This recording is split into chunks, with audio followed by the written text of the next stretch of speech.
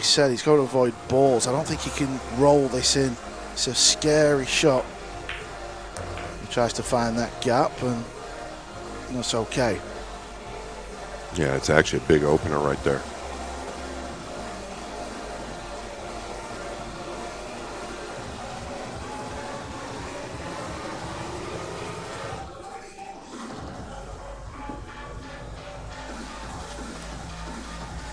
First rack, and Fedor's giving you a good look at what this kind of shot he's faced with. It's not the most difficult of pots, but it's a bit of an angle, and it's kind of one of them little cutbacks.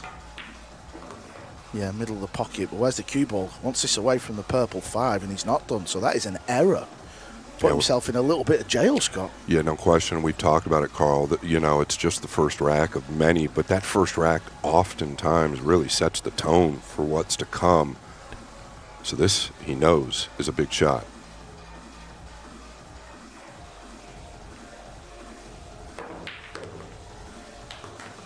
Nobody better for the job. Yeah, we know he's very adept with the short stick, and when you're jacking over a ball, it's got that kind of jump shot element about it, and he nails it. But it's not been a clinic so far. He's kind of just going ball by ball at the moment. Understandable, right? First game, it's very common to really want to get past it, but that was clean, and everything else is pretty straightforward here.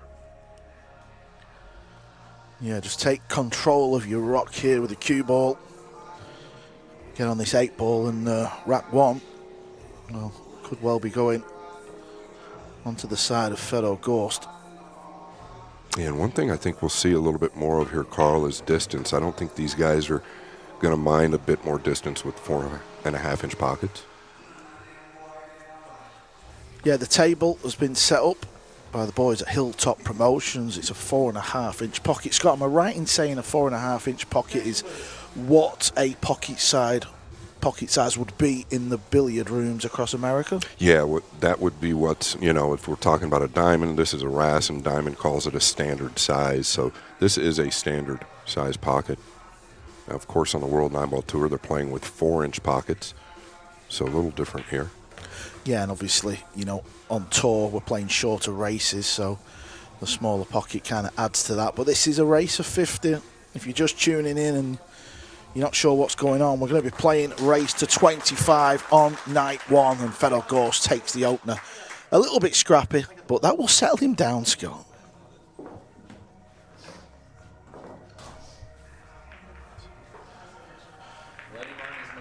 Yeah, if you missed the opener, our referee is John Lehman.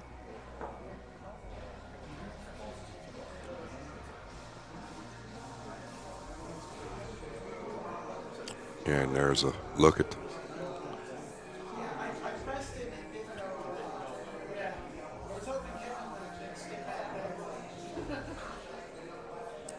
Right. Let me fix that.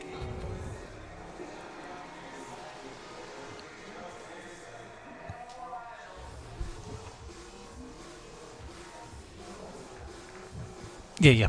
Sorry.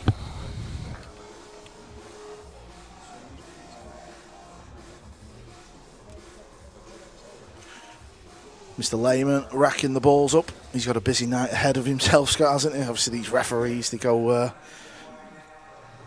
sort of heroes, really, aren't they? We don't really speak about them often enough. They've got a tough job. Yeah, unsung heroes at best. It's definitely a tough job, right? It's hard. I have a hard time racking them once, let alone all night long. You know better than anyone, Scott. You know, you get up there, break, dry break. You start. You might let the first one go, but if it keeps happening, you don't really blame yourself, do you? You start looking towards the referee. Winner breaks.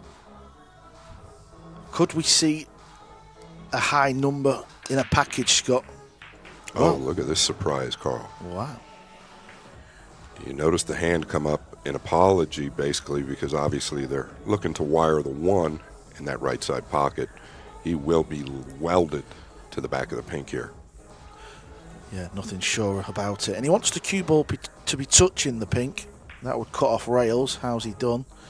Well, he's not done very well here. Has he left a combo? I think Shane's in here, you know. That's very surprising here, that he left kind of any type of gap.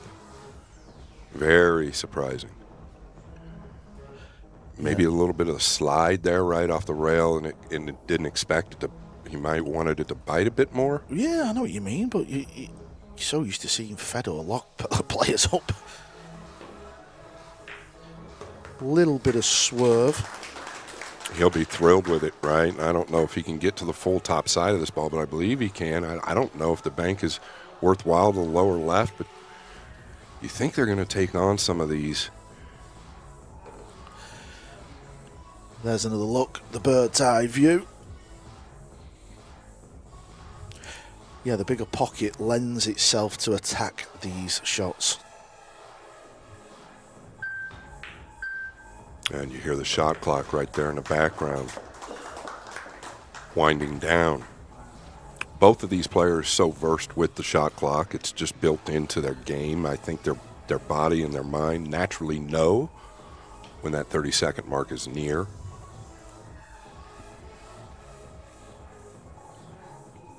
Going to go all the way down here to the lower right. Big shot for Shane. The 6 is trouble.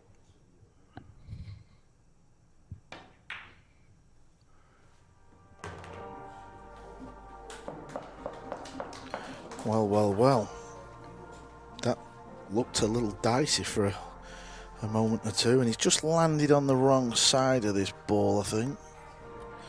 Yeah, there you see, just pretty much straight, isn't it? But he can't get down towards that green 6. Yeah, I think he wants to be off this rail. Okay, yeah, he was assured of that.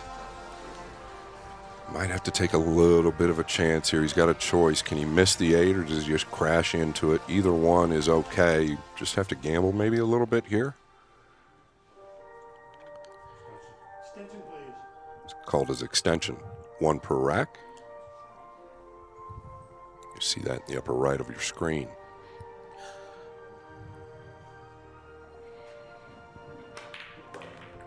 Okay, took a chance, Karl.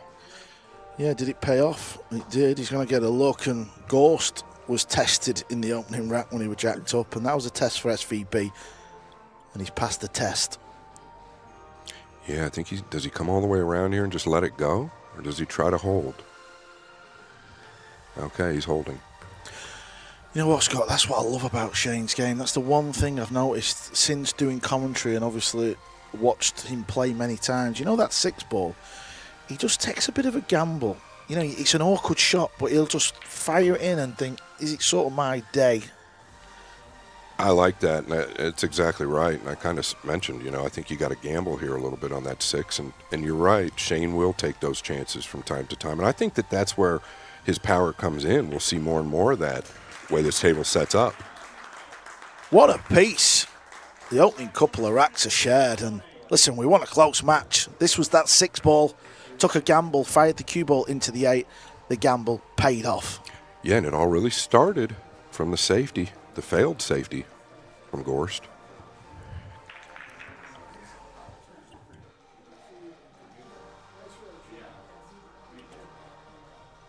Well, look at this. What's in your case? Well, it's a $1,000 cue, a $400 shaft, and a $30 tip. Check out the website at the bottom. We'll get Scott's thoughts on this at the minute, because he has put together a phenomenal course for you pool players around the world. www.unshakable/performance.com. Scott, tell us about this. You've been building this for 2 years. I know you've put a ton of work into this. You've been stressed. You've been stressing at me. Well, we'll get into it as the match goes on. I don't want to bore people with it, right? But it's something very near and dear to my heart, very important. We know what the top players are doing, and we know the amateurs can do it. This is why it is priced so affordably well. Yeah, we're playing race to 25 on the opening evening, so we've got plenty of time to talk about Scott's course. Well, it looks like that 1 ball's gone in the side, and this is good news for SVB, because we know he can start to really get into his stride. He's a big power player, really likes to attack the table and run packages. Here's another look. Yeah, that's a good sign, obviously, for Van Boening. Yeah, Very I liked good. it. I liked it, Scott. It was good cue ball control, wasn't it? It had a bit of like Francisco Sanchez Ruiz feel about it. Little tilt to the head there. I'm always apt to keep an eye on his facial gestures.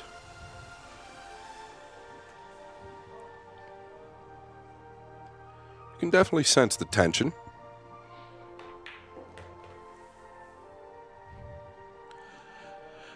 I like that. He knew the pink went past that green 6, so didn't want to leave himself distance and try and pinch that pot, so he just come over to the left side of the table. $20,000 to the winner. The winner will stay at the top of the hill, and they will become the king of the hill. There will be a new challenger.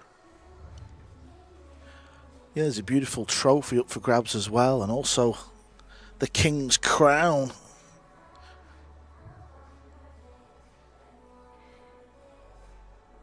Over and out here. That's that distance, Karl, that we kind of talked about. I think instead of getting absolutely perfect, you just settle for a decent look. What do you think about this shot? Do you risk like dragging the ball in, or is it worth coming down? Well, the way he shot, I believe it was the green 6 last rack, or was it the 7, excuse me. I think he just drifts this in with a flat ball. And that's what he's done. Just okay, isn't it? It's just stopped, and 30-second shot clock, but I think he wants to knock these balls in 30 seconds. This is what Shane can do. We all know this. One of the highest gears the sport has ever seen.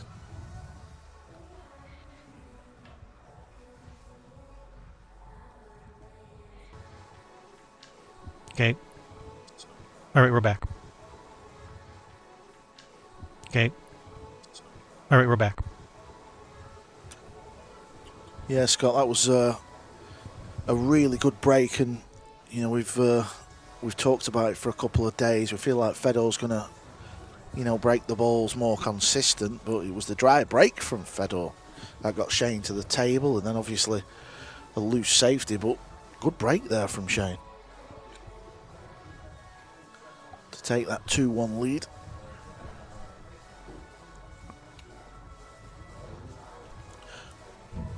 What do you think is a serious number in a race to 50?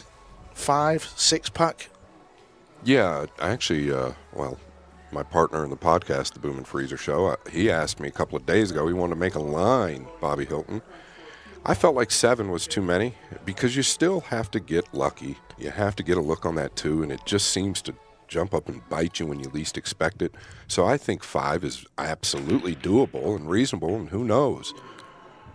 I mean, we could see 10, but you just don't know. Yeah, I mean, we've done so many of these matches with this break format, and like you say, you're not going to keep getting a look at the lowest ball.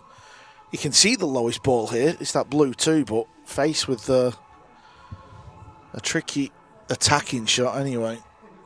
Something I noticed during the practice sessions of both of these guys, and Hilltop Promotions did a great job of giving them their own schedules to practice, but Shane was consistently getting movement on the 9 on the break. I believe out of like 15 breaks, he made it 4 times. He's lost the cue ball here just a bit. I thought you were going to swing the cue ball round to the lower right with all these 3 balls in a line. Yeah, he had a big mitt to come down into, right? Maybe concerned about leaving the 3 over the upper right.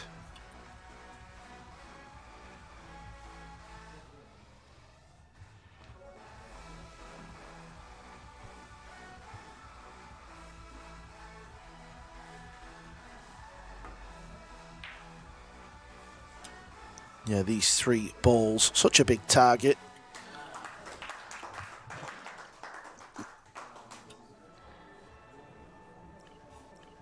Yeah, and to get him nice and tight up in there doesn't hurt as well. Now, he does have the 1-rail escape, obviously. Yeah, Shane's just trying to hit the ball here. Where that red 3 is, it kind of looks difficult to kick this and see some sort of safety shot back. Yeah, Is it an obvious one? Yeah, I think so. I think he wants to catch this full. Just got to avoid the 3 with the 2. He's just taking a chance, and it's paid off. Welcome to 9-ball. Well, it pays to hit, and the reason why he hit it hard is because he knew he couldn't see a backdoor safety. So again, he made the right shot choice, didn't he?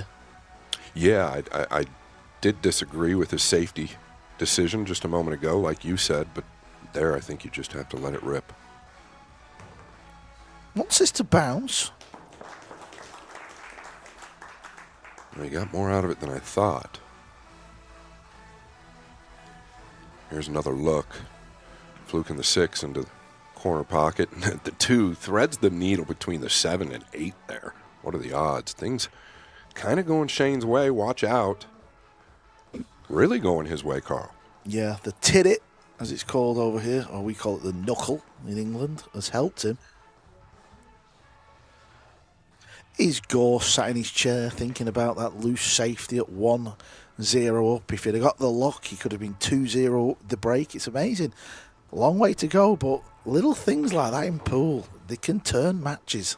I was just going to touch on it. Let me tell you something. These little good things that are happening for Shane really bode well for his confidence because he looks for stuff like that. Yeah, just look at the demeanour of both players. SVB is not hanging around at all. He's really trying to get in that groove. He's done it so many times. He's trying to play his way into that power player that he is. And Gorst is a little slumped in his chair as he's trailing 3-1.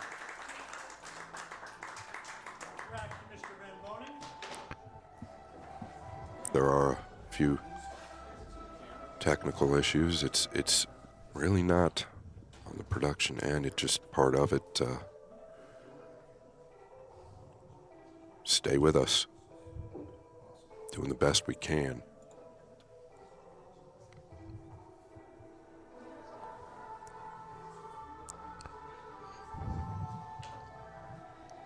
Really intrigued to see this break now from Shane. He's got that little bit of a lead and he's been knocking some of the balls in, so he's loosening up. Current score is 3-1 in favor of Mr. Van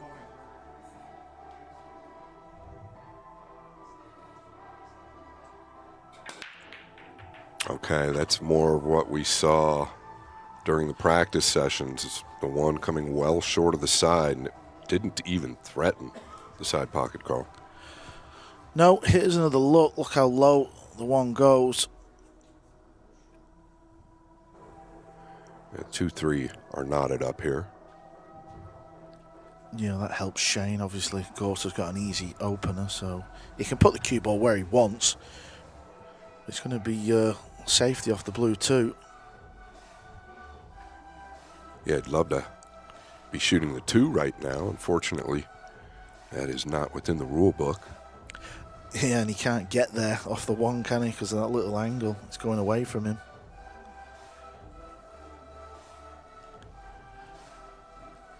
Beautiful. Aramith balls.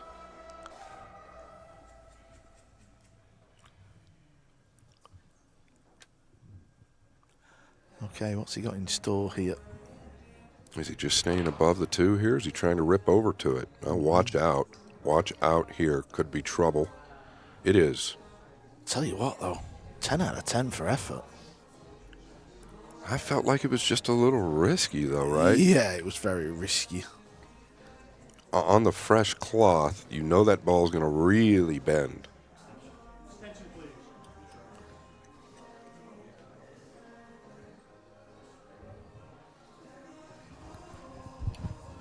Kicking off this left rail is easy to hit the blue 2, but he wants to get safe. Yep, I'm just trying to get the stream stable. May have an outside look at potting this in the side pocket as well. He's going to leave a shot here. Well, he's fouled. So ball in hand. This is all going the way of Shane at the start.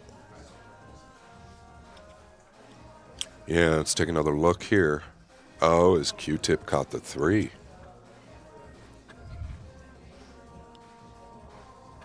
Now not the tip, excuse me, the shaft of the cue. Obviously, he just kind of spaced that the 3 was unmoved. And these are all there, aren't they? These are just connect the dots.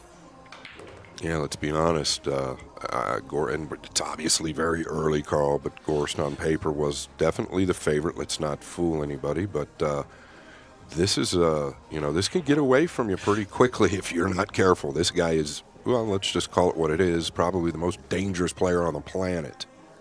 I think you've summed it up spot on, Scott. It is very dangerous territory. If you start going 7-8-1 behind, it can in some ways start to feel a little embarrassing out there as well. There's 40 people all tight right on the table just to the left of your screens, and it's very intimate. This is a small room we're in. We're just sat right behind the 40 people. I mean, how close are we to the table, Scott? About? Oh, not far.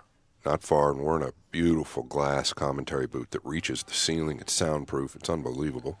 Yeah, we've got the aircon blowing. We just need a couple of coffees, really, from Starbucks. Yeah, there you see a few of the patrons just behind SVB. We're kind of just sat behind them. Yeah, what a treat to be able to be in this building, to get to see this match. It's turned into much more than I ever dreamed of. Well, I'm sure you've gone through this today. I must have had 10 people today asking me if I can get them in the building. Yeah. It's just kind of set up for this, but I think I would hope that the fans and people at home are appreciative that we're getting this out to the public at no charge, doing the best we can. So is Shane Van Boening. Yeah, it was the attempted tricky positional shot from Gorst that went wrong, and then he fouled. The ball hit the shaft of his cue, and the rest is history. SVB 4, Gorst 1.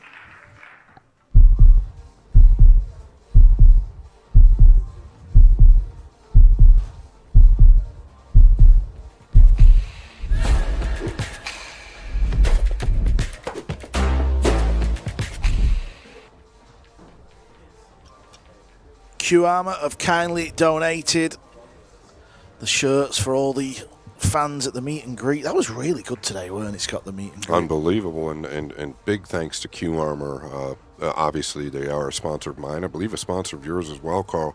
150 unbelievable jerseys with Fedor and Shane Van Boening's pictures on them. Shout out to Fedor and Shane. They sat here last night and signed each and every one of those. If you came to the meet and greet, you got a jersey at no charge. By the way, the meet and greet was at no charge. Rack number 6, the current score is 4-1. Yeah, we even got asked to sign a few cues and balls, didn't we, Scott? Yeah, I was a little surprised at that. Right, let's look at this one ball. It was low last time. It's in the middle. And listen, the break will just get a little easier and easier. You see that look on Shane? No, I touched on this in the little table talk that we had earlier, Karl. It tends to bother him over time. Now, I'm not saying it's going to at this point. We're early. But as time goes on, the more of this that will happen, the more of the head you will see start to shake from SVB. The problem here is, and he's, in my opinion, the best in the world at the rollout. Well, the problem is the guy he's playing is the best in the world at the jump shot.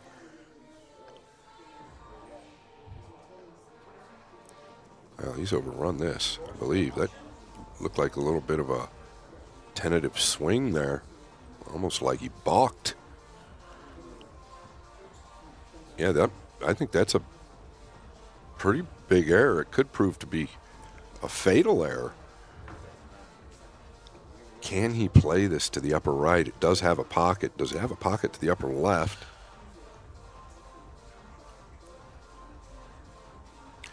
Yeah, Shane's put a little teaser out there, hasn't he?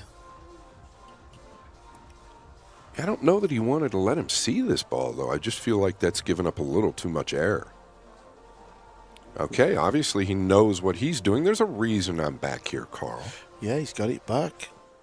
Now is Shane going to fire at something? Here we go. I think he's having a look. Well, that's what I was saying. I mean, the pockets are playing quite forgiving. If the upper pocket is available to the right side, you got to feel like you've got to take that.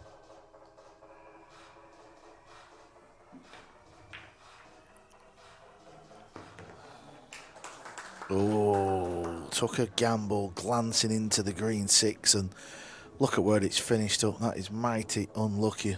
Yeah, what a couple of big swings there, right? Gorst passing the 2-ball up. Shane making it, and then getting snookered.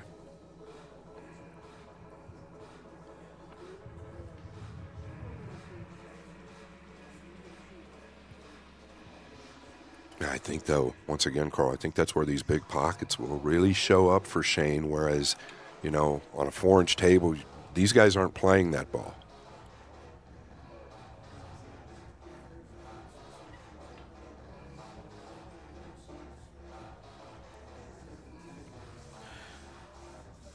Couple of rails here. Would love to get distance. That was so close to being a beauty. Might get away with it, and he has. Well, I think this was right by design, like you said, so close to being a beauty. I mean, you want to catch it just a tick thinner to get the cue ball up top. Things really going Shane's way early. Let's just call it what it is. We know he's good with a jump cue, but this would be filthy if he could get over this ball. Filthy. Look how close he is. Yeah, but how much of the ball does he really need to get over, I guess? That's the question. He's not even attempting it. This is going to need a little bit of swerve as well.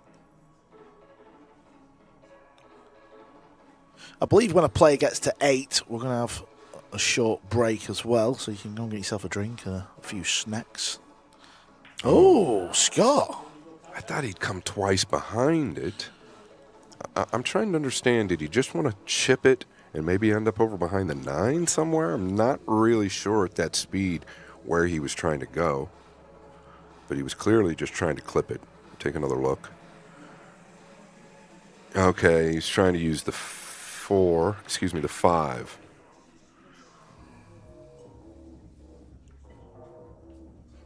Things kind of getting a little out of hand here. It's only 5-1 if Shane clears, but you just feel like everything is going his way at the moment. And it all really started from the lackluster safety that Gorst played early in game number 2.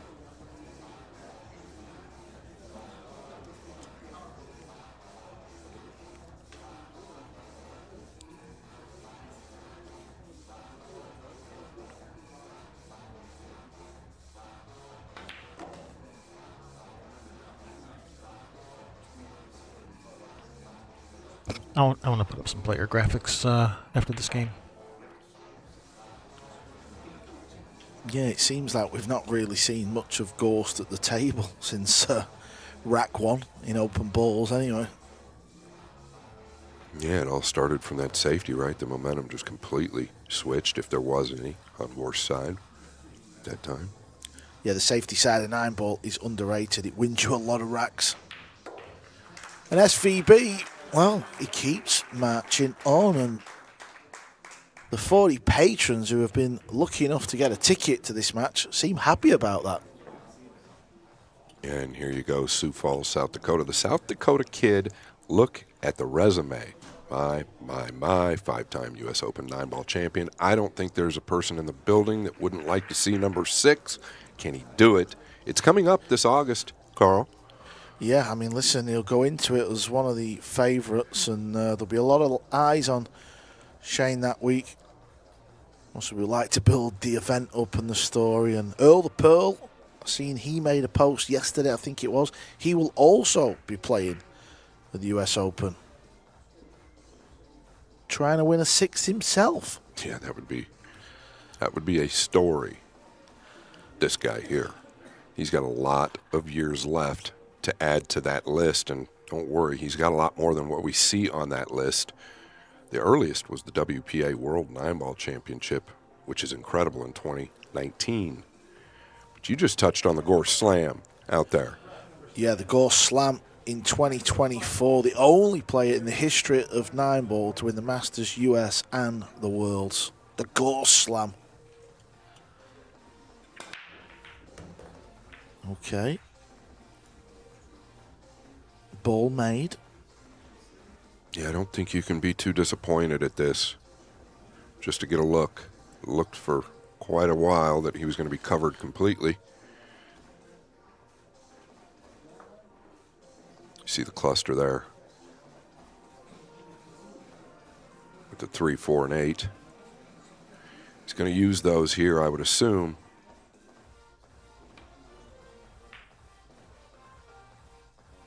Speed looks pretty good. He's going to have him cut off. Yeah, he's done a good job there. See the jump cue here, Karl. Yeah, jump bank, 3 ball goes in the same pocket if he can control this cue ball, and may fluke the blue 2 in the other corner as well. Decent effort, but the gap is going to come, and it is. Wow, this is not bad for SVB. Everything really going his way. I sound like a broken record, but he caught the point with the cue ball to make that happen. The 2 trickles around out of the lower left twice into the gap.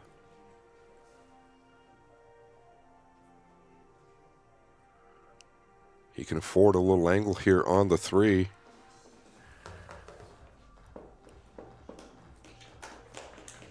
Yeah, I believe he's perfect. Just flick the 8. Be careful. Just watch out for the 9.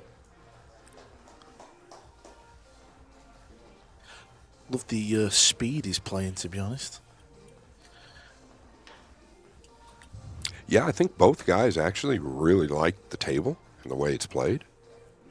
We'll give a shout out to our friend Mark Gregory, who, in my opinion, is the best to ever do it. Mark Gregory was hired to come out here and make sure that this table was in prime condition for these 2 athletes, and he's done a fine job at it. Yeah, well, Shane certainly likes it.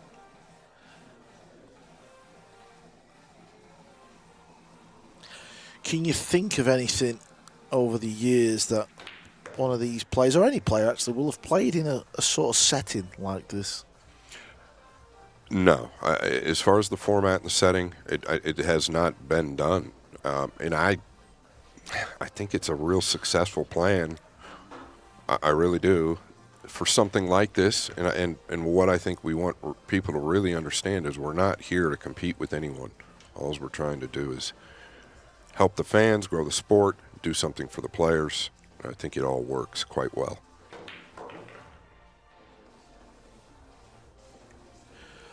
There's that big stride. SVB has got it going.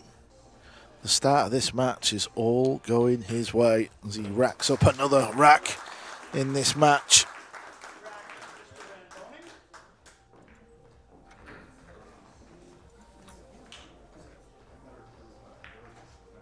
Okay, here we go, guys. So this is the release. We are launching this. This is a course that we've been working on. It was a brainchild of my partner and I's back in 2017 when I was building my pool room. And in the last year, we have worked non-stop. I am not joking. 10 to 16 hours a day. Shout out to my partner, Mike Breifogel, back in Phoenix, Arizona. He has worked endlessly on the back end. I have worked endlessly on the front end. It's a 3-tiered course, okay? Core, Pro, and Elite. They're all the same, but you get more the higher you go within the course, okay? There is also a subscription base within it, $9.99 a month. You'll get 2 fresh videos monthly, behind the scenes on the tour, behind the scenes here, stuff with Karl and I. Jeremy Jones, I'm sure, will help us out with that. So pretty excited about that. Not excited about who's on that screen, though. My age. You can sure tell I'm 50, can't you? Yeah, my weight is looking a little bit worrying there, Scott, so that needs to be addressed as well. Easy on the coffees. You look good to me, pal. Cheers, buddy. 6-1, SVB is looking good. He's looking really good. And the break is warming up. Is he going to get a look at the blue too? He is, but what kind of cue ball has he got? Yeah, look at that grimace on his face. This is 9-ball, okay? Things have gone your way. let's not forget. I think you've got no choice here but to really take the chance and just float this in. It's not easy. Yeah, horrible. The pocket does help on this type of shot, though. You know, you can just hit that rail a bit more and it'll slide in. Does he cross it? Oh, he has done. Double hit it, though. We're going to see Gorst at the table in the balls. Yeah, and it couldn't have come at a better time. I don't know about that decision. I feel like the cross was as difficult. I know he wanted to get the cue ball back down table for possibly a backdoor safety, but I feel like both were so difficult. You would have had a look on the 3 if you could float the 2 in. It wouldn't have been a great look, but you'd had one.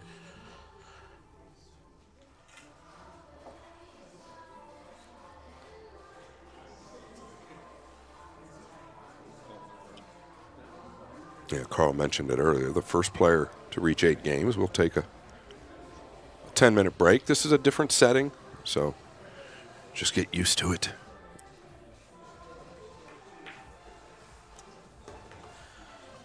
Yeah, Fedor does not want that break to come too soon. He's going to try and claw his way back in this one.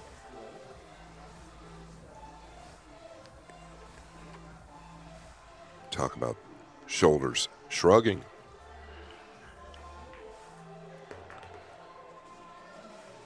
I think they're both, they're both pretty apprehensive and concerned about the fact that the other could, at any given time, put 4, 5, 6 racks together. And so you're never really at ease with this format and this equipment.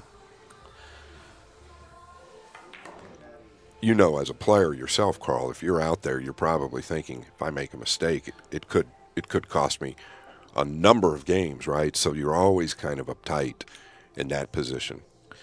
Yeah, and it's Shane in the last few racks who is playing with a lot more freedom purely because of the start of the match and that lead. It's going to be Fedor who just tries to grind his way back in this one. Listen, still a long way to go, we know that. But you'd rather be 6-1 up than 6-1 down. If you get a chance, folks, please, please, please share on Facebook the link to the match. Railbirds TV on YouTube, obviously. Kevin Ross, Sherry Ross, and Ethan doing a great job here. A few internet issues early, but I think we'll get that leveled out. I don't think anybody more than myself wants a close match. I kind of expected, Karl. Yeah, I know what you mean. That cue ball will do where it's ended up. Can just play this in the corner, roll through.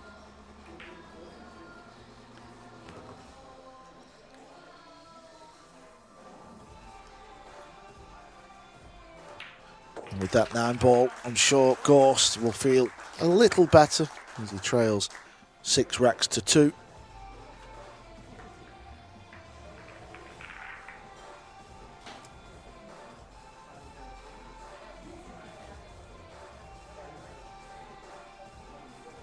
Wow, look at that. That is the King of the Hill crown. The winner will be wearing that tomorrow evening.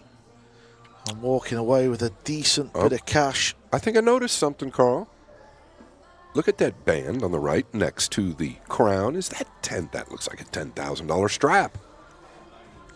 So maybe Steven has upped the ante a little bit to the second place player. Well, I'm not going to argue with you when it comes to stacks, because you've had a few of them in your hand over the years, haven't you? I wish I had a few more. You're doing all right, buddy. Relax. Yeah, pretty cool. Pretty cool. A lot of people calling this an exhibition match. I think it's kind of like the furthest thing from it, right? The tension. I know there's money bet on this match. There's some tension here. And rewind 5 minutes and look at Gorst in his chair and tell me it's an exhibition. He looked distraught. There's no exhibition here. When that cue comes out and the pool shoes get put on, you want to kill your opponent. 100%. This break here is going to be untouchable. This is the problem here for SVB. Yeah, he's hit that wonderful. And he's aware, very aware, you can be leading 6-2 and almost feel like you're losing when you start to face something like this. Just got to get this first shot right. It's the cue ball here, not the pot, of course.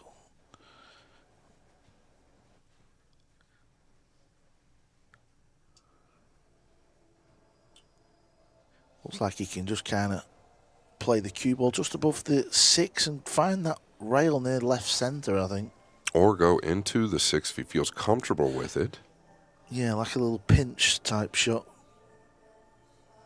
You just don't want the 6 to go towards the 5 and cause a problem, so I don't mind your shot at all. He could just hold. Okay, he did go into the 6. It did go towards the 5. No problem. Well, yeah, I know what you mean. It's made it a little different, hasn't it? Yeah, I think the side pocket is fine. He's got the upper left. It's pretty flat, though. Yeah, pretty straight indeed.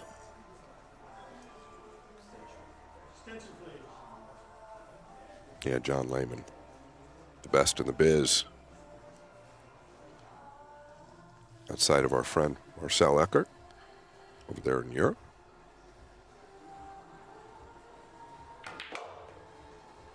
Uh-oh, I don't know about this decision.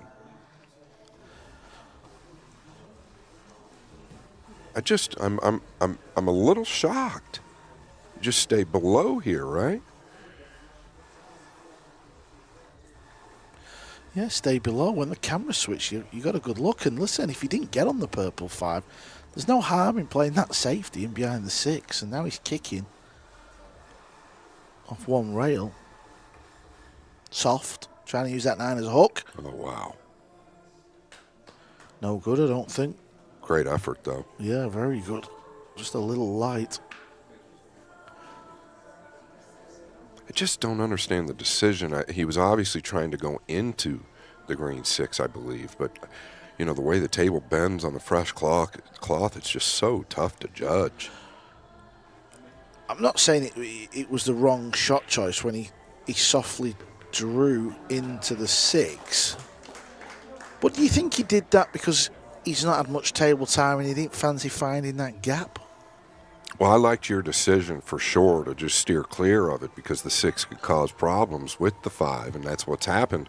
I believe you're right. I feel like it was a little easier for him to just go into the 6.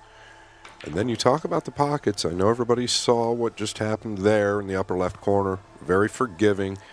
How much will that show up for SVB in the near future?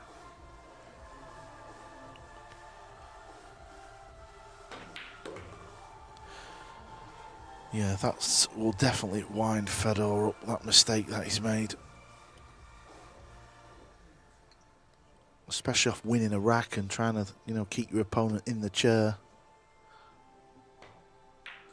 Interesting rack indeed, and an interesting moment in this race to 50 match between two legends of the game.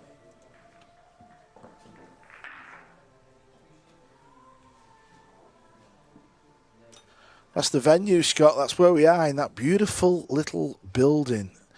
Stephen Tucker is the brainchild in all this. Hilltop Promotions are bringing you this match, and this is actually one of his offices, and he's completely ripped the office out and turned it into a private pool venue. Yeah, it's amazing what he's done inside this place. This little town is amazing. This is Anderson, South Carolina, and it's one historic town for the books. It's unbelievable how many buildings in this town were built in the 1700s. And that building that you're looking at there is, I believe, late 1700s or early 1800s for sure. Yeah, and them two doors at the front there, the table's literally right behind them doors. Oh, well pointed out. Mr. Lehman making sure he gets them balls touching. Rack number 10. Current score is 7-2 in favor of Mr. Van Boening. Mr. Van Boening to break. SVB 1 game away from that break point. Will take 10 minutes.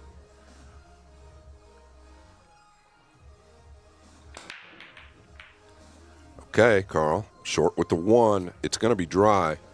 Yeah, I was looking at the cue ball. The cue ball sort of did what Fedor's did in the previous, so obviously maybe something to do with the spin or the draw that's not going on. What's the cue ball? It hit the 8.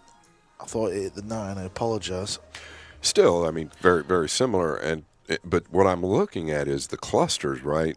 When Jeremy Jones talks about this, when your timing's a little bit off and you don't hit the break like, you oftentimes see the patterns or the layouts end up much more awkward or difficult than normal. How's the pace? It's got to be right, this. It's got to be right. I think it's a hair light, Scott. Yeah, there's no question. I'm just a little, maybe just not comfortable yet, Gorst. This is nasty, though. He's got a couple of choices here. I mean, I think you obviously have to go to the lower right. I think it's pretty natural, really. I mean, do you even have to hit the 6 or 7? I wonder if we could get a look at the overhead. Well done, Kevin. Yeah, Kevin, our man here at Railbirds TV, giving you all the angles. And us as well. What's Shane got in mind here? Choosing to go forward. I don't mind that. Just get on this 2 and do something with it. Yeah, exactly. I think that's the best way to make the 1 there, right? Anything else, a little elevation can cause problems.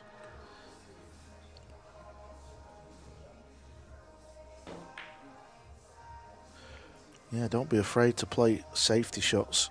When you keep locking your opponent up, you're in a good spot yourself.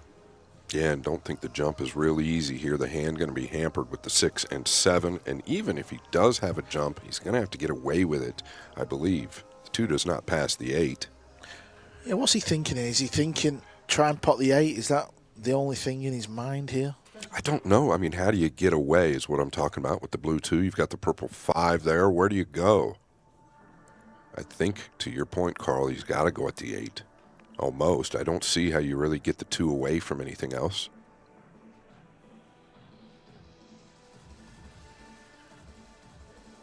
Buckle up. Yeah, balls might be flying around the bays in a minute.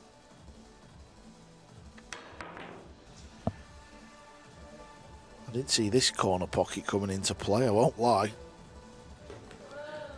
Well, take the pot. Unbelievable, isn't it? You know, when you look at a situation, that's like the last thing on earth you think would happen. No question. Just when you think you've seen it all, just watch a little longer. I really like this decision. I don't know if he quite got there with the cue ball. He'd like another rotation. I wonder where this green 6 ball is heading.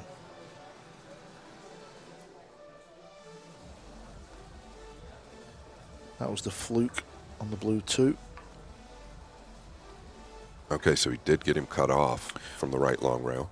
Yeah, but that 6 is sort of looming towards left centre. Well, it doesn't matter. He's missed it. The shot clock must have got him in the background. Like he just, one-offed it. Went off in his arm.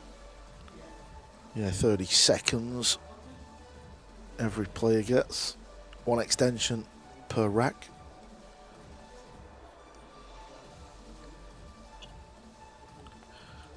Wants to move this 3 away from the right side of the table. Well, he's done well. He's nudged the brown 7 open, so the green now pots. Does have a pretty big escape at the 2 rail option down here out of the lower left. Now he could hit the 3 coming out using the top rail.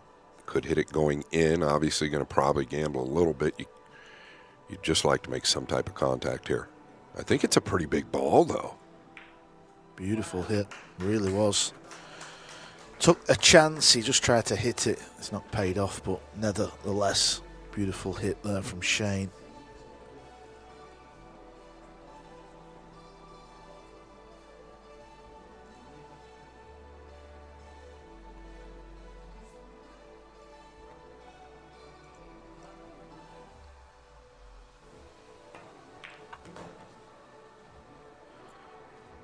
playing for the side. Yeah, and if you guys, if you are interested in the course, just so you're aware, the link to the course, Unshakable Performance, is in the description, and you can use code Scott10 for 10% off. I apologize, I didn't mention that earlier. Free and clear of any contact there. Yeah, earlier on when he got Shane in the hook, he just moved this brown 7 out the way. He did that so this green ball goes in this corner.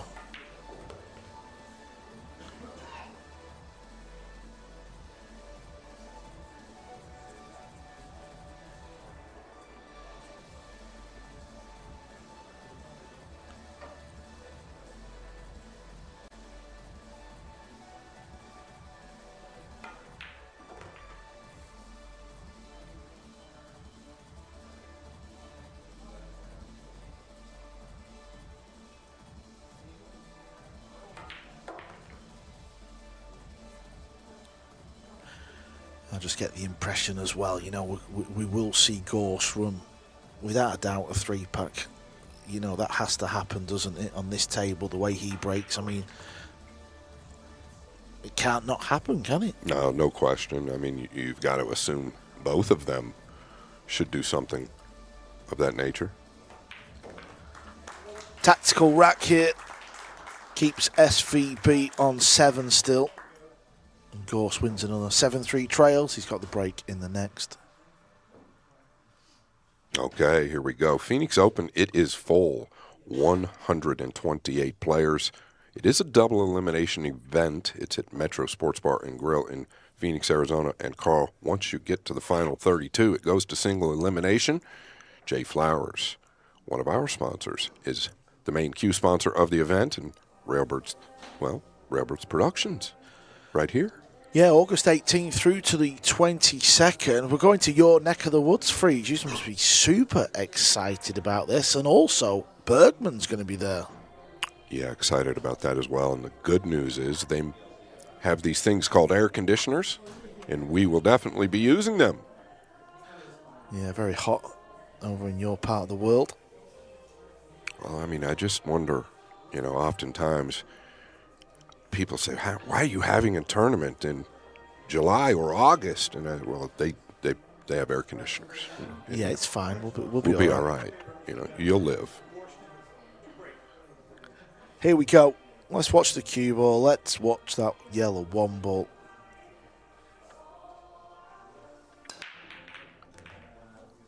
Yeah, when he starts to get this down, it's not going to be good for the man in his chair.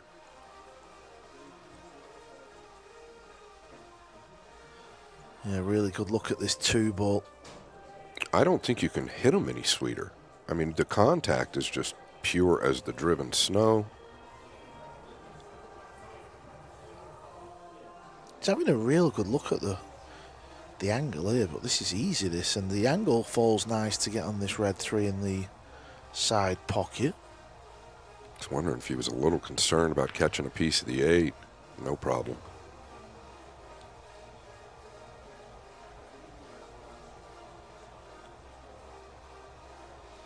I believe he's designed his game around the shot clock.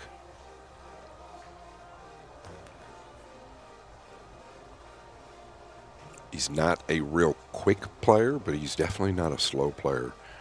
And something that I'm very big on, and we do touch on it within the course that I've designed here, his pace around the table rarely changes. He tries to stay within the same walking pace as normal. It's very easy when the heart rate gets up to get a little quicker around the table, and when your heart rate's down or things aren't going your way, to get a little slower.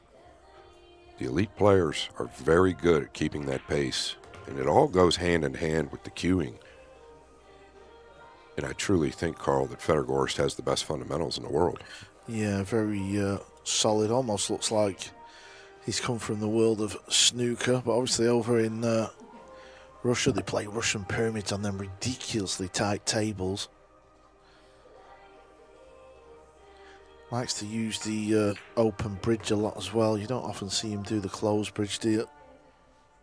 No, we talk about that a lot. I think a lot of the elite players now are more open-bridged players versus back in the day. We like to say when they go to the closed bridge, it's really to trap the cue and gain a little bit more power to where they don't lose the cue off the hand. But these guys play so much and they're so good that they get away with it.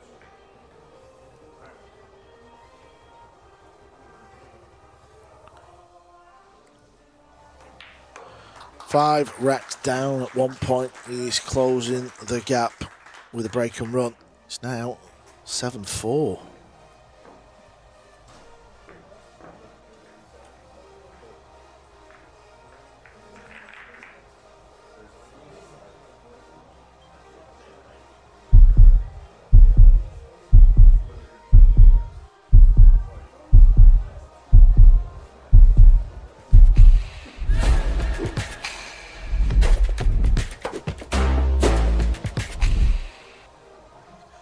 Look sharp, play sharp. Q-Hammer, one of the sponsors here at Hilltop Promotions. This King of the Hill, the first match, Scott, that the boys have put on, and well, you couldn't pick two better players, could you? Really? There's a few more we'll be watching on. What in the winner, of course, but Shane and Fedor to kick things off. What a beauty! Yeah, no question. Very fortunate. These guys both took the offer and the opportunity. One of these two wouldn't mind winning the first 3 or 4 of these sessions, right? Get a little extra change in the pocket. $20,000 to the winner, and he will move on.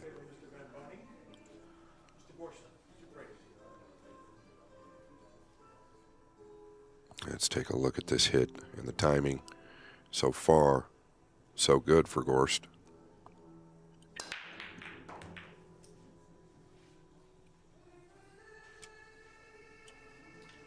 I don't know. I think if the 4 and 5, Karl, aren't tied up, he considers the cross side. But now, I think that consideration is down the drain. Yeah, the last 2 balls have come to rest, and it's made it a tricky table, haven't they? The 9, the 8, and the green 6 is a massive target. Yeah, you can best believe that's where he's going.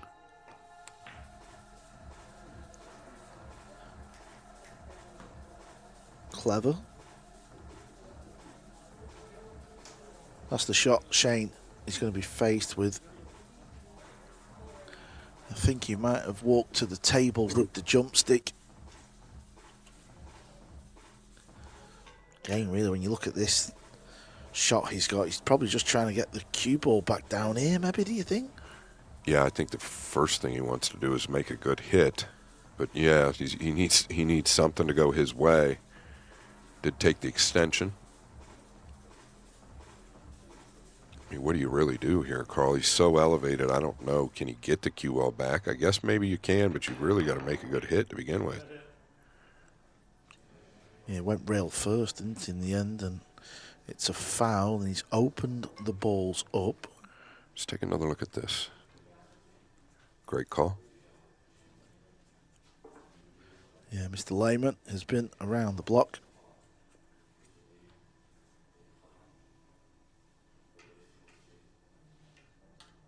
Yeah, I believe it'll be the 6-9 going forward.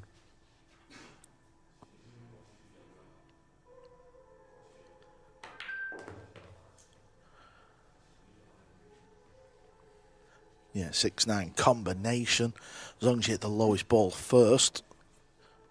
If you pot another ball, you keep shooting, and if you pot the 9, you win the rack. You want to get close to the 6 ball, though. You don't want to be leaving distance, and where that 5 ball is, he could get close, but he's got to get this one right. Yeah, I personally feel like the 6-9 is almost unmissable.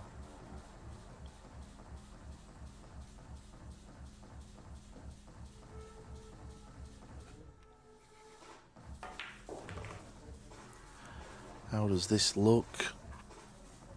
Pretty good to me. He shook his head, I should say. Like he didn't like it, but maybe we're misled by the line. I think he's just fine here. Just draw out towards the middle, right? Yeah, maybe it's a hair steeper.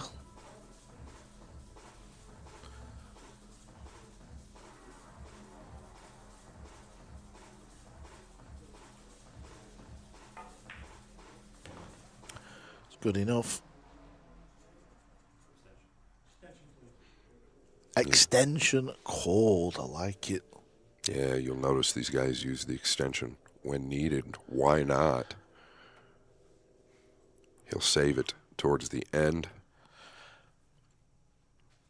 Takes the pressure off, Karl.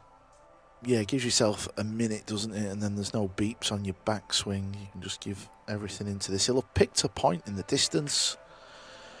And he's made the 9. And all of a sudden, this match is starting to get a little tighter. The Gorst comeback in the first quarter of this match is on. 7-5 now he trails, but he's got the break. Yeah, I believe SVB was at the table to potentially make it 8-2. I don't believe he had anything offensive. I believe he was at the table, 7-2 scenario.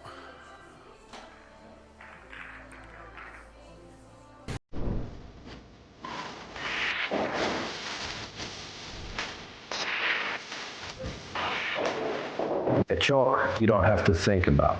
Ghost chalk.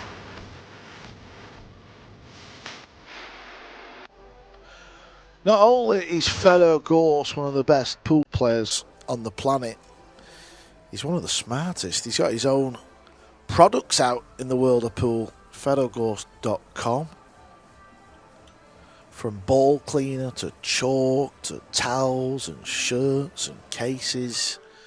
He's building up quite a collection. Yeah, I think you've got to, listen, there's always good men or good women behind it, and Jason and Alan Sword, the people that manage Fedor, you got to give them some credit. They've done a lot with Fedor and a lot of good things. And he is a polished professional.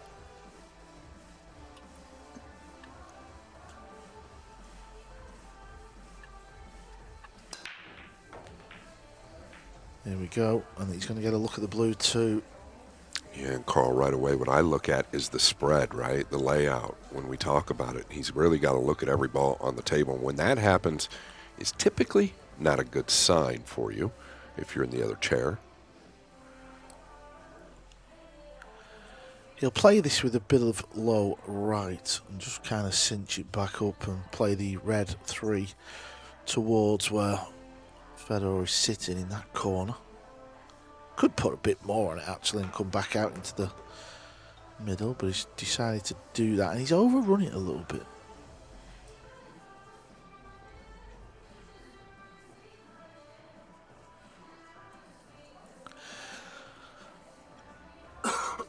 Yeah, he'll go to the upper right here. Well, now looking at I believe he's got to go to the upper right. Yeah, I'd be amazed if he didn't go into that pocket. Oftentimes he's looking at lines, but it's the line the cue ball's going to track to.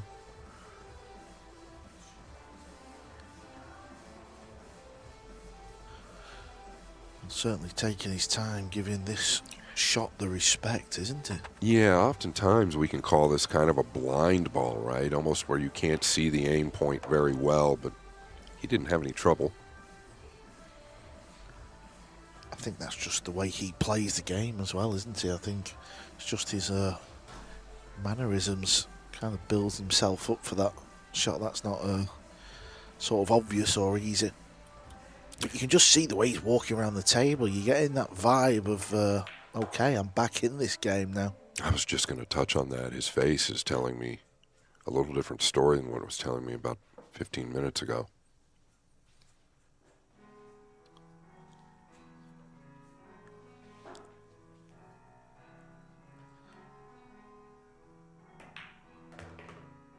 Is this kind of, and I'm not predicting something, but is it reminiscent of what happened in the last 10-ball match? These two met in Louisville, Kentucky at Rail Yard Billiards. SVB was up early in the match, I believe something like 9-3. And the next thing you know, SVB was down like 17-9. I'm not saying that's what's going to happen here, but you never know.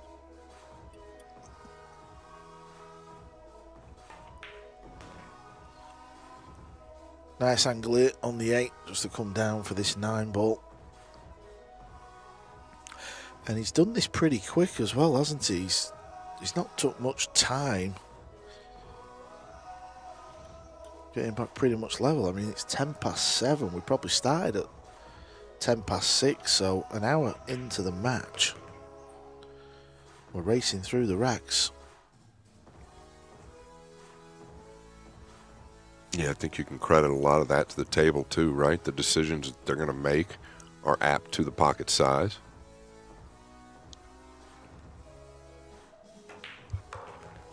Fedor Gorst. Just one behind, Scott. Yeah, in the blink of an eye.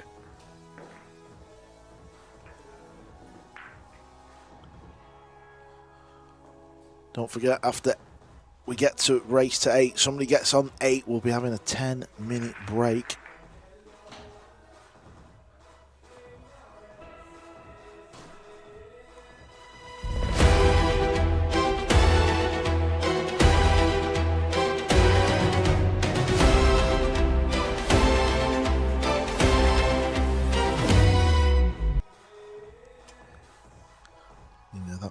Video builds this match up nicely, and we're well into this game now. We've been waiting for it for a good few weeks. All been building up to this. Day 1, race to 25. As soon as somebody hits 25, we will stop for the evening and we'll be back tomorrow. Tomorrow we'll be starting a little earlier, 4 p.m. in the afternoon.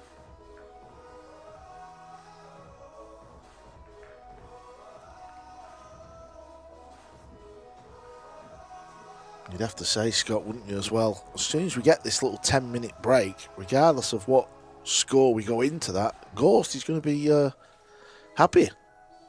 Trailing 6-1 and 7-2.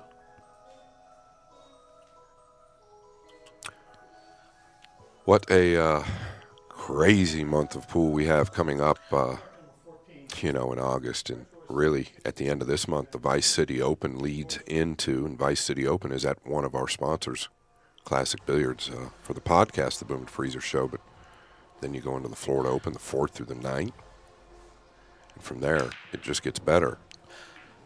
Yeah, David and Leah from Castle Billiards have managed to grab himself a little ticket to watch this match. They're actually sat right in front of us, Scott, there. We had a good night with them last night, didn't we? We had some fun. Yeah, they are a lot of fun. Never a dull moment. I believe he can chip this. It's thin. If not, he can chip it. Back and forth. He'd like to avoid the purple.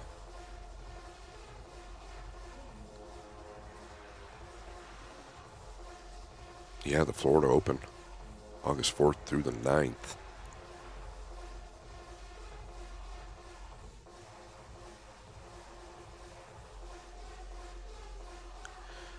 Got to get your cue out the way here. We've all double hit these. Well, the 4.5-inch pocket has helped him. We know that's going to happen. Wow. I mean, just what a big swing, though, right? I believe that SVB was at the table at 7-2. I don't believe he had anything offensive. But what a difference, right? Go on a break at 8-2 versus now, well, I think Gorst is now the favorite to get to 8 first. Yeah, unbelievable. I know it's still so early on, but it's amazing the little swings that you can see in the game of pool, especially at the highest level. You know, we're giving Fedor all the plaudits, saying this will happen and that, but this is a skill. You know, when you sat in your chair and you're watching someone of the caliber of SVB run around the table knocking balls in, and you know you're down 6-1, 7-2. I'm not saying you're going to throw the towel in, but many a people kind of would, and this is why these are at the top of the tree. Closed bridge from Gorst. Yeah, over and back. Needs a lot out of it. He's going to get there. Very well struck. And I think that's just to keep the cue from coming out of the hand prior to contact, which can happen with the open bridge when you want power. This is a shot that's underrated as well. If he's using the second rail to get the cue ball to come parallel across like that, that's underrated, I'm telling you. That's a shot I used to struggle with. I mean, it didn't help that I didn't practice it. That doesn't help. No, absolutely. But Same it's underrated, here. isn't it? It sure is. You catch it a tick thick, that ball will not go. It's very underrated. You've got to hit it very clean. Now it's Shane who's got that little slumpness in his chair. Even his cue is a little slumped. Yeah, that was noticed like right away, actually.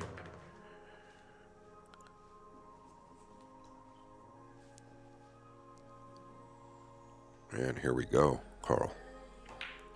Yeah, it's not a 5-pack, but it's 5 in a row from 7-2 down. Fedor Gorst, the younger of the two, ties it up. We're locked at 7-7. We're going to have one more rack to play before we take a 10-minute break. Who is going to be leading in the break?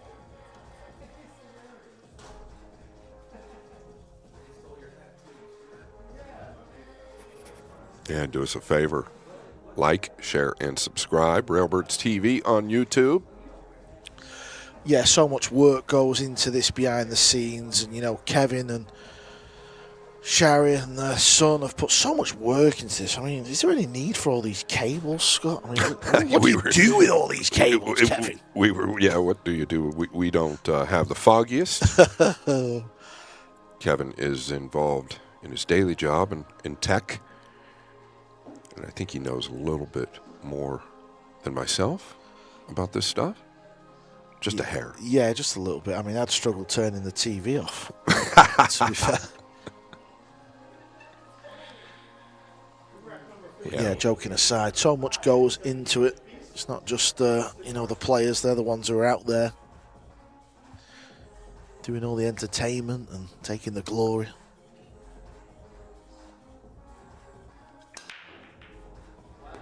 Ooh. Where's the purple going to go? It's not going to go anywhere. Yeah, and you can see SVB's reaction. He was on the edge of his seat. Well, and now he's not. And Gorst, outside of game number 1, has the first opportunity to retake the lead.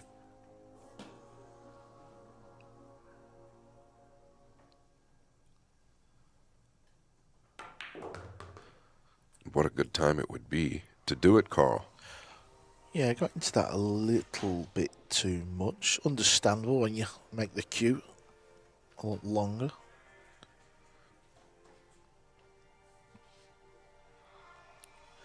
It's amazing, isn't it? Let's just say if it does go 8-7. Listen, Shane's been in these situations a lot, but you still go through the emotion of it, don't you? And you know, you're doing a course, Scott, and all this. You're trying to help amateur pool players around the world. How do you deal with this? Because obviously it's 8-7. You're in the match, aren't you? But it's the way he's 8-7 down. It's a very good question, and part of our course, it's an affirmations. A lot of it's an affirmations and self-positive self-talk course, right? And I think that the older we get, and this is just a fact, the harder it is to keep it together, right? In all sports, right? You don't see 50-year-old golfers on the PGA Tour. You don't see 43-year-olds out there very often, or at the top. So basically what I'm getting at, to your point there, is you have to stay positive in the mind, but when you go into a 10-minute break, like they're going to here, and you're leading 7-2 up to that point, how do you handle it? Well, you have to stay positive, and I think that that's something in the latter part of Shane's career that he struggled at a little bit, to be honest. Which is understandable, right? I'm definitely not knocking it. I'm just saying that staying positive is obviously very important. But you've got more time to think about it now, right? 10 minutes goes by. It seems like a decade. Yeah, there's many amateur pool players all over the world who struggle with staying positive. So if they sign up, are you going to teach them a few tricks or two? It's pretty good. It truly is in depth, Carl. There's several hours of content in there, and we did not skip over anything. I think there's huge value for what we're doing. That's why we did it at the price at which we did it, is so that everybody can take a look and get a chance. I promise you will gain something very good from it. Well, SVB's going to have 10 minutes to head over to that course, and he might want to have a little nosy because from 7-2 up, he's trailing 8-7 Gorst with 6 on the spin, and we will be back in 10 minutes. We're going to take a short break. 10 minutes, players. Ladies and gentlemen, we'll see you back in 10 minutes. Once I got that in my brain, I was like, oh yeah, duh. Yeah, maybe I didn't touch it hard enough.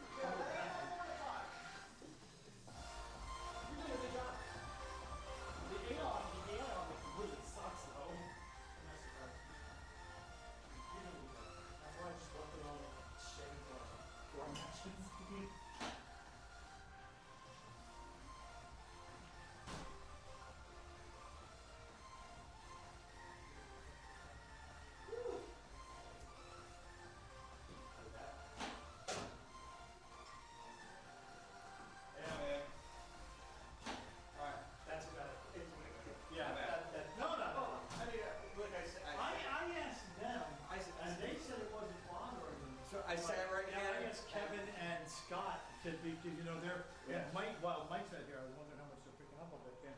So okay. But I was sat here with Fedor when he was playing. I'm like, where? And I got it to. He goes there, and that's where I left it. But no, I agree with you.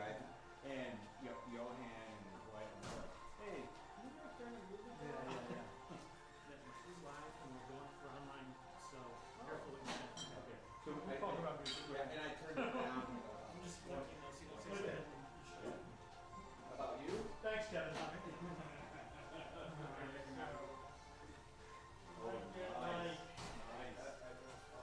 7:30. Do you mind if you give me 90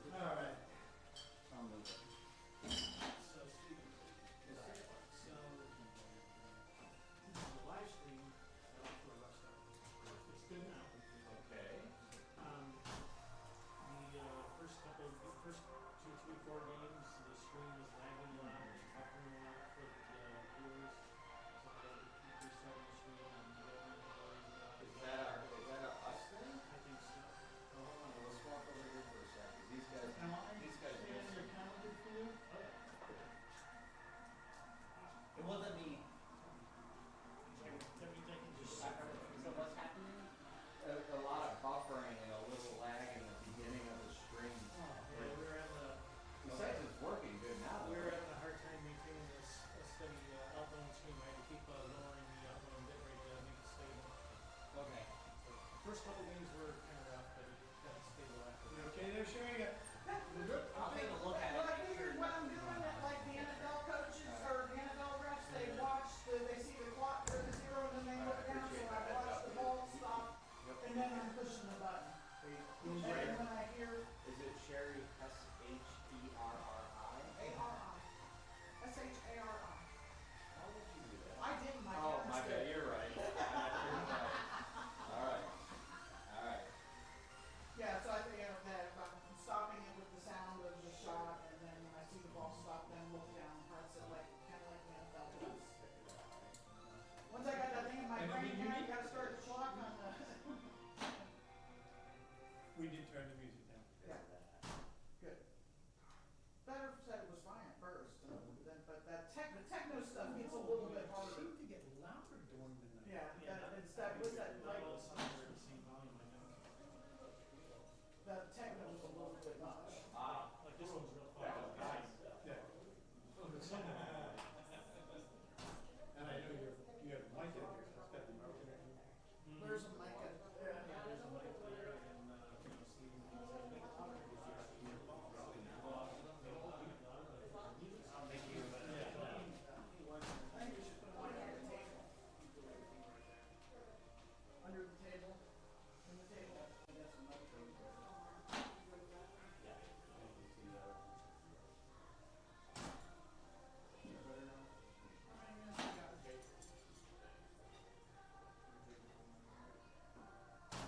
Oh, yeah.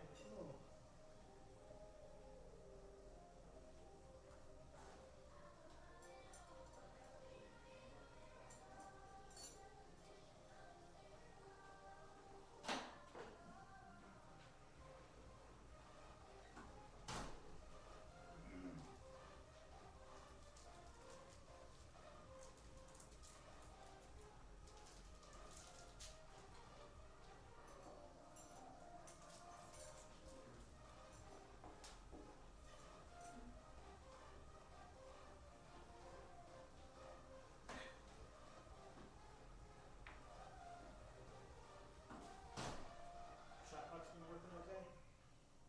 Yeah, we had a little glitch, Right at the beginning?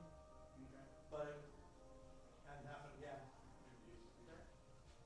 First time. Didn't remove the 120. Do you want to track again the stream and increase the bit rate? I've got a live super. Yeah. Okay. Not much I can do right now. You can't see it. Karl, no stream thought. Still probably line for tomorrow, because it's tomorrow.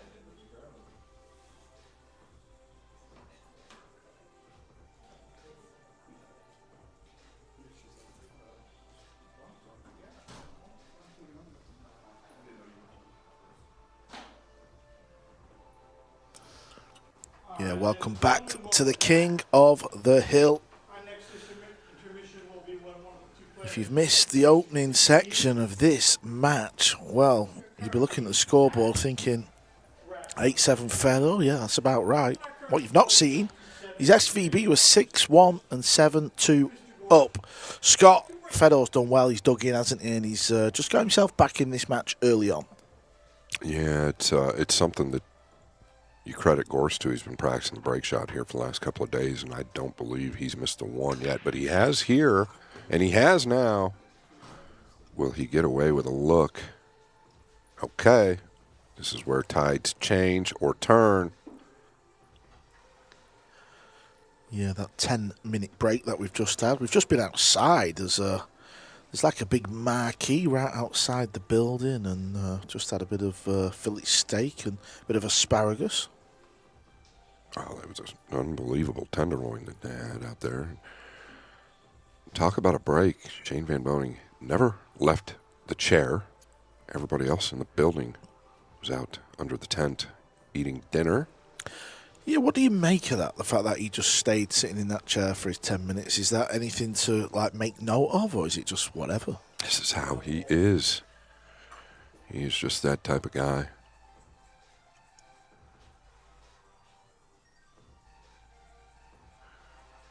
All right.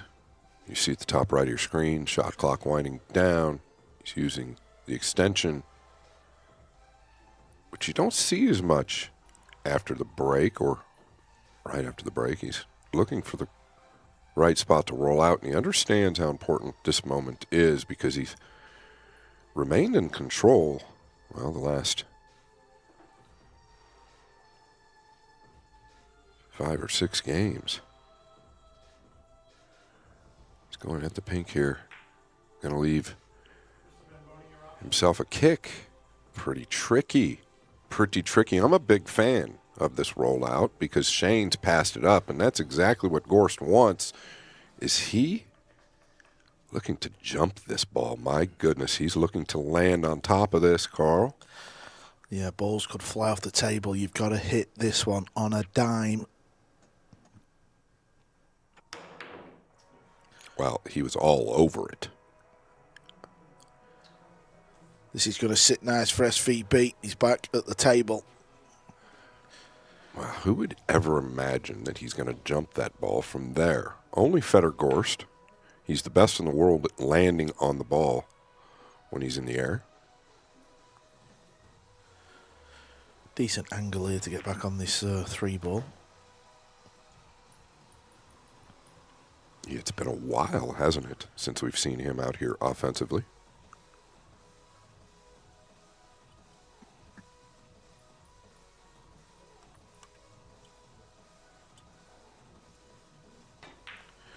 Coming back over to this right side of the table because he's going to play the cue ball off 2 to 3 rails to get on the 5-ball. Yeah, if you decide to go 3, make sure you get all the way back up. You don't want to end up low here. I think he's just fine. Yeah, he played it off the 4th rail as well, so that was pretty smart.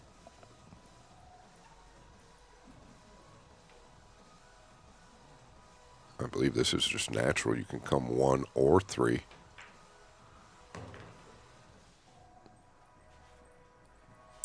Good speed, that handled that well because he's quite close to the green 6.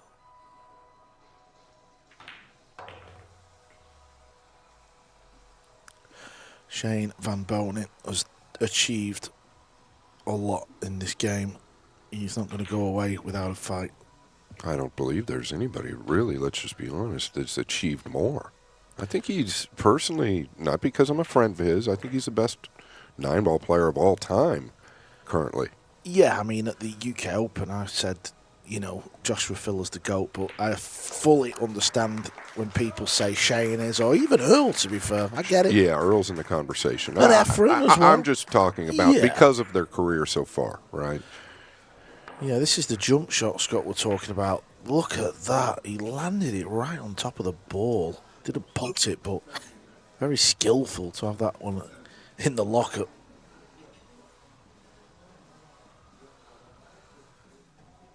Yeah, I don't even think Shane predicted that he was going to jump at it. I was looking at the kick off the push-up, which I liked. He went to the jump cue.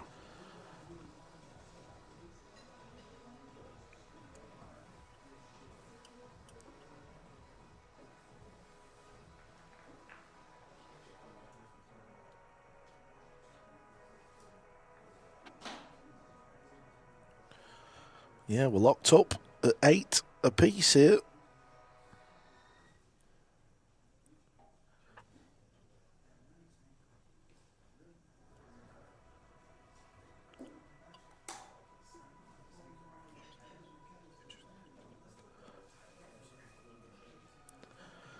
Of course, SVB's going to get the break. Win a break format here. Tied at 8 games apiece. Mr. Van Boening to break.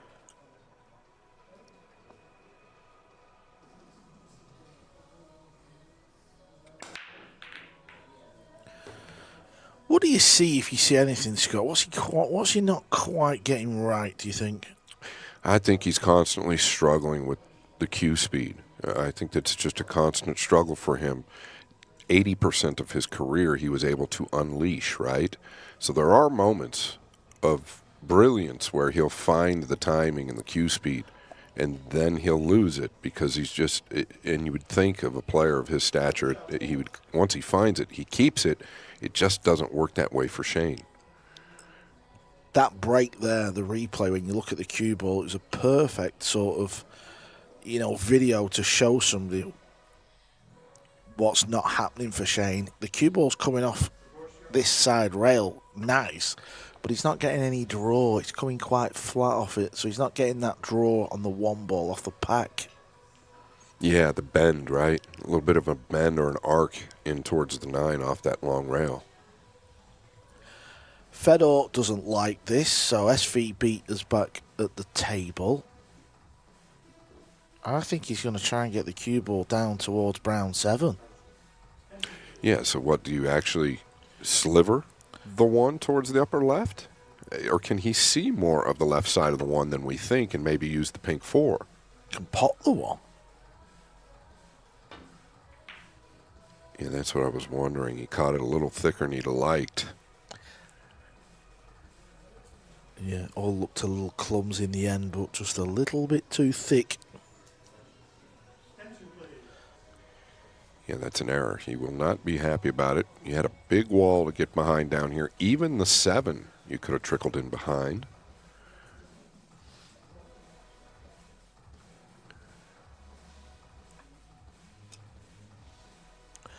It's one of them shots, isn't it, again, where Fedor will have a right good look behind the potting line into that sort of blind pocket, the upper right.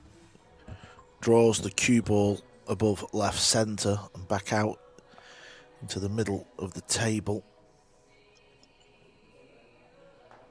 Yeah, and look at his cueing. Starts center. Finishes low.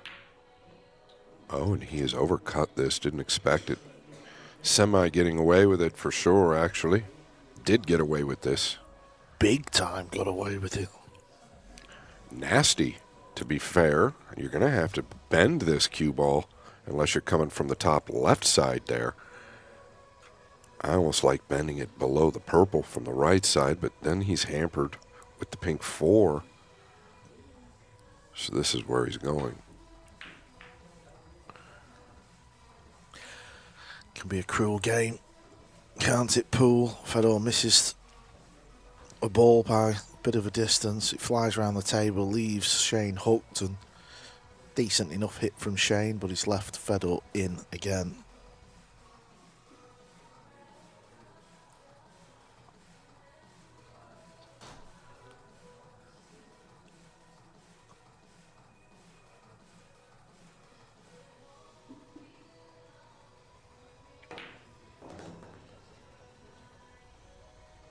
Yeah, I think a bit of a cruel game or sport is an understatement, right? That can be very painful.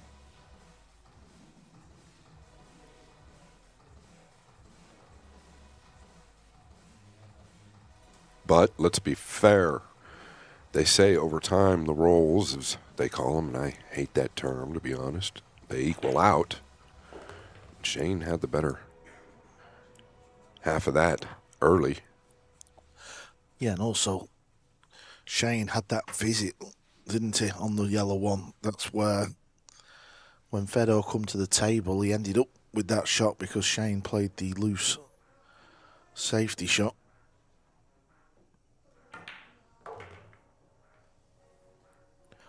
Cue ball's coming round nicely here for the 5.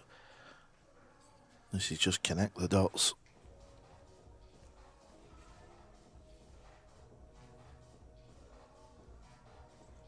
Yeah, the 8 will play in the same pocket if he chooses. Goes in either corner as well. Could be the upper right. It's all preference.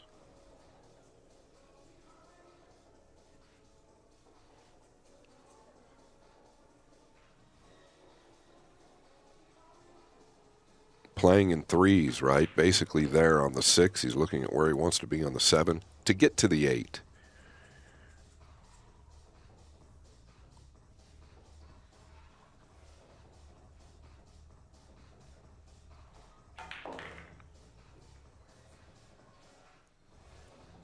That's nicely done.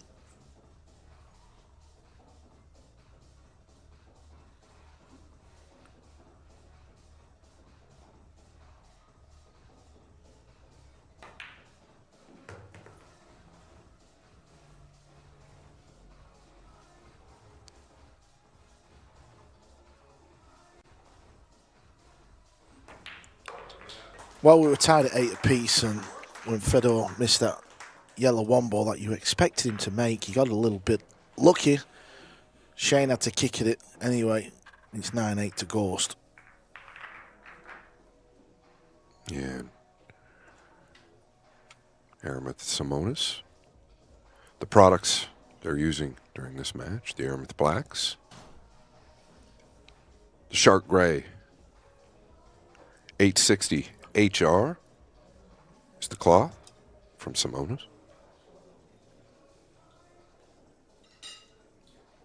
The Phoenix Open, Karl, August 18th through the 22nd in my hometown.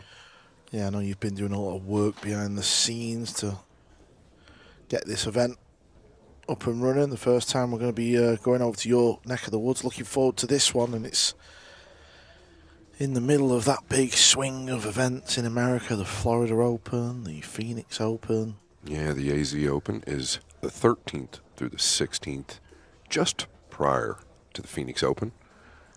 And then don't forget, we move on August 25th through the 30th, 500,000 added in Frisco, Texas. It's the U.S. Open 9-ball championship. I'm looking forward to going to Texas, Karl. Yeah, the big one. Both these guys on our screens have won that title. Of course, it was Fedor who beat Shane in the final as well. That was a brilliant final, a brilliant week for Gorst. And held his hand up, wasn't happy with the cue ball, but he's got a little look, hasn't he? Yeah, he got a couple flicks, I think, off the green 6, then the purple 5. Yeah, listen, you need a little love to do any good in this sport. When I was younger and playing my best pool, I would hear people say, I'd rather be lucky than good. And I used to disagree. Well, I firmly agree now that I would rather be lucky than good. Well, they always say that the more you practice, the luckier you get, and I think there's a lot of truth in that. Absolutely. The harder you work, the luckier you get. All of that goes hand in hand. Oh, didn't look like he'd hit it how he wanted. He hit the rail far too quick, and he stuck it over the hole for SVB. I'm not going to, well, I am going to say it. It's my job. I'm wondering if it turned over on him a little bit, because I just can't imagine him hitting it this thick. It's very possible. Page 2 of the Book of Excuses for Pool Plans. I think that's actually on page 1. It was on 1 for me anyway, Yeah, for many years. We've all said it at some point. Absolutely. You're not a pool player if you've not said that. That's right. I'm sure that ball skidded on me.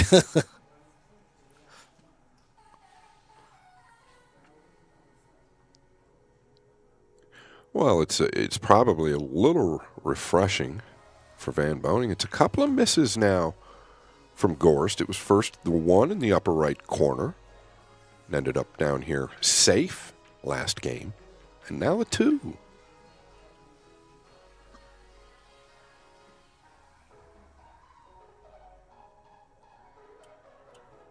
All right, you want to steer clear of this lower right corner. Does he have to kind of punch this?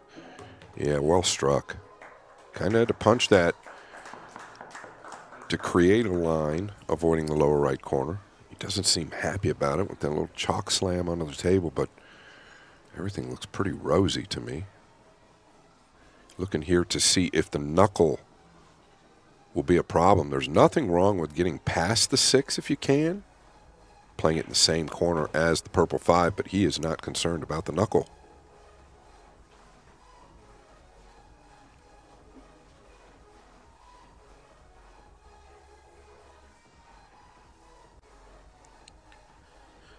Yeah, another little fiddly shot here. Yeah, very underrated as well. Can he play a high ball and just go forward? Well, that's why I was a little surprised with the low ball choice, but I really do think the knuckle might be at play here. So I don't know that it really matters whether he uses high or low. He might feel more comfortable making the ball with this low outside. I think that that's where he's at with that decision. Uh-oh. Oh, he's gotten a little love rub.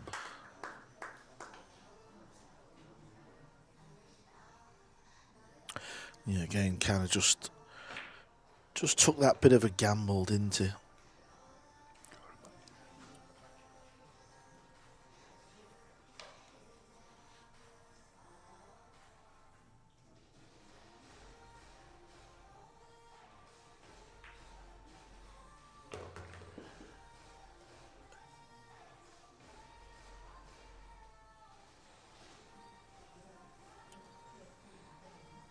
I don't think we could ask for much more. No, after 18 racks of 9-ball pool, we are tied at 9 apiece. Well, unshakeableperformance.com is a website for pool players all over the world, and the man on the right holding all them dollars is the brains behind it, Scott. You've been working for a couple of years on this project.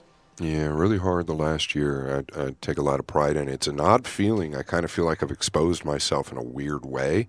I know I'm opening myself up for criticism, which is absolutely fine. We'll take suggestions, but we know that the course will fit you. There's 100% positivity in that, and I really hope you take a look at it. Just take a look. There's a bunch of stuff in there about fundamentals, mindset, what the elite players are doing, and what we know they are doing, and what we know the amateurs can do. So I'd greatly appreciate it. We're not doing this for the money as much as we are trying to spread the word in what is correct and what isn't. There's so much information out there nowadays, and oftentimes we're putting Band-Aids on our pool games. Well, Band-Aids don't last forever. Yeah, and what code can he put in to receive their 10%? Yeah, it's Scott 10, so I appreciate that, Karl. Yeah, save yourself a few dollars. Get signing up as SVB is breaking. We're tied at 9-9. Good break. And he is not going to get paid off unless he can swerve the 7 here with like a flick rail first. He's going to be disgusted by this. The link is in the description for the course if you're interested. Just take a nosy, as Karl would say, but can he swerve this with the fresh cloth? Oftentimes the cue ball just will not get back in time. And the stretch is pretty good as well. But this is what we're talking about. When we're talking about breaking and running a bunch of racks, listen, I don't care if the pockets are 6 feet wide.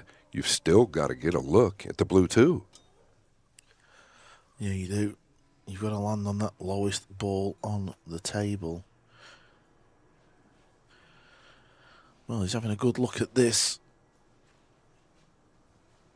I think he's seeing if he can bend it a little bit and go rail first and pocket the 2. Obviously difficult for us to see. push out is available as well. Mr. Gorst, your option. There's the push. Gorst comes to the table with the option of playing or passing it back. Yeah, Gorst with a look of almost confusion. I'll tell you, the guy he's playing, SVB, ever so clever in that part of the game, and we cannot take it for granted. It is a big part, especially in this format.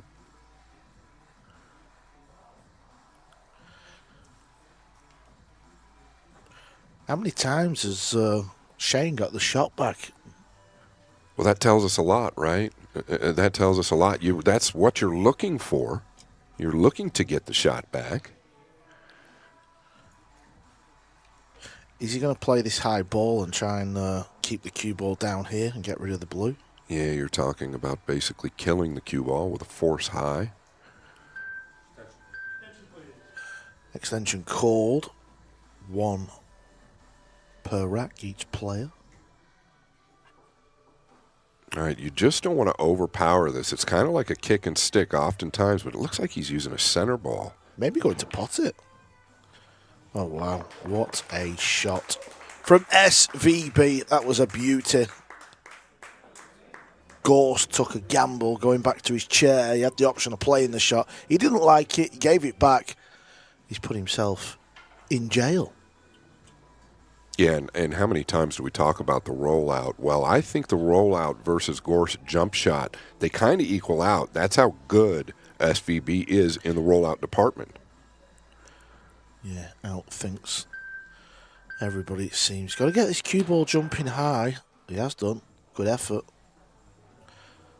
Well, SVB won the game of chess at the beginning of this rack. Now he's got to look. Yeah, and how hard do you have to work with these two guys to earn a shot? It's unbelievable.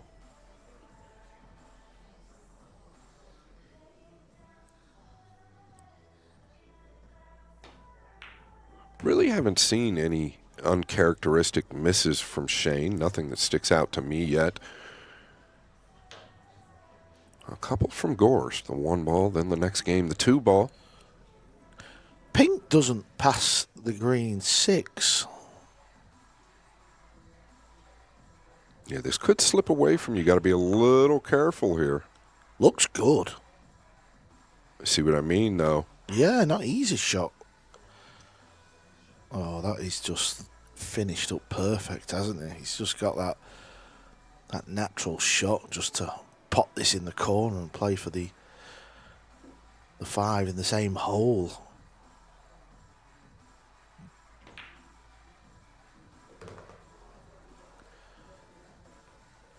Combo, I think, isn't it? I don't think this green goes, Scott.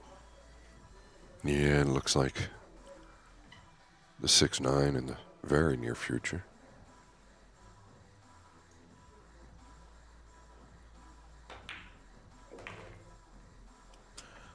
Still got to give this shot respect. I like what you said there. I think that's oftentimes something that amateur players or we overlook with a combination we think is pretty straightforward. There it is. SVB out for the Ghost. We suspected this may happen, Scott, and we've seen it a couple of times now. He keeps getting the push shot back. Are we going to see Gorst take a gamble at some point? We probably will. Anyway, SVB leads by 1.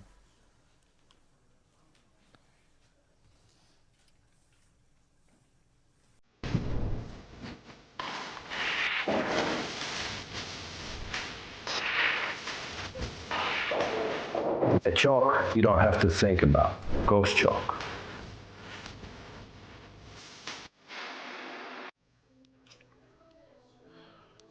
Yeah, not only is Gorst good at potting the balls, seems he's good at making the products. Yeah, I've heard a lot of great things about his chalk, the racks he has. He works hard at marketing himself. He's very good at it. He's got a great team. And as I said before, I believe he is the polished professional. Yeah, I agree. And we see it a lot at the tournaments. He's got the cameraman with him making the videos. He's not here at this event, but I'm sure if you follow Gorst on YouTube, you'll have seen many of them videos. Mr. Van Boening, break. Feels like the pace, Carl, the match, sorry, it feels like the pace is slowed down just a bit, right? Yeah, I agree.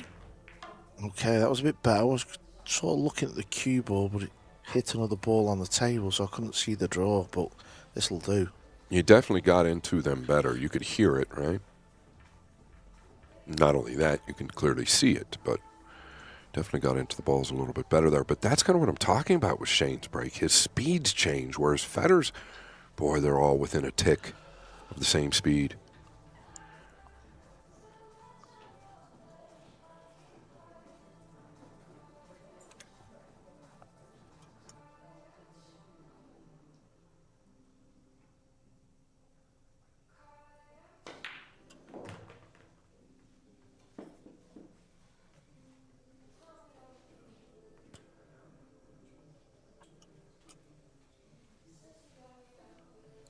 All right, he wants to get down here and let. I mean, the 4-8 does play, but boy, I don't think he wants to gamble with that, does he? You just don't know exactly where the 4 will end up. I feel like he'd like to get down here, but can he get down here below the 4 anywhere?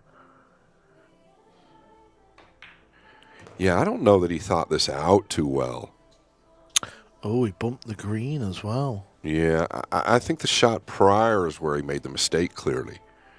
Because I think you're just chancing. The 8, yes, it's over the corner, but you catch it a bit thin or a bit thick, you can lose the 4.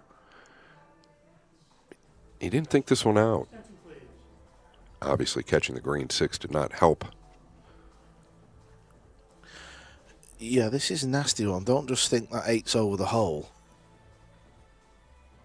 No, and he's going to have to gamble now. He's got to hit it with some type of pace. Beautiful. How's he going to end up? That will do. Really good shot, that. Good clean living as well.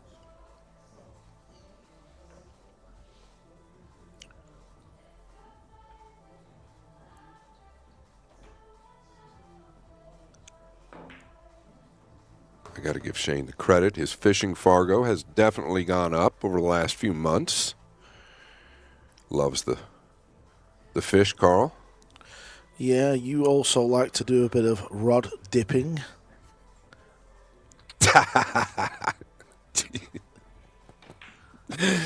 Oh, me. I queued you right up for that one. Yeah, you was waiting, wasn't you? Calls me the rod dipper. The rod dipper. I think he's okay to go forward, isn't he, off a couple of rails?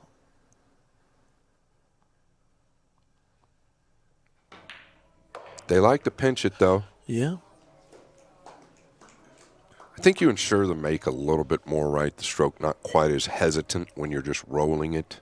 And Shane definitely one that avoids the roll. There's the closed bridge. Q stops on impact. I'm talking about his Q-tip. Nobody else on the planet does it. It's almost impossible for me to do, actually, Karl. Stop the tip on impact when he's drawing the ball. Yeah, he's got that stride back into his game. He's 6-1, 7-2 up, and then 8-7 down at the break, but now he's a couple in front. This was a good shot.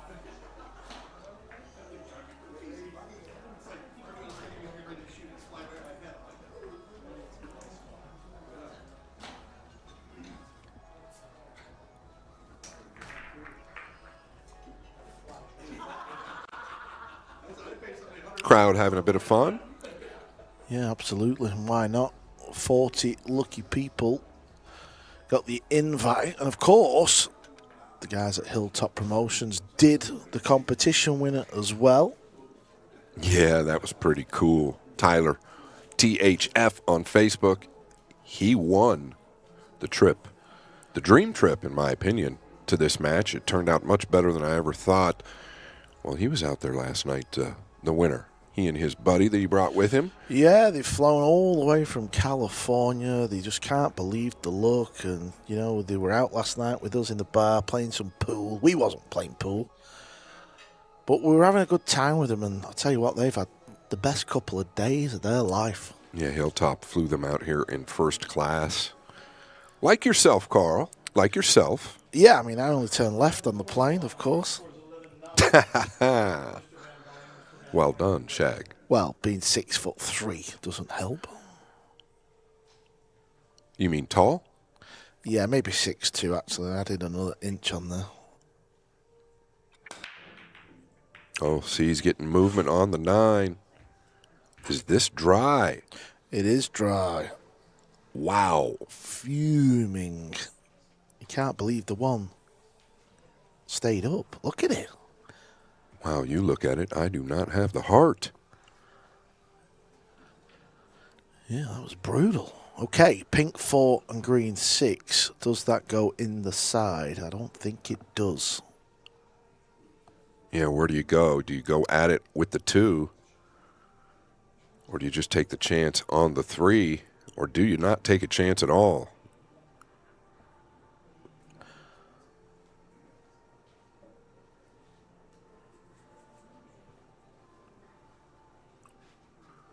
Yeah, I suppose it all depends on what happens with the cue ball off this shot, doesn't it? That might make his mind up. Yeah, I think he wants to stay well above the 2 coming from the top rail like this. Yeah, I think he's okay here now. He's obviously got options. Yeah, I don't see him going into him from here, do you? No. But I think he can carry this line. That's what he's looking at from the left side of the table down here. I think he can carry a line avoiding the 8, going one rail towards the pink and green, if he gets the right angle, obviously. Now, this is going to open up off the second rail. He can afford to end up on the rail here, though, I think. It's got to run. Yeah, I think that's too steep, Karl.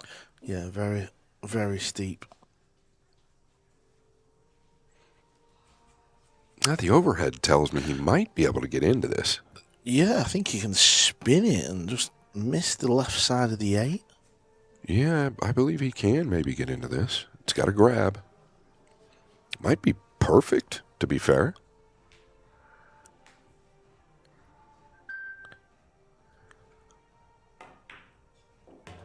Missed it. Yeah, interesting. Really interesting to me. I mean, it wasn't really even close to making contact there, so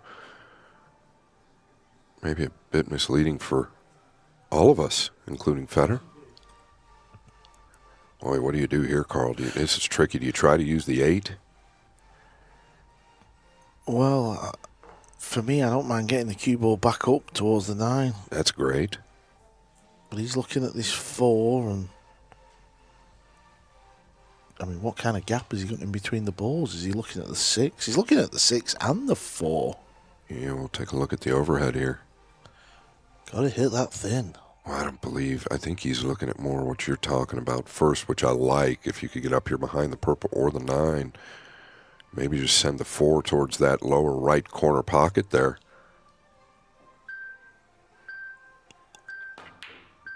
Oh, look at this. He's played it. He did take a look at that as well. What a naughty boy. Beauty. Absolute beauty. It's one for the Hilltop Promotions highlight reel, that one. My goodness.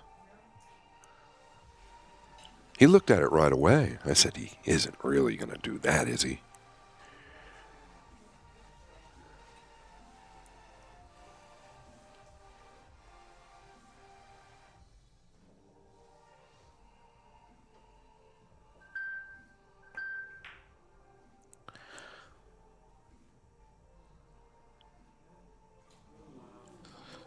Wow.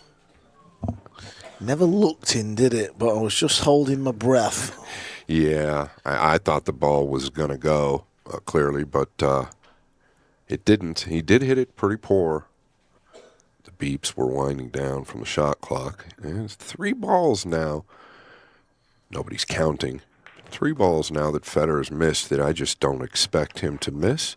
Now, one thing we do know, one thing I always struggled with, Karl, with big pockets, is oftentimes I would think, oh, these are big pockets, I'm never going to miss a ball. Oftentimes you tend to take it for granted, and you miss more balls.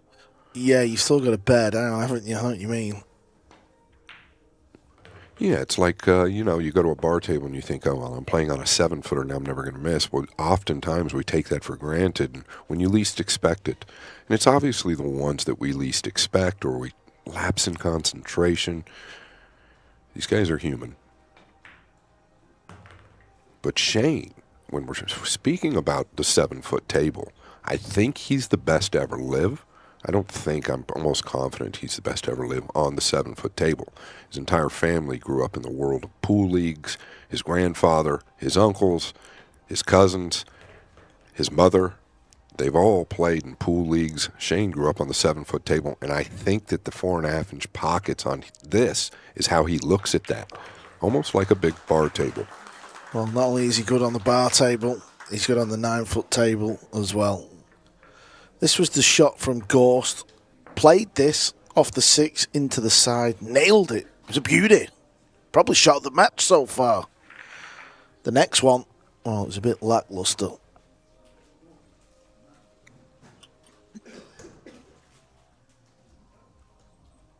Yes, VB just getting himself a drink. There's a little fridge in the corner full of drinks for the players as well. Everything has been thought about, Scott. Yeah, they didn't overlook much here. We really hope everybody gets an opportunity to experience this venue at some point. We know that will be difficult. You never know.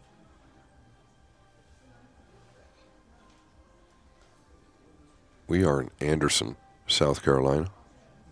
Stephen Tucker, Joe Furtado, the founders. There's a look at the building and a look at the barricades. They didn't miss much, did they? No, they go all the way round down the side of the building. You can just kind of see the marquee just over that silver car, and there's food and drinks. All free, by the way, for all the patrons and the staff and the players. Just had a bit of fillet steak. And when we get to 16 racks, it might be time to get another bit of fillet steak. It sounds like you're saying Philly steak. Philly steak, fillet steak. Fillet. Oh, you say fillet, don't you? Fillet. Come on now, Karl. The old fillet. Oh, 9 ball. It's our first golden. Is the cue ball going to stay dry? Yes, it is. This is exactly what I was talking about. When he was practicing yesterday, he was getting huge movement on the 9, and he's done that so far today as well. Sooner or later, it's only a matter of time. Here's another replay. Watch the bumblebee. Straight in the corner of the pocket, and it's a golden break that we see pretty often. Yeah, and we even got a fist pump from the veteran. Now, the mountain doesn't apologize for being steep, Karl. Would you climb that mountain? I like the look of that mountain there. I'd have a go, yeah. If that's the mountain you meant. Yeah, well, now, what other mountain do you think I'd be speaking of? Well, I don't know, but... I don't think you could climb that mountain, Karl. No, maybe the bit on the right. I might be able to manage that. If you get a chance, guys, use Scott code Scott10. Check it out. The link is in the description. Thank you guys very, very much. Well, we've just seen a golden break. Can we go back to back? We won't, but he won't care. He's looking at the blue 2 in the cue ball, and this is on. This is thin. He's got work to do to get on the 3. I think he'll just take distance, won't he, and come below the 9. Yeah, another look. Maybe a little thin on the hit as well. But he did get that bend on the cue ball that Karl was talking about earlier, and that potentially saved a scratch. What do? Do you just take distance like you just touched on, coming over to the right side of the table below the 9? I believe so. Right there would be nice.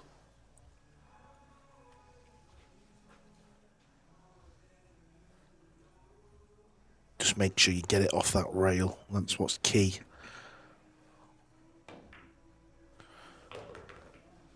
Like so. Yeah, I mean, pretty natural here. You can go forward without any trouble. I don't think there's any reason to stun this ball. Just level out here. Unless he feels uncomfortable with making it.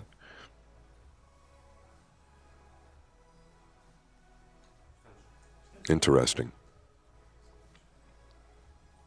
Called his extension. Obviously a big shot. It looks like he wants to stun it, and that's what I was just talking about. I know his game so well. He sometimes, when he doesn't necessarily need to, now I'm not knocking him, right? He's the best player to ever live, in my opinion. But here you can just go forward, take it natural.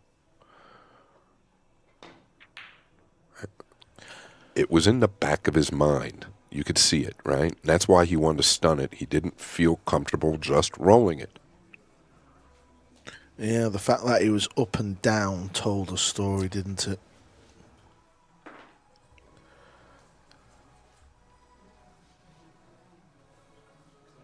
Yeah, he was undecided, clearly.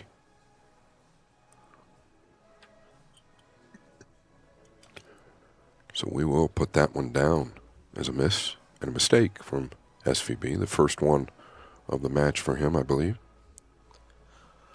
Yeah, and this is tricky in that side pocket as well. Don't think this is just easy.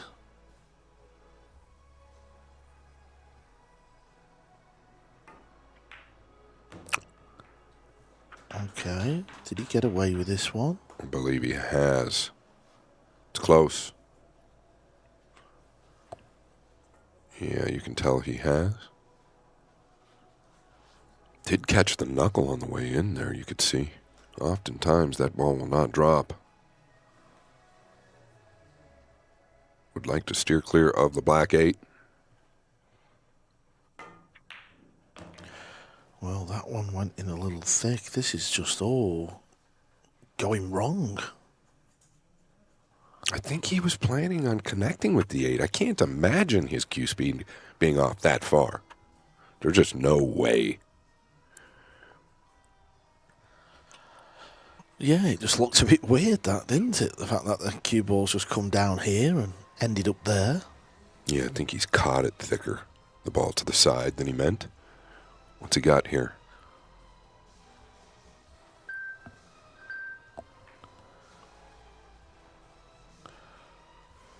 That's no good. Shane quickly up out of his chair. Wasn't easy to get him behind the 8.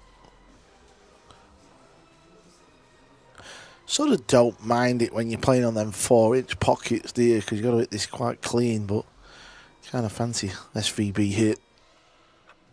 Yeah, the last one he leveled out and rolled, he did not make.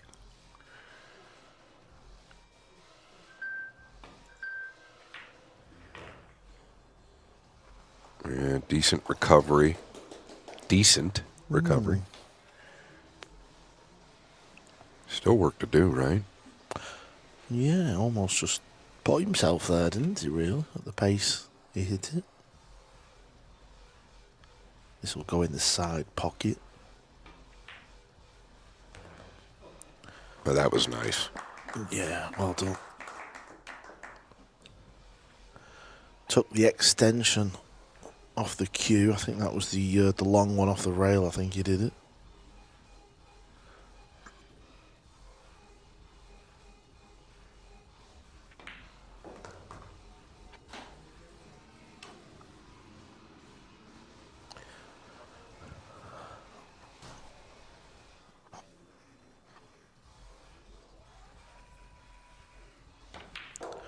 Well, he went into that little interval break, 8-7 down, and it's Gorst. Since then, he's only won one rack, and SVB creeping in front again. No real packages, though, is there, at the minute? Yeah, that's a negative on the packages, and that's not a surprise to me. When we talk about 4.5-inch pockets, most people talk about the break and runs, but you still got to get a look at the blue ball. Yeah, this is a tournament that is coming up in Scott Frost World. The location, the Metro Sports Bar and Grill. Yeah, David Lee and Alfonso, the owners, great people for the sport. They do a lot of great things, and I'll tell you what, if you've never been to Phoenix, you're going to enjoy it. In my opinion, and numbers do not lie, it's the biggest pool community in America. What's the club like, Scott? Oh, it's awesome. Yeah, I'm a vampire. You are as well, Karl. There are no windows, so it's kind of like a casino. You go in there and, you don't know if it's daytime or nighttime. You might end up leaving at 7 in the morning and thinking it's 3 in the afternoon. How many tables are in there? There are 16 8 9-footers, 8 7-footers. All diamonds. The tournament will have Shark Gray, Aramith 860. Excuse me, Simona's 860, Aramith 860. Is that a thing? Is that something that's coming out in the future? Got the 9-ball moving again, but he can't get a look at the lowest ball. The previous rack, or the couple of racks ago, he got a look at the blue 2, and it's when he missed that long red 3-ball. Yeah, big flush movement into the 9. Once again, like you said, Coach Johan Reisink is also in the building. Yeah, it's a good point, that. Obviously, we talked about the 40 people that have been lucky enough to get passes and get through the door. And obviously, Johan's here with his wife, and there's a few players. Johnny Archer is in the building. Tommy Kennedy is in the building. Karl Boys also in the building. Yeah, and we've got a couple of really good close friends of Shane, of course. Yeah, Jason and Michelle Weir. Then John Mars, of course, and John Sr., all the way from Michigan.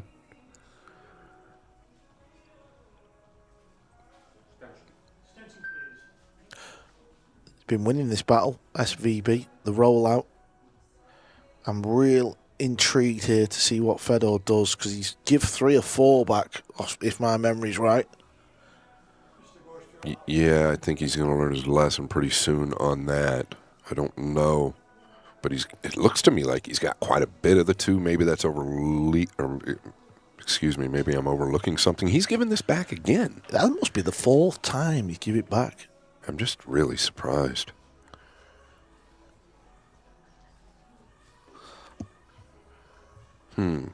So Shane, you see where he put his Q-tip. I'm assuming that's where he wants the 2 to finish, or at least go to that point. Yeah, he's killing the cue ball off one rail. I'll tell you what, he's overhit it. I was going to say he's hit it real well, but he just overhit it. I think he wanted contact with the red 3. Yeah, and the cue ball, I think he wanted that to slide on the bottom rail, didn't he? So he just got into it a bit too much. Another real good opportunity for Fedor. Must have to bend this a bit, yeah. It's gone wrong. It's gone really wrong.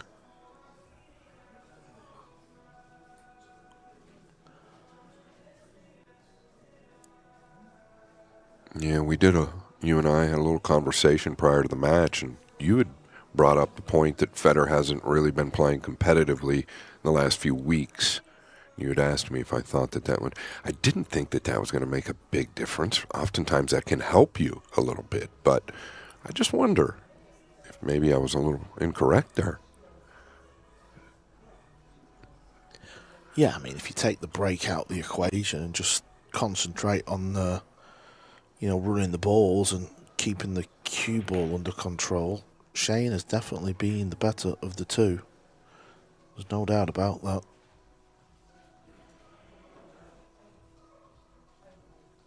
This will pot. It's very thin, though. Yeah, he's got some pretty good protection as well. If he decides to use it, he could trickle up in behind the 7, maybe float the 3 towards the back, the 6. You could go a couple of different ways. Whatever you do, you better nudge him up nice and tight. Could send the 3 back up table. Yeah, I felt like he caught that a bit thick, but he's fine. Yeah, he's not too happy because he knows Shorty's coming out. Exactly. Yeah, maybe a tick thinner there, and you could trickle in behind the 7. I think that was his initial goal. I would actually put Gorst a slight favorite from this position, believe it or not.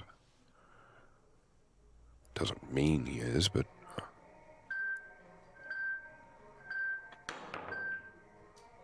Wow. Well, this is finished a little awkward as well. I mean, very awkward. Yeah, put everything into the pot here, don't you? Cue ball should take care of itself unless you get unlucky with the 8 ball. Yeah, typically, if we miss this, it's going to be thick, not thin. He's aware of that, of course. Thick it was. That's why you got to sign up to the course, folks. Freeze knows the game. Thank you, Karl.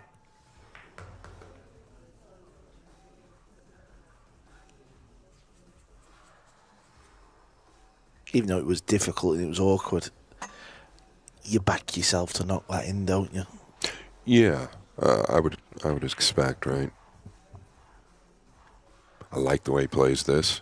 Does that oftentimes. Instead of coming out 2 rails, he just takes the 1 rail line and ensures the fact that he doesn't fall straight,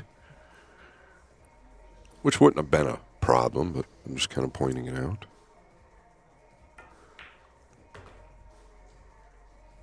Ooh. Tried to slide round the back. Just doesn't seem 100% put together yet.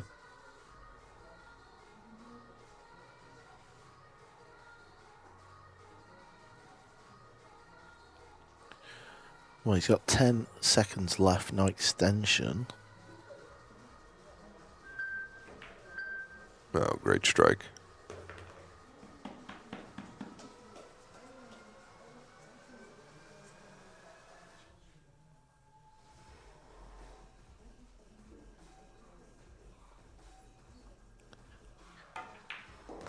Decided to hold it.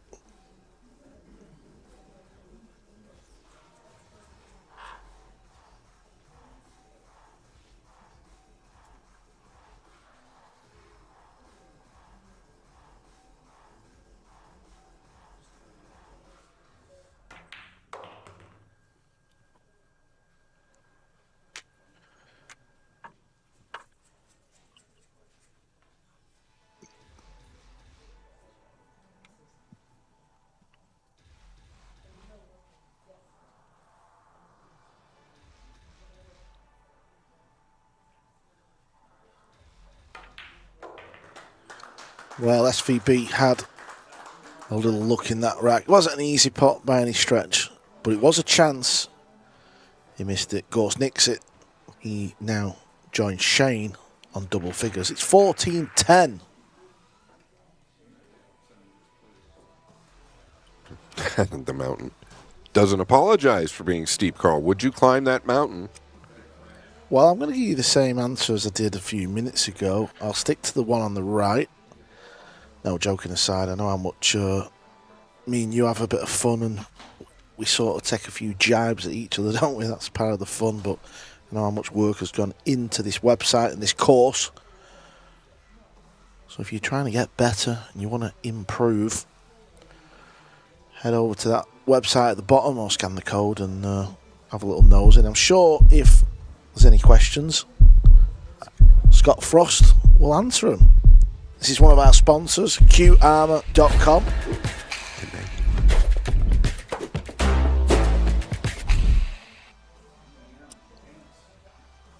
Yeah, thanks to the guys at QArmor. Donated 150 shirts, I believe it was, Scott. Yeah, incredible. Yeah, really incredible. I expected them just to be T-shirts. I mean, listen, the sublimated jerseys is a whole nother ball game, and that's what they donated, and really very kind.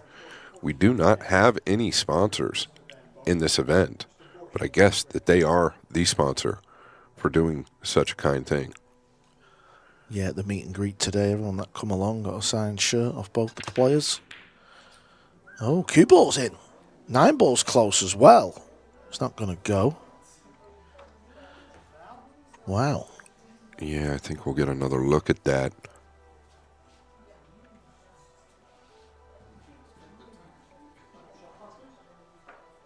Yeah, and we see it all the time. It's oftentimes off the bottom of the 9 to the corner with the cue ball, or off the top of the 9 to the side pocket.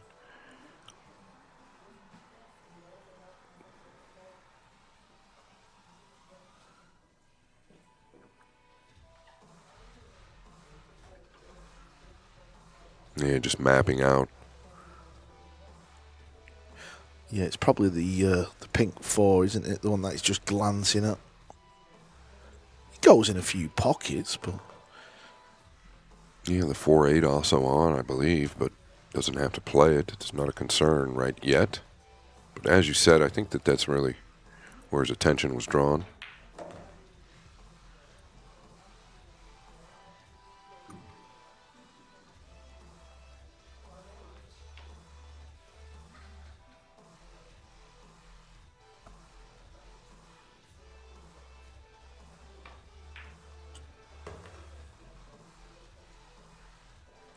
Nice. That has finished up ideal. He's just got that perfect little angle just to pull the cue ball over to the left.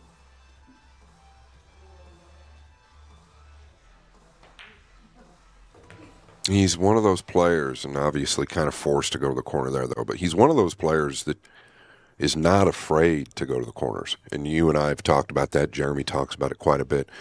It really limits your cue ball movement, right? It can keep you under control a lot better, where you'll see amateurs at times go out of their way to use the side pockets, when in turn at times that can get you in some trouble. I don't know if I explained that kind of correctly, but I know you understand what I mean, Karl. Yeah, I wasn't really listening, to be fair. I kind of switched off. A lot of other people probably in the same boat. No, I'm joking. Oh, you're a beauty. You're a beauty.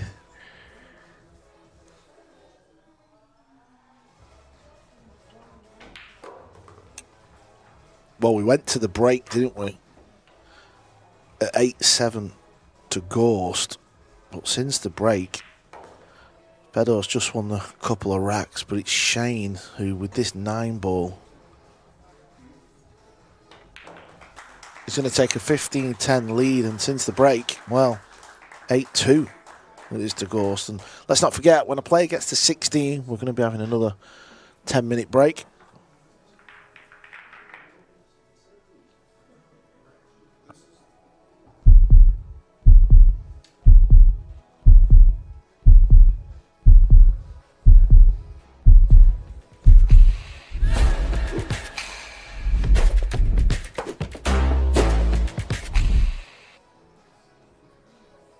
Yeah, so Shane Van Boening will be breaking.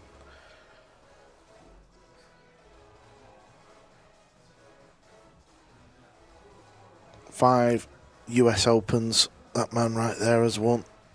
He actually won 5 US Opens in a 10-year span as well. And that's just some of the titles that Shane has won. A couple of World Pool Masters, World 8 Ball, World 9 Ball. Such a good resume.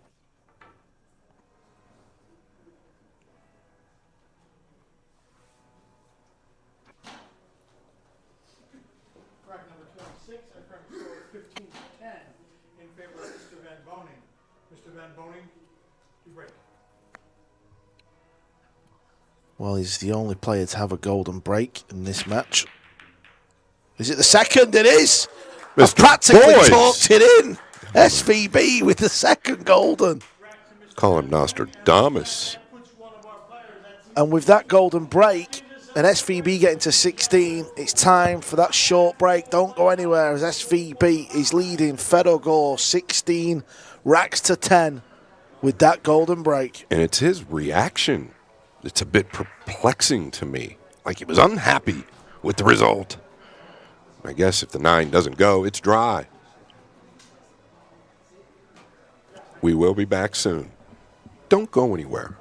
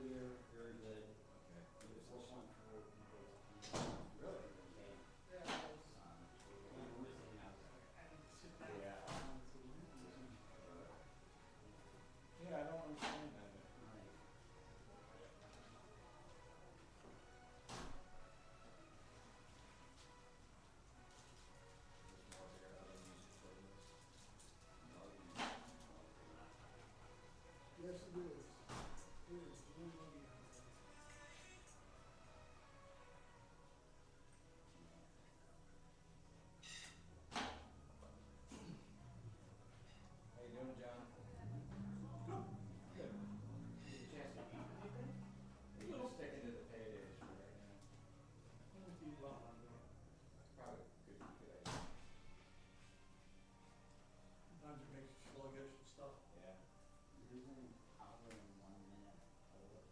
This is only initially.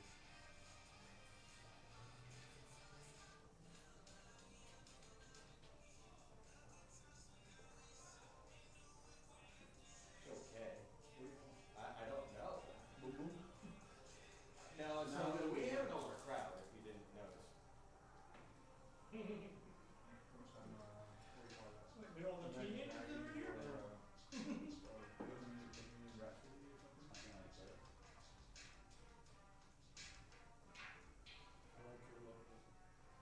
A little railbird, a little baby owl. And background music. I don't know, background music? The royalty-free stuff is all the same. It's on them. The problem is the technicians are like really hard. Okay, what about this? You know, what I get on beat or? No. If you want other music. Yeah. This gotta be royalty-free. It has Yeah, to it be. has to, we can't. It has to be. Yeah, YouTube will shut you right down. Well, no, they won't. They don't even have people, they have AI monitoring it now, so it'll hear a copyrighted song. And Well, yeah. it'll just take it right off. Well, yeah, it's hard. I mean, barely. You can barely hear it. That's how it's gonna work. YouTube can hear it. Oh, yeah. That's true. And they'll take you off, and then you'll have to appeal to get back on. Yeah. Well, yeah, there's other things going on with that too.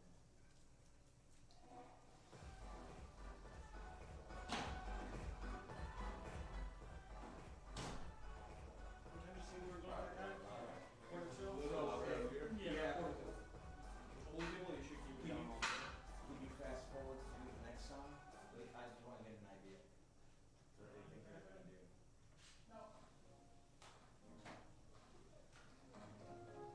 Listen, how we start doing. Will it just repeat? Yeah, after an hour and 7 minutes, they'll repeat it. Yeah, put it on repeat.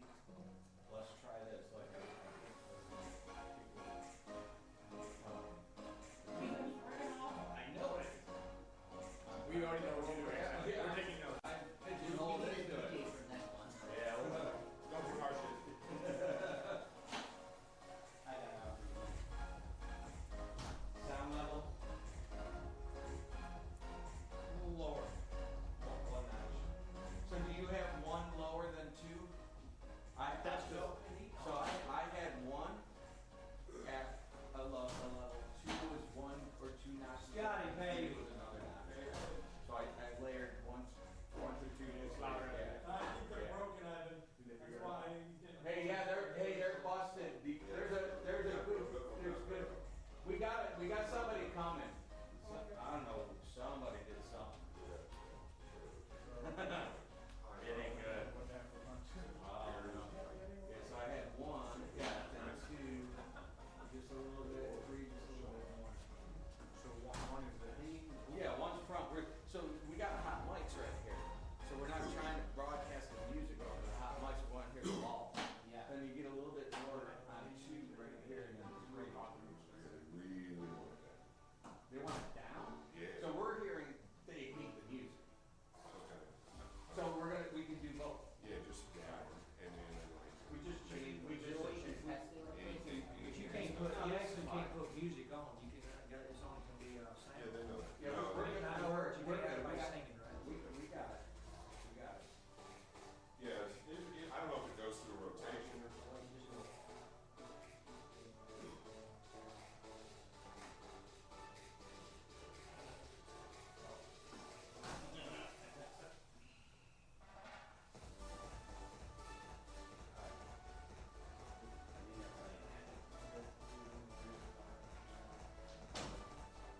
So everybody's gonna still think this is electronic music though, even though it isn't. We changed it. I bet you they still think it's.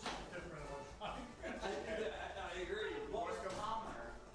Yeah, we'll just turn it down a little bit. Boise. Oh yeah. No, we don't go to that. Well, he turned it. No, Karl needs to turn it from the beginning. But then he was supposed to turn it. He needs to turn it from the beginning, so you can see the cue. Yeah, but he forgot. I did. Put it back. I think that's on me. They're gonna have to. They're gonna have to. I think that's on me. I think I was supposed to put it on. No, you're good. They're gonna have to. Oh, Gus, it's a little metal.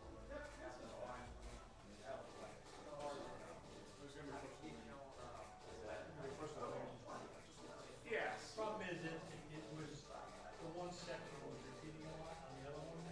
And it was that technical stuff that came up, and it came, like, it would get most. And then I remember, I had to go back like, I didn't text him. That's the thing with the new songs, because it was like Yeah. songs or something. Yeah. Yeah, they're close.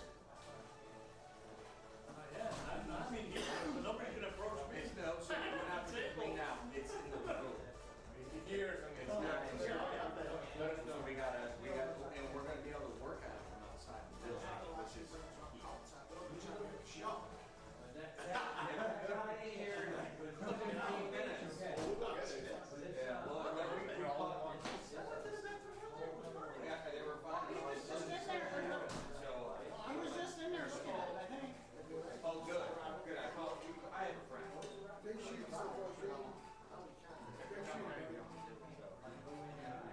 be able to solve it. It's always something, right? It's not an easy one. I know. That's cool. He's spoken your house. He's like one of the more distant ones. No, He spoke the second one. Did he? players in there. Some of that one mix. And a little bit of almost like techno stuff, got a little loud. The volume was like, the one came in here, and the one came in, and went out here, one here, and then one back Yeah, down. you can't do nothing about I that. think next time we're just gonna get something that's proper.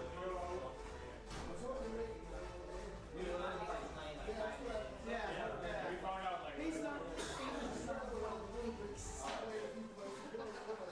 he wanted to try to He get also sold through stuff. it, but they were like, My brother, like, one, so I put together a play. YouTube spots.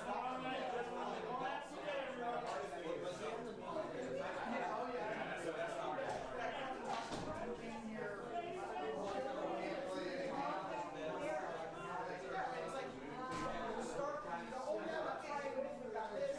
Andy's got a regular business too.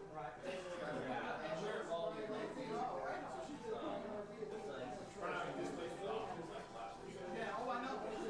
That's exactly where he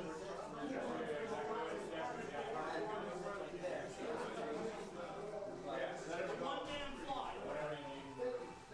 appreciate that. That one fly. I can't get rid of the fly. I'm gonna try to get it. I'm gonna try to find it. There's food outside, fly, go outside.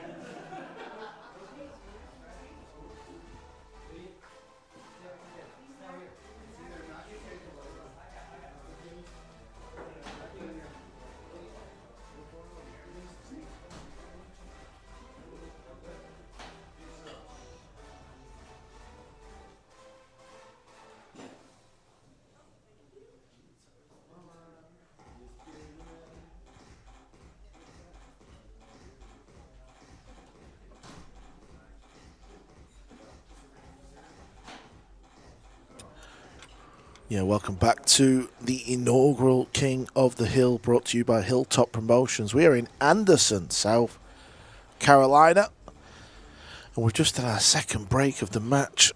16-10 it is to SVB, and we're just in that lovely little cute building, Scott. Yeah, and a historical town here, Anderson, South Carolina. Really, I don't think there's a single person here that hasn't really enjoyed this town. Everything's in walking distance. 10,000 people is the max population here, and everybody's just so friendly. It's just a great little town. Yeah, Stephen Tucker and Joey Furtado, the brains behind this King of the Hill, and everything is top notch. Everyone's getting looked after like kings. 27. Our current score is 16-10 in favor of Mr. Van Boening. Mr. Van Boening to break. So we're back into this match, and there'll be no more breaks now. We'll be playing straight through until somebody Gets to 25. Play will stop once a player reaches 25. And, of course, we come back tomorrow at 4 p.m. to finish the match off. SVB doesn't look like he's got a look at the ball. He's not had much on the break, to be fair, has he? No, it's very odd, actually, the scoreline and really how this has played out so far. See, I like this shot here. I think the two-row kick and stick is big. You really can control to get the two down past the left side, down here to the bottom rail. If you hit it a little bad, you might get fortunate, and the cue ball end up back there behind the 6 in the upper left corner somewhere. But I don't know that you pass up this two-row kick and try and create some type of distance.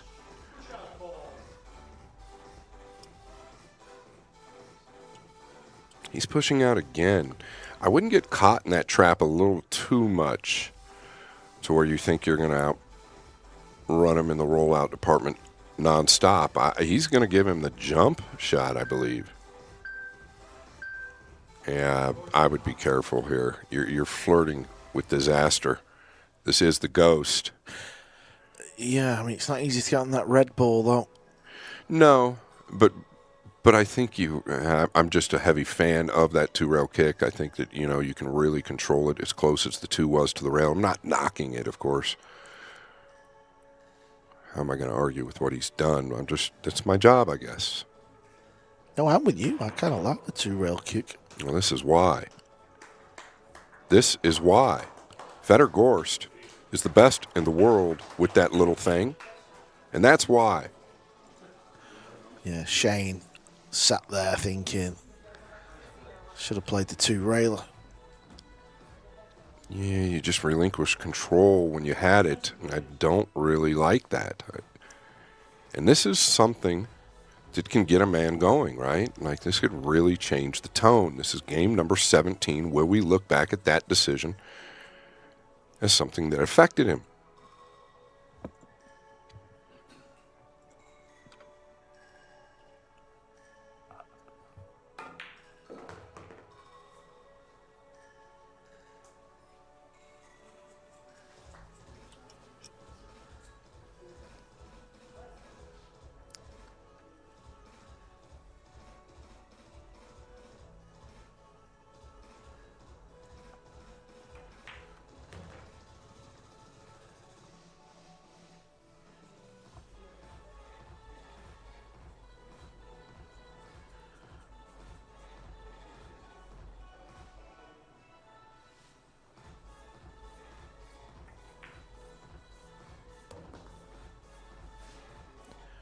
Shane edged his bets, not playing the kick. He knows better than anyone how good Fedor is with the jump cue, and this time Fedor nailed it and got on that ball, and all the rest looks like it's going to be history. Should get the job done from here in this rack.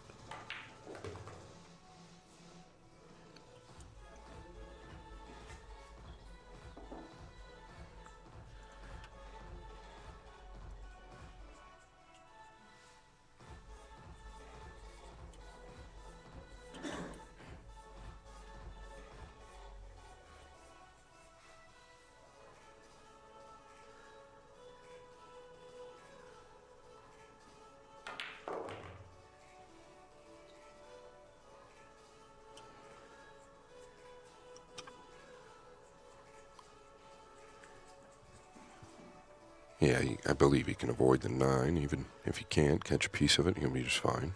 Wouldn't mind catching a piece of it, actually. Otherwise, he might be a little steeper on the 9 than he'd like.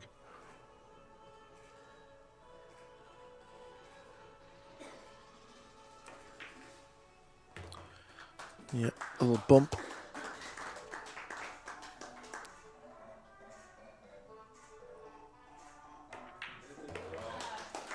Well, many people, many pool fans, many pundits think Gorst is the best with the short cue, and he needed it then.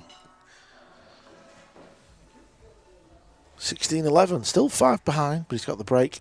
No big packages as of yet in this match.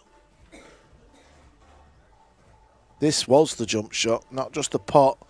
Cue ball comes round off 4 rails. Played a good shot on the red 3, actually. Drew right back for the pink 4 in the side.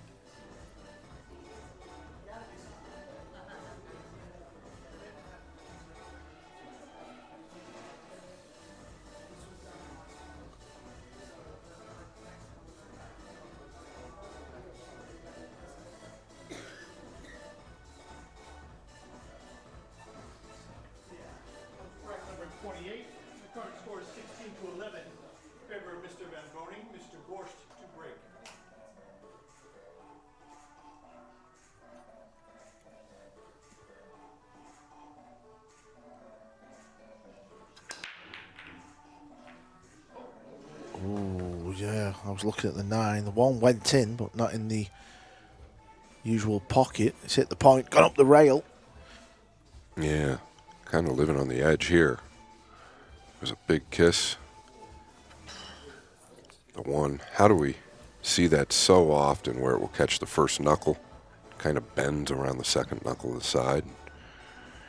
He can, I believe, beat the right side pocket here, meaning go past it. Dig in with a low right ball. Don't know if he even needs to, Karl. He could just end up over here below the right side pocket. Don't even need to do all that.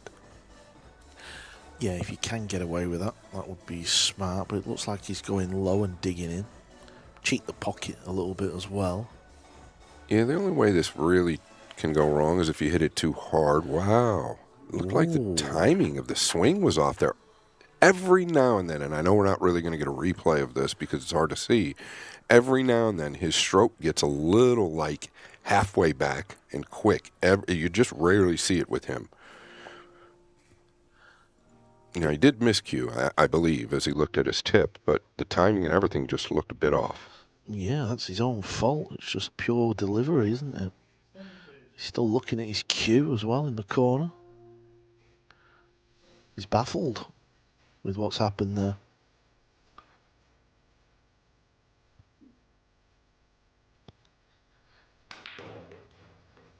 Okay, took him the chance again, and it is not going to pay off. Just stuck the cue ball right there. And there's another look at Gorst and the miscue. Really the mishit. Yeah, if you've been on Fedor's website and bought some chalk, don't be cancelling your order. Well said. You'd like to avoid the 8 here and the 5. Well, that'll work. Yeah, real nice, special. That I like it.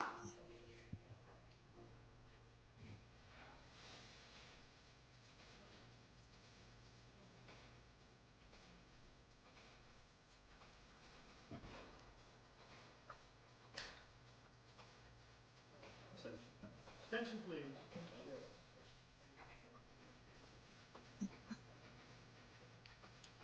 Yeah, while you guys are watching, do us a favor if you can. Please share the link to the stream. We'd appreciate it. Like, share, and subscribe. Hit the notification bell while you're at it. There's a ton of great content on Railbirds. Several videos with over 1 million views. We've put a lot of work into it over the years. I do a lot of commentary for them as well. He'd like to catch a rail here. He has. The speed just a little shy.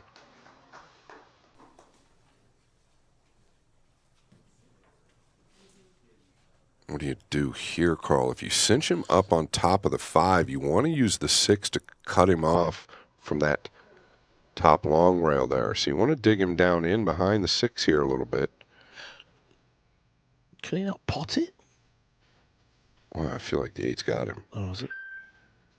Oh, never mind. Yeah, I thought. The overhead tricked me. Yeah, I knew it was tight, but I just kept thinking, I think he can get through. And he could. Wow. Yeah, that was a bonus, wasn't it? I guess.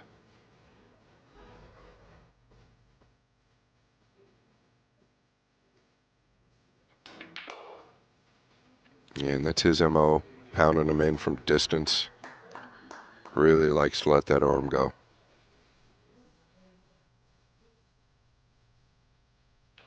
Yeah, you'll see him at tournaments over the years, you know, just keep flinging a ball up top into the table, practicing it for about an hour and slamming it in at full power.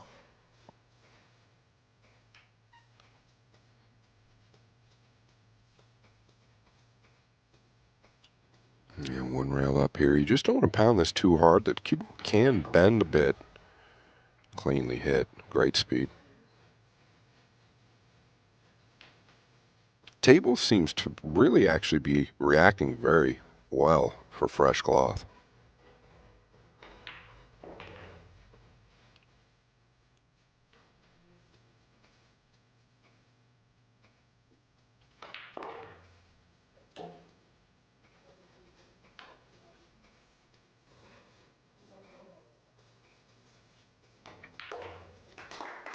Well, it was all about that miscue, wasn't it? Anytime somebody seems to get in with an opportunity to maybe put a bit of a package together, they make a mistake. It was the Gorst mistake, and SVB has took advantage. And well, he had a 6-rack lead at the start of this match. He's got another.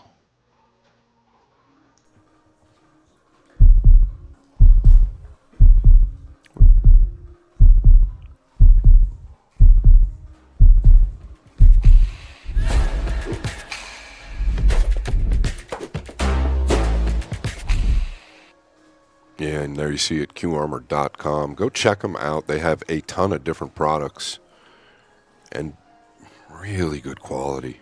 They are not just here to stay. They're taking over.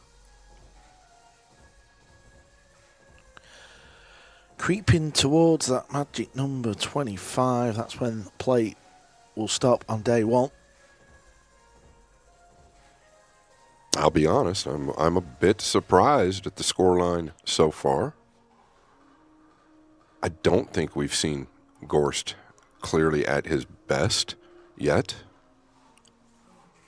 But I know, and I know you, Karl, we've seen him come back from positions that were incredible.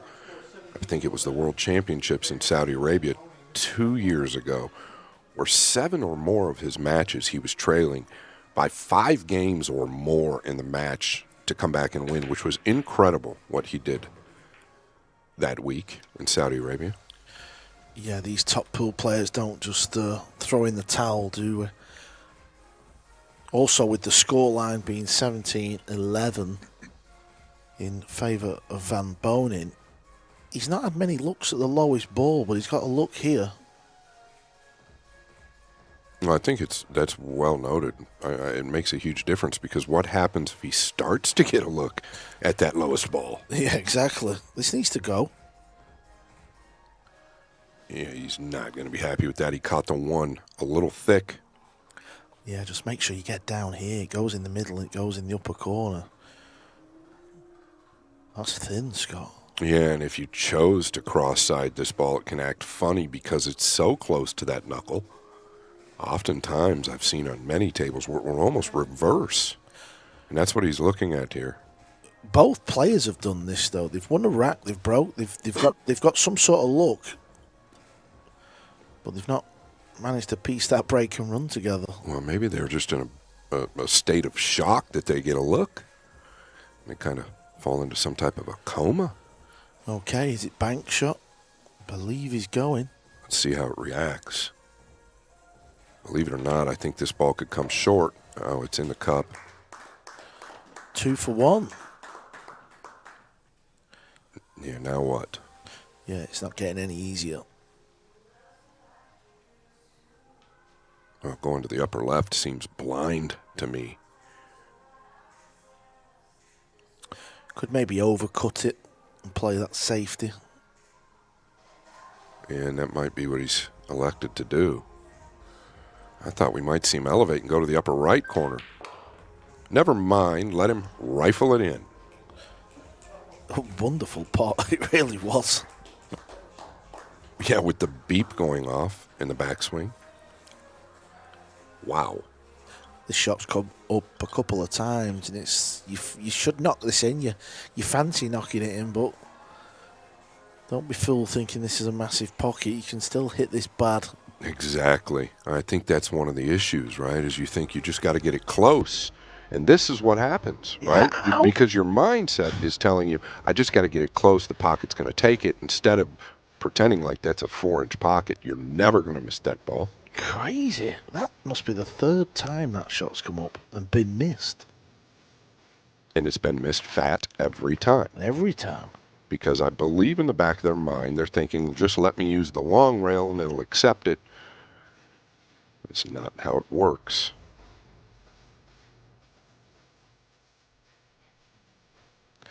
Lifeline for Gorst. He's been 6 behind before in this match. Pretty much straight out the gate, wasn't it?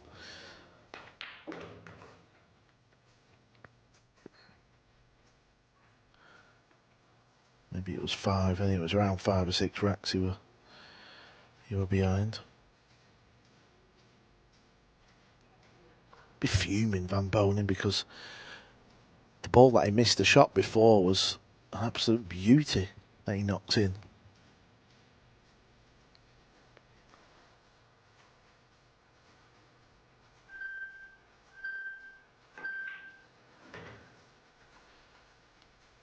Where's this going? Where is he going? Now he's got to play a bank. I mean, it's a big pocket. It's called the extension.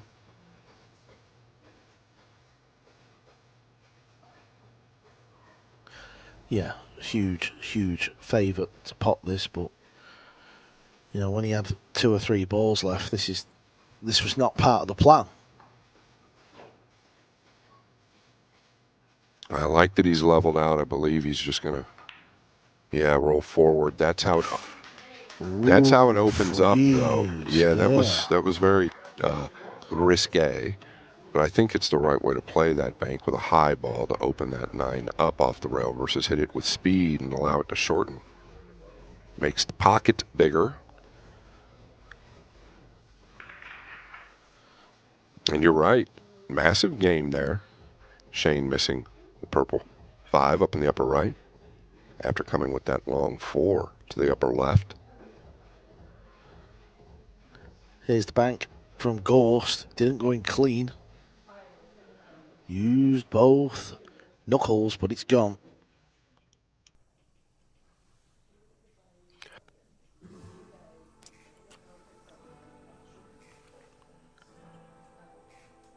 Yeah. What's in your case? $1,000 cue, $400 shaft, $30 tip. What do you put into your mindset? Do me a favor. It's all I ask. I've worked very hard on this, truly have. There's a link in the description, and you can just take a peek at what we have to offer. It's very, very affordable, okay? There's 20 plus hours of content within the course. I appreciate you guys so much.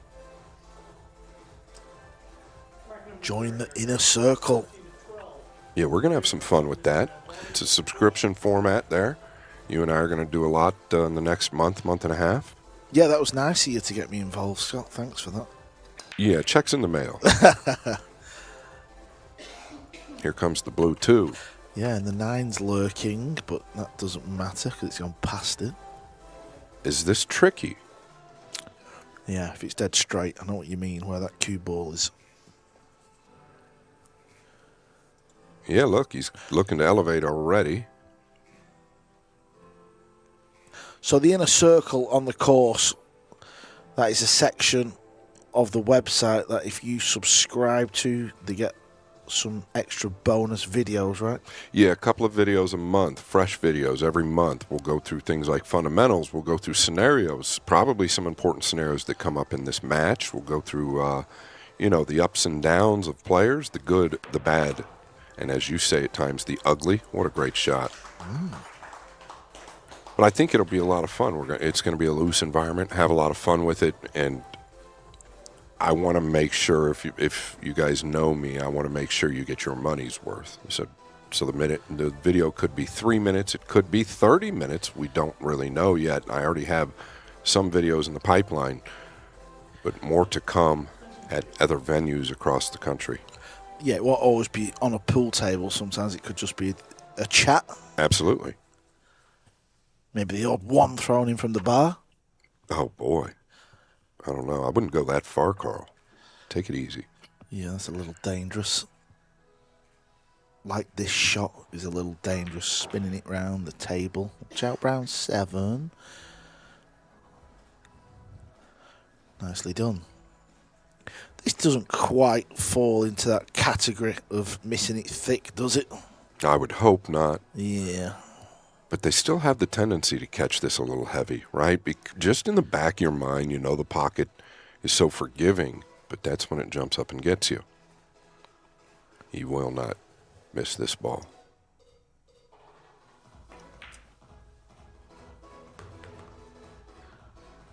Yeah, hit it nice into the rail.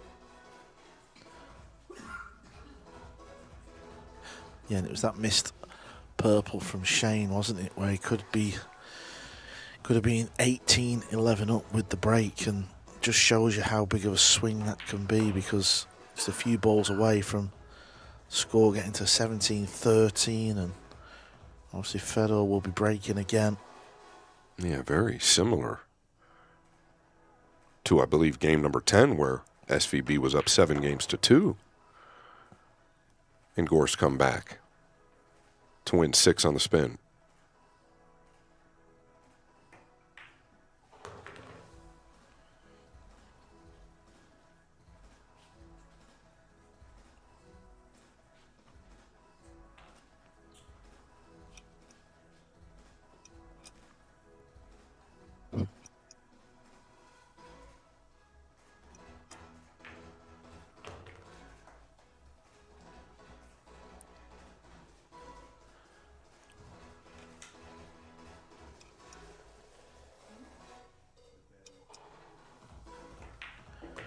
Yeah, break and run for Mr. Gorst. Decent opening shot on that blue too, where he had to jack up and get back for that red ball, and he did.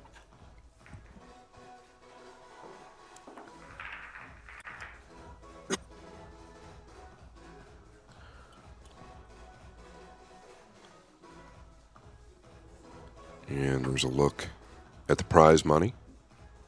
Runner-up, it looks to me, is now receiving $10,000 US. The winner will move on with 20. Yeah, and the winner, I'm sure, will have their picture taken with the trophy and the crown, the king's crown on their head, and of course they will move forward. They will stay on the table, and who knows who the next opponent may be. I know there's a bit of a rumour circulating that it might be Fedor.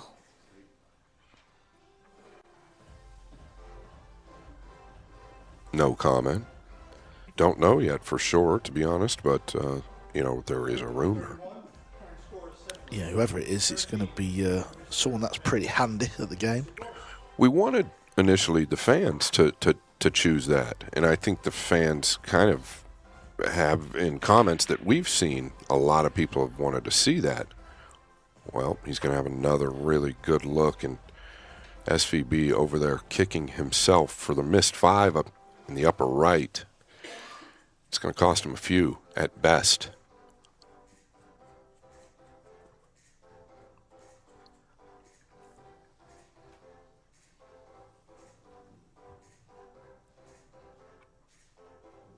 I think this platform or this format really gives... Did he overswing this? He'll be all right. I think this platform really gives us some special looks. Gorst and Fedor have never played. If it were to happen, now we do not know. We do not have any confirmation that Fedor's playing. But Gorst and Fedor have never played in this type of format. SVB and Fedor have never played in this type of format. So I think it sets up this format and what Hilltop is doing. I think it sets up for some stuff that we haven't seen before. Well, we haven't seen Gorst and SVB play a long 9-ball match either. So that's the beauty in what's happening here. Yeah, and it's not disappointed, has it? This game has been going along at a really good pace as well.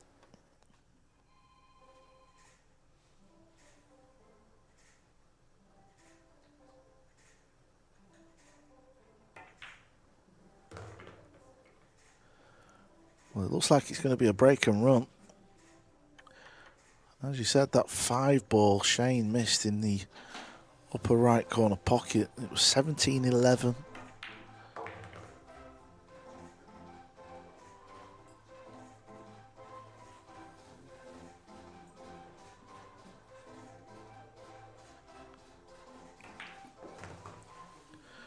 Would have put him 7 games in front, and now Fedor's just a couple of balls away from closing the gap to 4. Make that 3.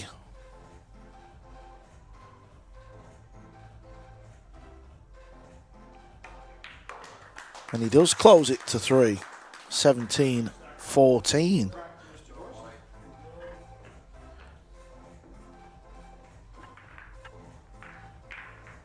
And it's the Phoenix Open, August 18th through the 22nd. I'll be there. Karl Boys will be there. Railbirds TV will be there. Jay Flowers is the cue sponsor for that event, Metro Sports Bar and Grill. This tournament is full. 128 is the field.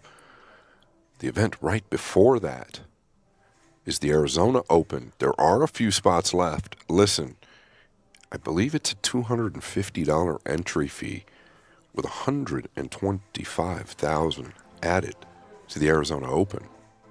It's just 2 hours from Phoenix in Yuma, Arizona, at a wonderful resort. You should get in it. You can play both of these events back to back. Yeah, we were just talking about filler maybe lurking for the winner, but there's a few players on that poster that wouldn't mind a stab at the winner as well. Yeah, no kidding. Track number 32. Current score is 17 to 14 in favor of Mr. Van Boening. Mr. Gorst to rack. Break.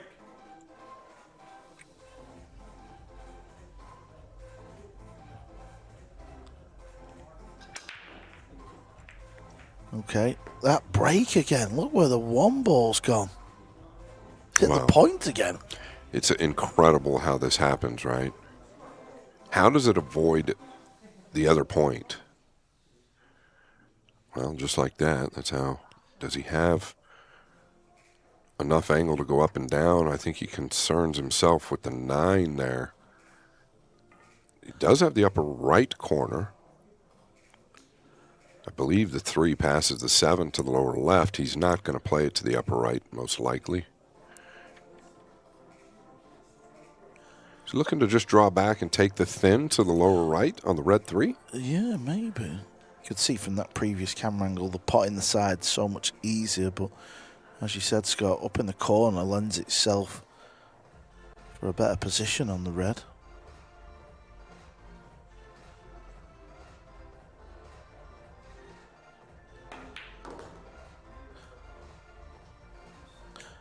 Got into that nicely. Yeah, I think it's a very wise play. Just take your medicine on the thin.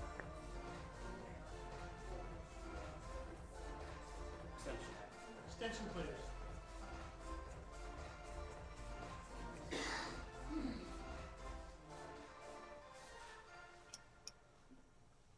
Thank you all very much for tuning in. Hilltop Promotions appreciates it. Railbirds as well. We do as well. Trying to give you guys something to enjoy at no charge. Please share the stream.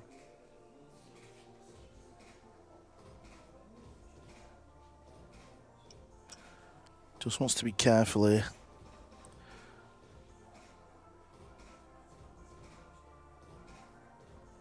Is he going at the 9 or is he... Oh, I think he was going at the pink. Clearly.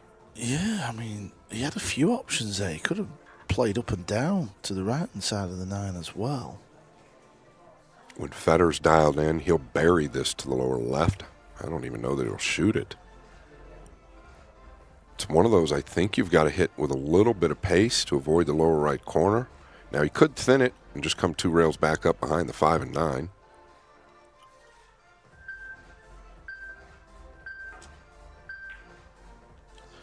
Yeah, good call, good shout. But he's not played it as well as he'd have liked. Okay, Shane, are you going to go? I tell you what, he does not mind the straight back. Oftentimes, he can cut at this as well, so he's got options. Real thin, I think, on the cut, but the pocket plays so big with the straight back. At what point...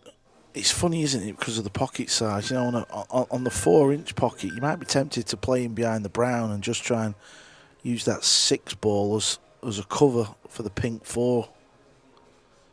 But it just seems so much harder on a bigger pocket to do that. Agreed. Yeah, and I think in this situation he goes. He's going. You got to be careful. This will shorten if you hit it too hard. SVB with a beauty. Was there ever a question? Look at the action here on the cue ball. We'll take another look at the replay soon, but that was right out of the top draw. Yeah, and he's been itching to get back to the table due to the purple 5 that he missed a few games back in the upper right. It clearly didn't affect anything. It's a good sign for Van Boening. You can tell he wants to win.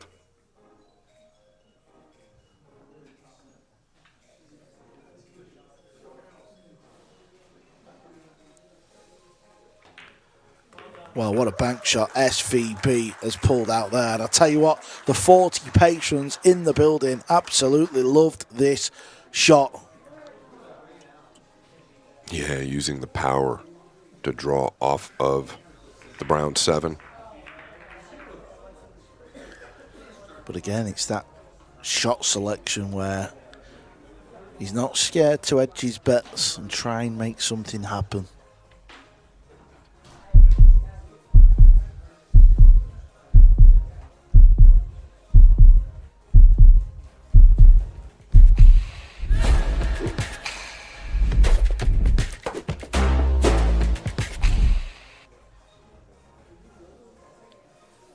Head over to the website Q Armour and check out the shirts they've got on the website, and I'm sure they'll look after you. The guys over there supplied us with 150 shirts for this event, and at the meet and greet today, the people that showed up all got one, and Shane and Fedor was there signing away.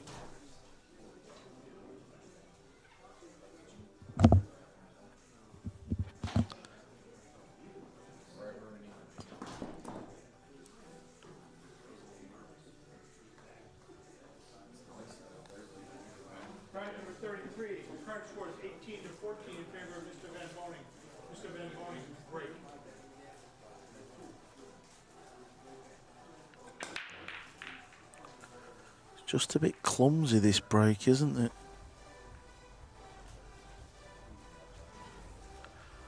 Yeah, that's actually a pretty good term for it. Yeah, it's like a let-up almost, right? The cue ball did nothing that it was supposed to do. So clumsy. Well, you could say it again. Yeah, very thin as well. It's coming down towards this corner pocket. Okay, Fedor's looking at the combo.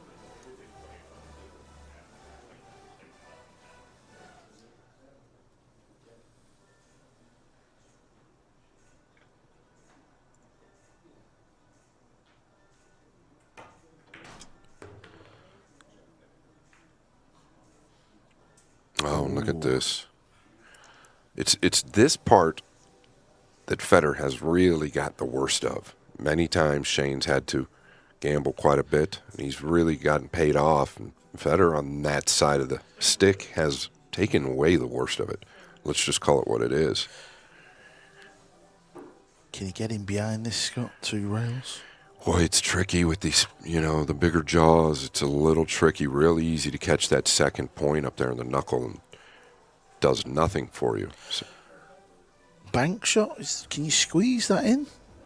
You know more than me in this department. Does that go? Oh, if he can get to enough of the 1, but he's elevated here, so. Okay.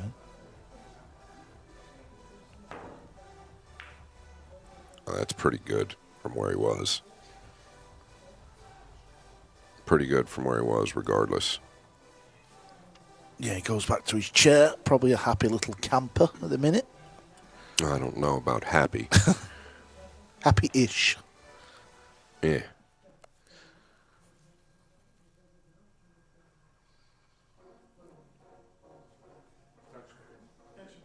Called the extension. He's acting as if this goes.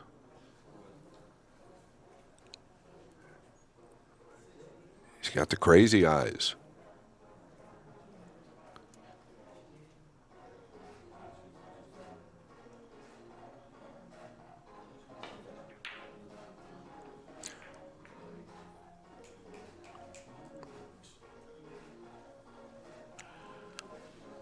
Wasn't his finest effort. It was tricky. He didn't have a full pocket to go at. Yeah, could have landed in worse spots for him, I can tell you that. Especially with the one being glued up top. Makes it a little more difficult to work with.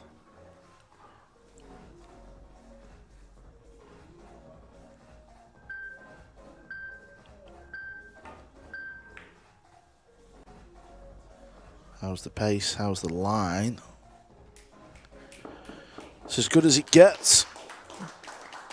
Yeah, very, very good there.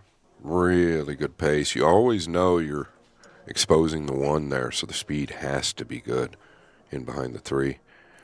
There is a positive to making this 1. I think the 2-6-4 will go.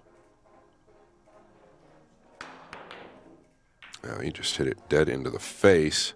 No way. SVB. There's a casino about 45 minutes from here. Start the car. Yeah, what a crazy fluke this was. Yeah, I mean, contact was nowhere close to where he wanted it to be.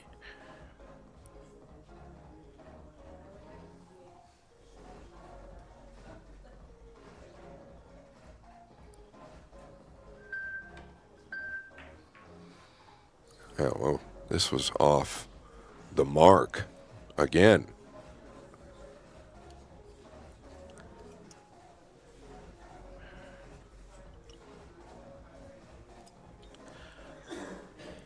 I was wondering if he could bank it past the pink. That's not on.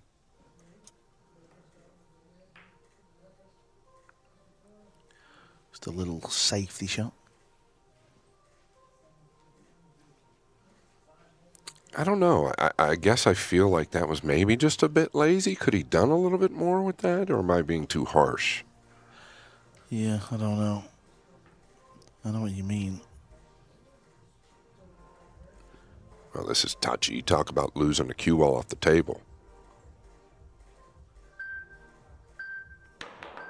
Wow. That's incredible from where he was, to be honest. Does not want it to lay up top, but he'll take it.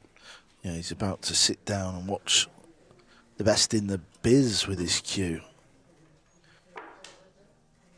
Yeah, and he's going to need to whiz this cue as well. He'd like to draw this back.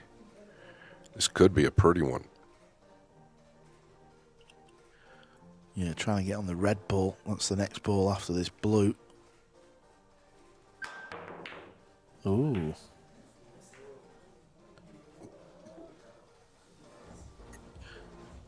Messing the table up now.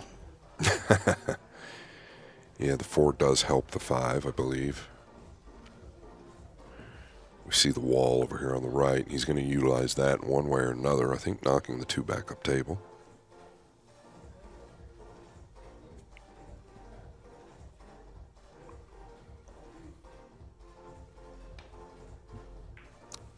Okay, he played it this way, and I really kind of like the decision, but he did not want it to just lay up, did he?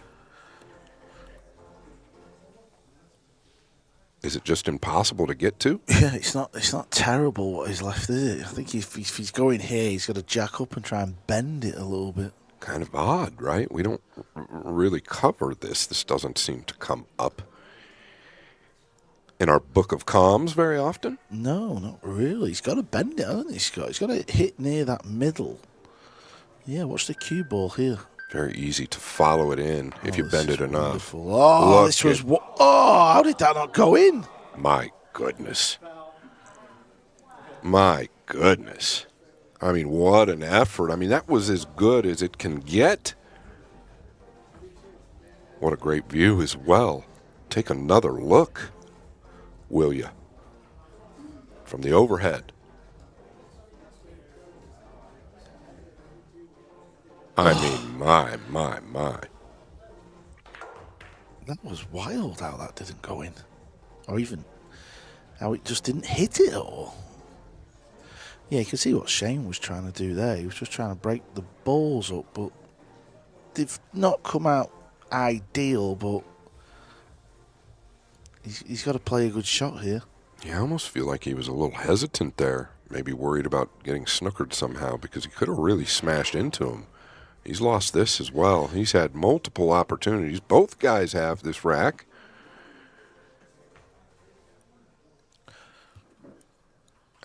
I'll touch on it. I'll touch on it. Shane gets up early. Fedor tries to stay up as late as he can and sleep in. We start at 6 p.m. Fedor, during the last break, went out and got a little bit of food. Shane didn't leave his chair.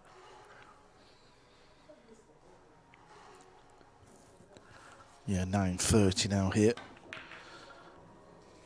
I've talked about this, and Shane finally admitted last time when they played the 10 ball that he did get tired. In his entire lifetime, he's never admitted this, but he did last time.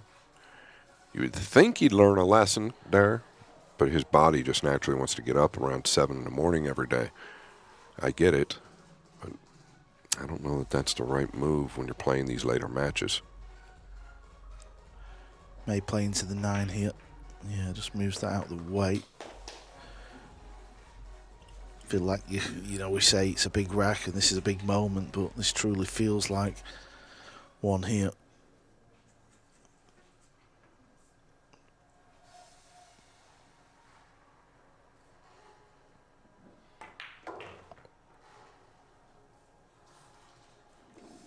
You know, one thing that we haven't seen is them to struggle with the speed of the table. The rails seem to be playing very true.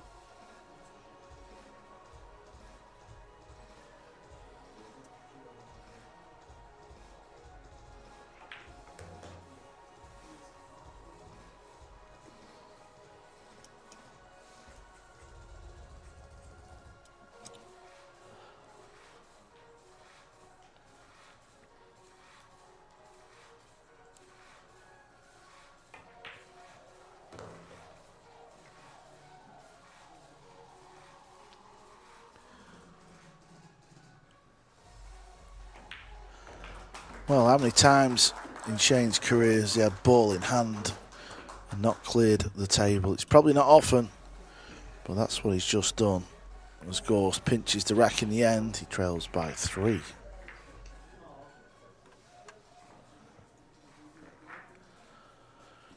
One of the sponsors, well, I say sponsors, I know Stevens obviously said no big sponsors for the first inaugural King of the Hill, but of course we're playing on Simonif cloth and using the Aramith balls.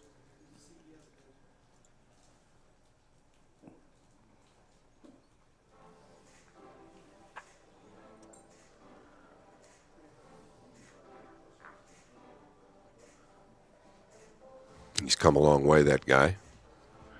I remember him, and I believe 17 years young at the Derby City Classic.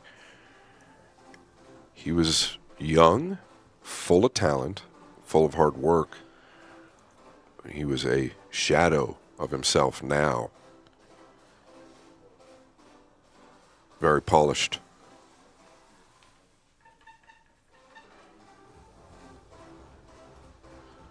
Yeah, plays all the games well, doesn't it?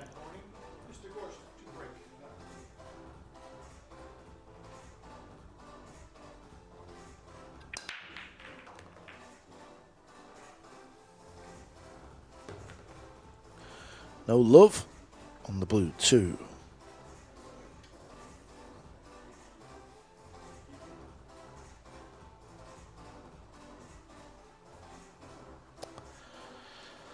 It's going to be Gorst's turn to play the push.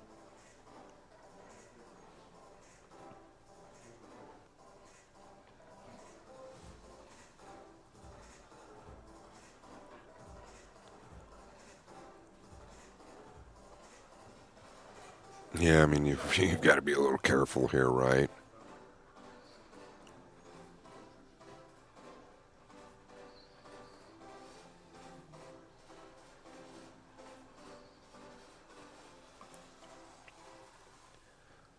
Yeah, he's just going to leave it down here, opened up, huh? SVB goes at this. There's no doubt about it. No. No way he gives this back. No. You don't give this back when he's 85. Never mind, 42. Correct. concur. I'm surprised at the play.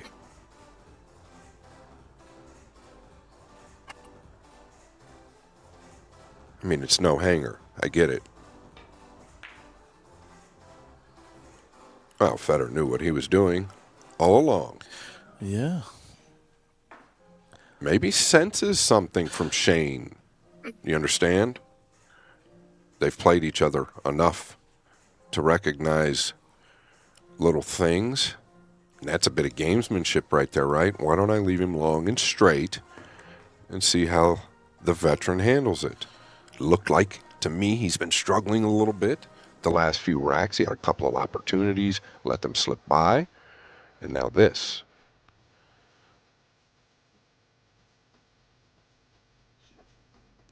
Yeah, he's looking at coming to the right side of the 9 ball here.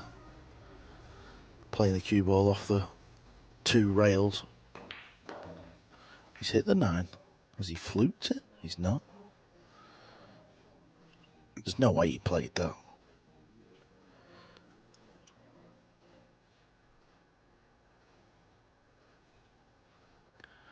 Maybe he did. It was maybe a little light, so maybe he did play into him.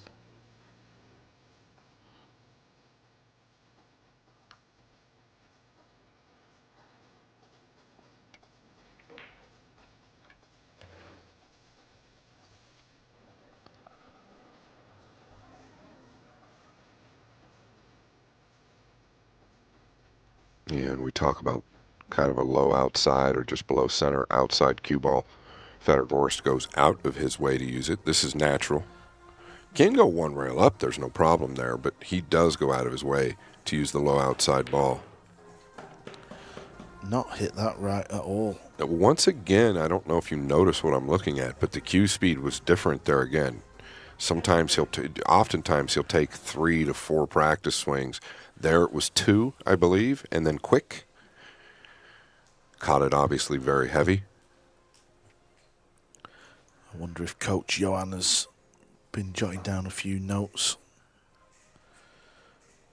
Yeah, they've been pretty talkative the last few days.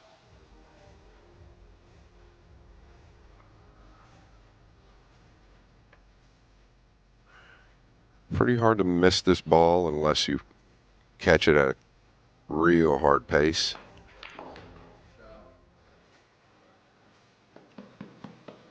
Pretty clean.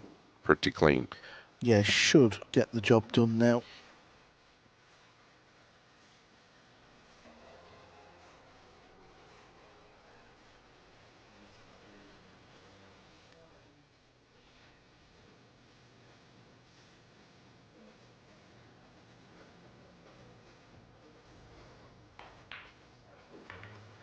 Yeah, and he does.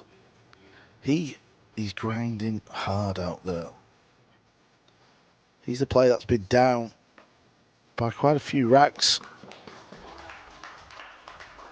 But now it's just 2 behind. 18-16 to SVP. We're playing to 25 here on day 1. Then play will stop. The guys will come back tomorrow. Tomorrow we start at 4 p.m. So just a couple hours earlier than we did today.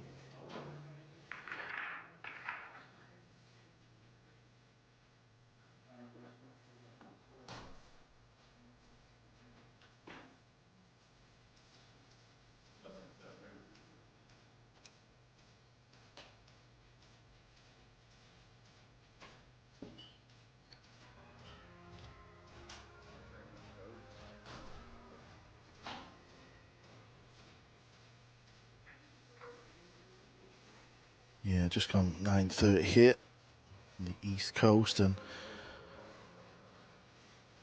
players have been playing just over 3 hours now, approaching the 3.5-hour mark. So we've had a couple of breaks as well. No more breaks. He plays like for 10 hours and goes to Lowe's. Yeah. Whole, he drank like a gallon of it.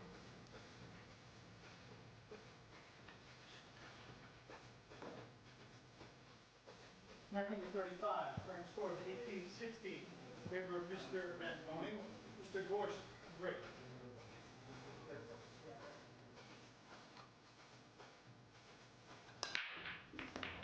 Yeah, that's better.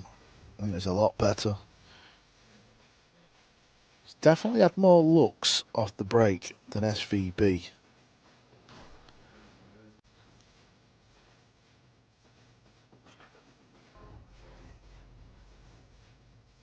Yeah, I can assure you that he's going to go at this ball, but does he have to elevate? Is he? Yeah, I believe he does, and he'd like to get back just below the 5 somewhere. Yeah, looks to be straight, maybe a slight angle. This is tricky. This is awkward.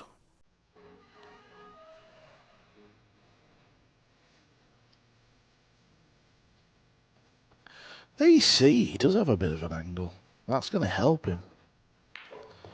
Yeah, it was actually sat up really nice, to be fair.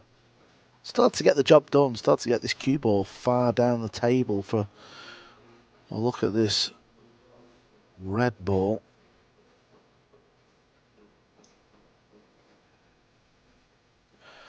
Yeah, just got to get this shot right and then the one after. Can't really dig into this and pinch it back, so it'll probably just come down in that gap between green and purple.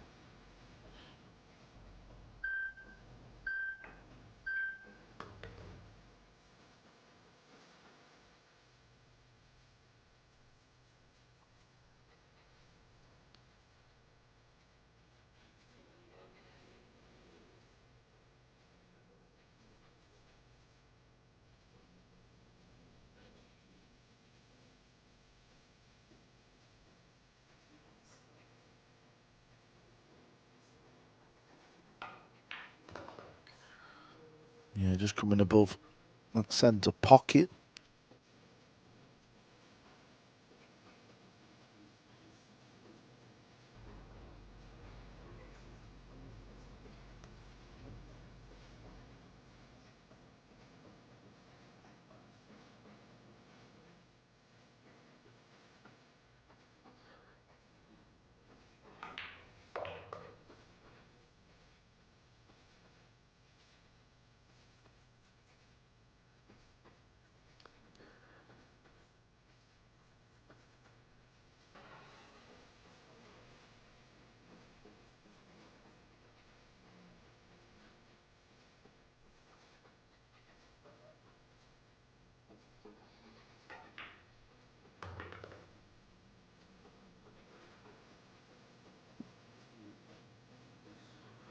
It's all about angles, 9-ball.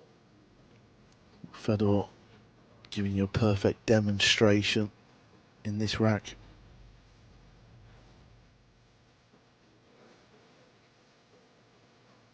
Can come one rail down.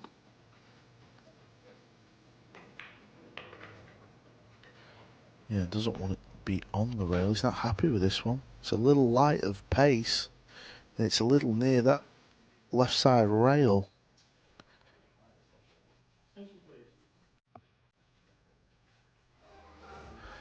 We have to go round now.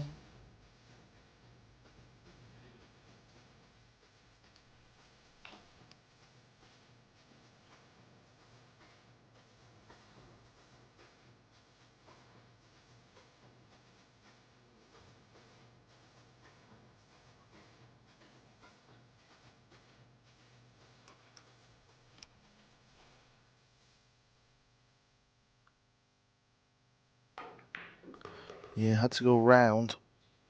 Yeah, this looks really good. Yeah, that is a very good positional shot. Middle pocket and corner pocket was in play. And at one point, SVB had a shot on a purple 5-ball in a corner pocket. He missed it. If it had made it, it'd have gone 18-11 up. It's now 18-17.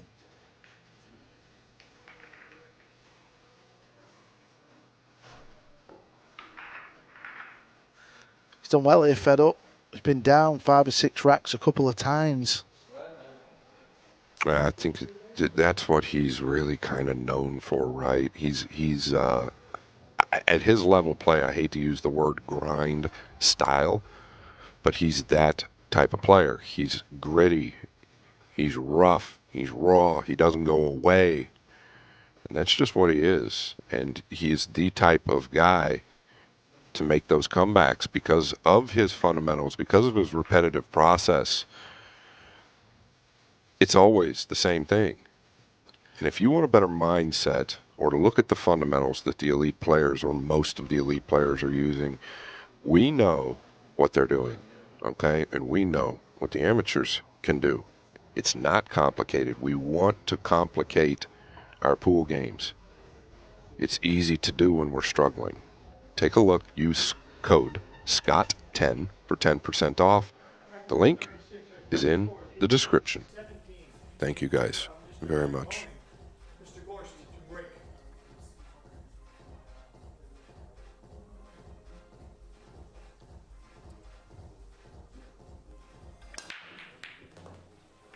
Nice.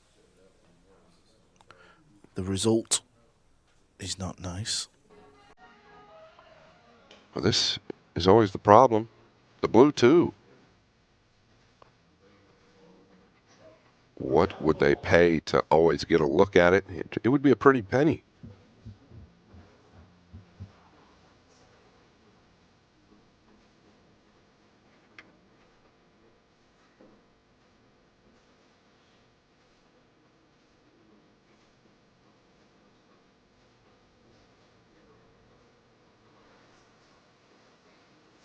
Yeah, interesting spot he's in here.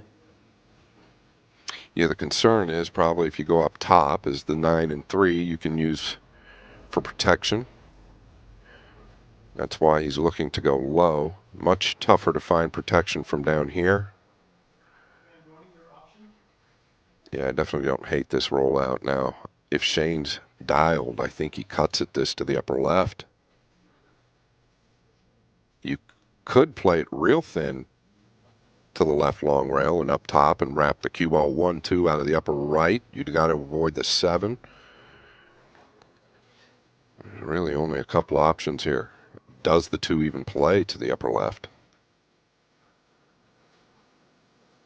Be careful to catch this too thick if you're playing safe. Okay, it's returned, Karl. Yeah, SVB. Not often that happens, so you can have a look at what Fedor's got in mind. And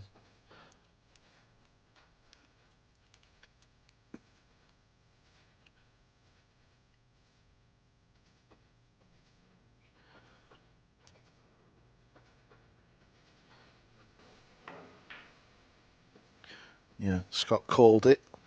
Fedor played it. Yeah, and I think the difference between the two players there is that thin hit, right?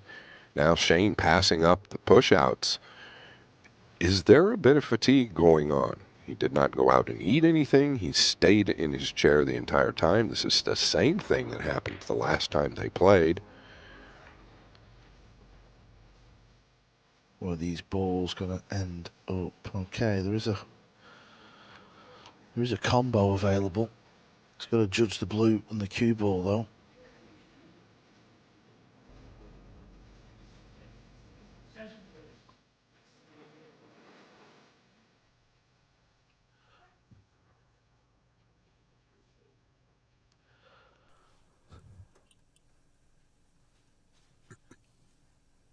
Yeah, that's what he's sizing up there.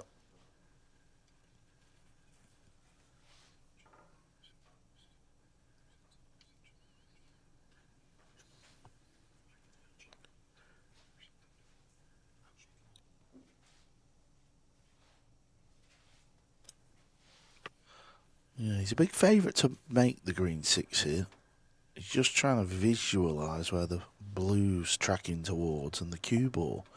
Because it's pretty thin. Yeah, and he's done a good job here. And that will do, indeed. Couldn't ask for much more there. Yeah, pretty sweet. At the right speed, too. He knew he was potentially going at the pink. Wanted to steer clear of it to get a look. There's that high cue ball, then going low.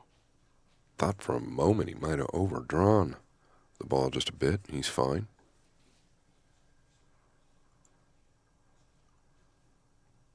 And once again, this will be the third time so far in the match that they will be tied up. It's kind of wild, right? We're looking at the forgiving pockets. You start to feel like if somebody gets a lead, they can run away with it. But the momentum swings are heavy. And we go through that often in the course, talking about how these swings change and why they change and how you can stop those swings from changing.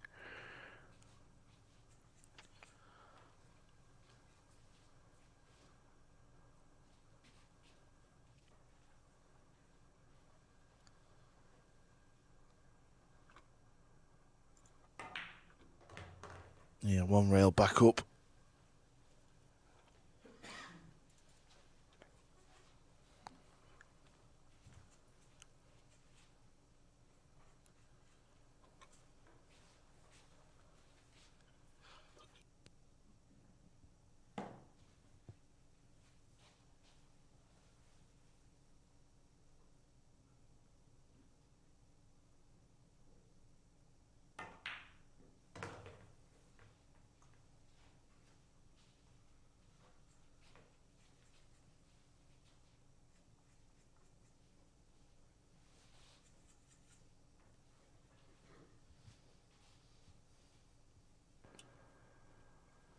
And here we are again. About to be tied up. The pace of play has definitely changed.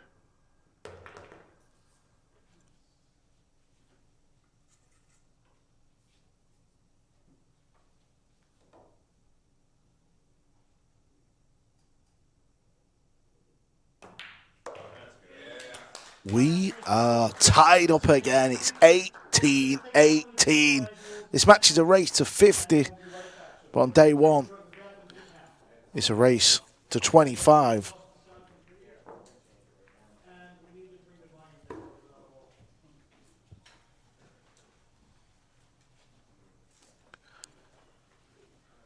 Well, you've seen this numerous times this evening, but if you've missed it, this is Scott Frost's new coaching platform. It's a website, www.unshakable/performance.com. He's been working on this for, well, over 12 months, and he's put a lot of effort in, and it's a pretty cool thing he's done for you keen pool players out there. Get on over, sign up. I think it's Scott 10. You will get 10% off. Yeah, Mr. Gorst has left the building. I think he's gone to the bathroom.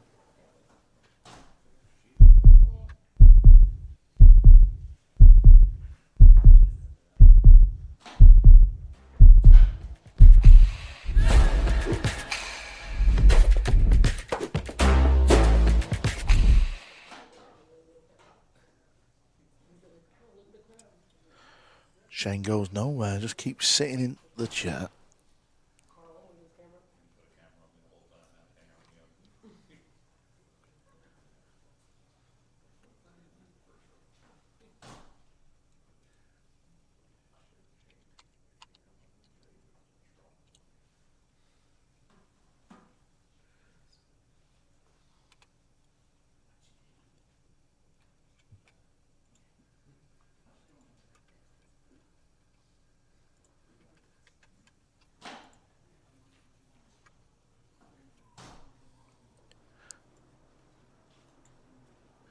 Yeah, if you're just tuning in and you're wondering what's going on, Mr. Gorst has just tied this match up, and SVB was on a long-ish purple 5 into a corner pocket, and he missed it. If he'd have got it, it'd have gone 18-11 up with the break.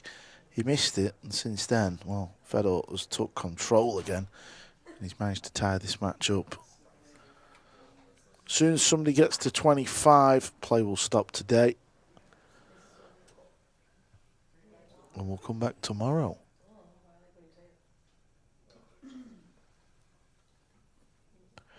Don't forget, tomorrow, 4 p.m. we start, not 6 like today.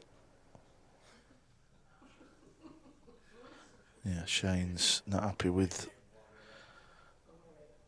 something there. Maybe some sort of message he's received or something. Or maybe it's that missed purple 5 in that upper corner pocket. This is where we are. In that building there. It's not a pool hall. It's actually offices, and it's been turned into a little cute pool venue for these two to put on a show. 40 fans have been, well, 40 people should I say, not all fans, there's people from the industry. Johan's here, the coach of Team USA Mosconi Cup. Yeah, and they've got all front row seats basically. This is what they're playing for. There's a few dollars up for grabs. But there's the trophy and the crown of the King of the Hill. The winner will stay on as well. Somebody else will be coming into the arena to try and beat the champion.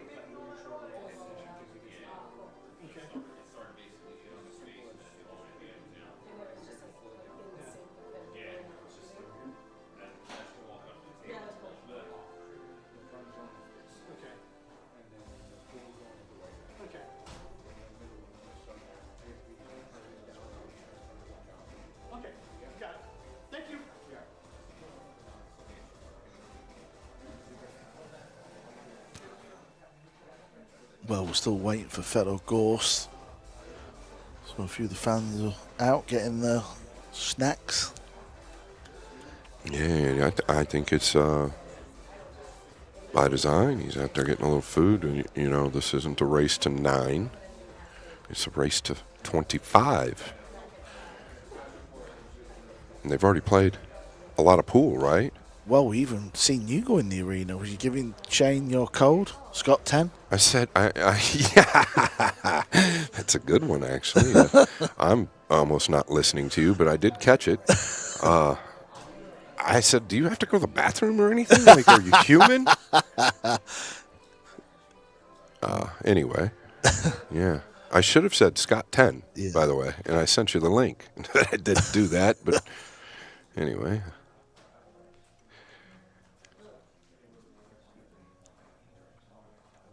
Having a bit of fun. You got to have a little fun. Well, he's on his phone, so maybe he's on the website. Oh, me. It might do him some good right now, to be fair. Yeah, that camera's not doing us any good. No. Production wants to destroy our image if it's not already destroyed. I think it's only fair if we point that camera on you, Kevin, so people can see you. Yeah, fair enough. There's Kevin. Oh, there he is. The man behind all the wires and liars.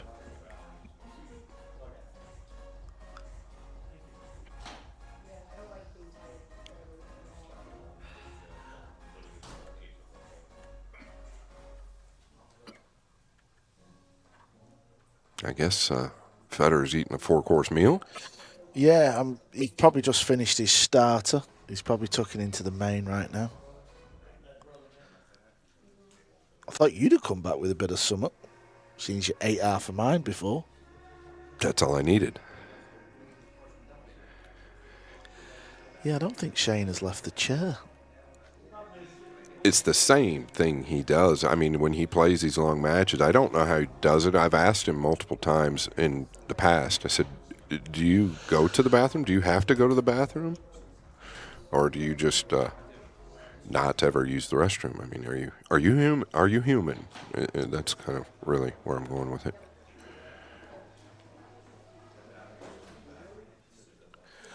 Mr. Gorst is back in the building. Play will resume. We're locked to 18-18. Yeah, it's a race to 7 from here.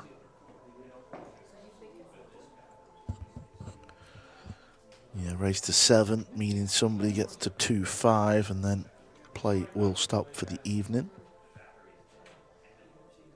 So that's what Fedor's been doing, has he, Scott? Do we know that? He's just going to have a little nibble, a bit of food. Yeah, we know that. I was out there. I can't blame him. The food's amazing. We are all tied at 18 games apiece. Listen, everything here is amazing. They've really outdone themselves, to be fair. Well, the fillet has worked. Well done, Karl. It's a lot better than fillet. Got to get on the red 3, though.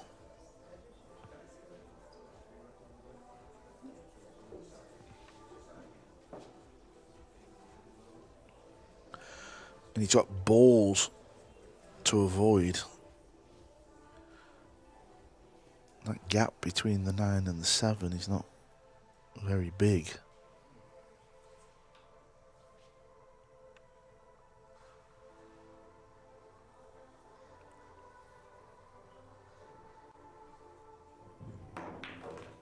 Ooh. Catching the bottom of the 9 could have posed for disaster, but all is well, and he is nice and tight on the red 3.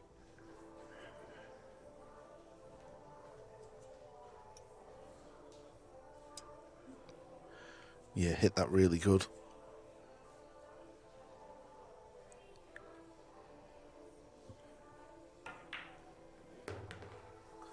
Pinched a bit of the pocket there. That's by design. Green 6 goes in middle pockets, goes in the lower left. Doesn't go past the brown 7.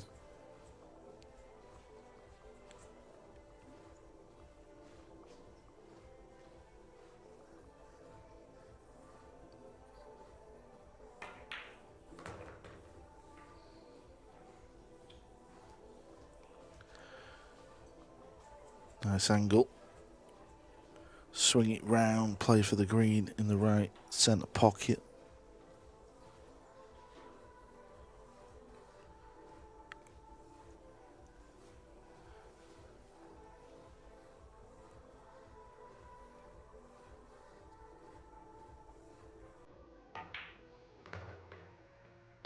How's the pace?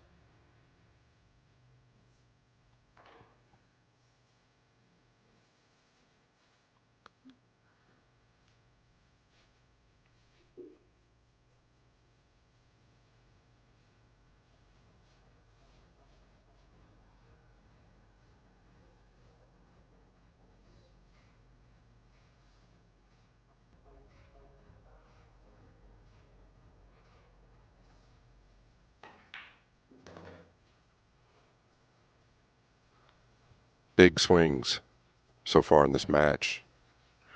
SVB up at 1 point, 5 or 6 games. Gorst comes back.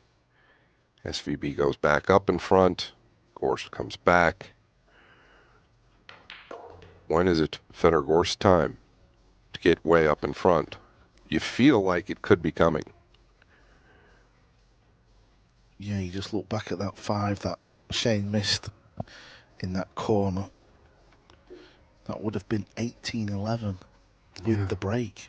He had another game where he had 2 or 3 opportunities at the table. Didn't quite get there. Lost his cue ball a little bit here.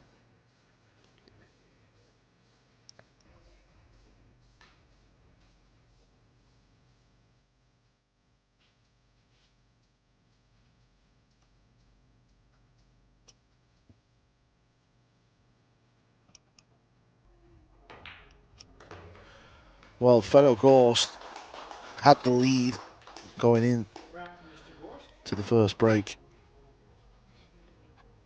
He once again edges in front 19-18.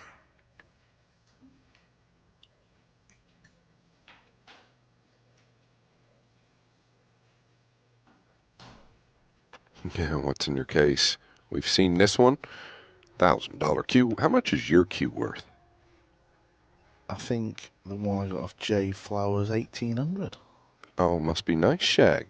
Yeah, I mean, I didn't buy it. I mean, Well, I like my cue as well, but I picked out a little lesser value. well, I didn't buy mine either, Shag. I actually got 2 of them, not 1. Well, I have 2 as well. Okay. Anyway, the link is in the description. Check it out, guys, if you get a chance. There's a couple of videos in there that describe what's happening within the course.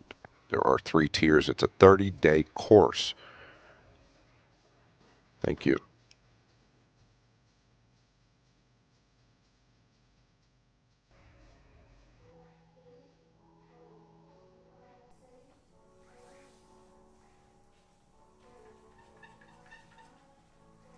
Break number 38, current score is 19-18 in favor of Mr. Gorst. Mr. Gorst to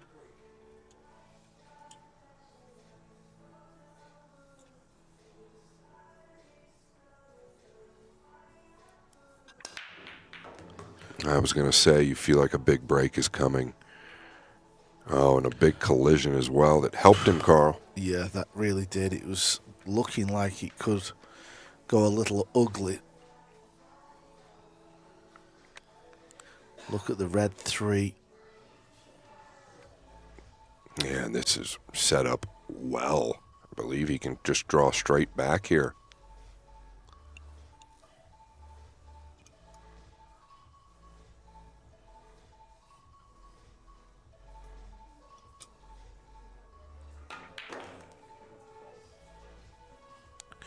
Yeah, got into that.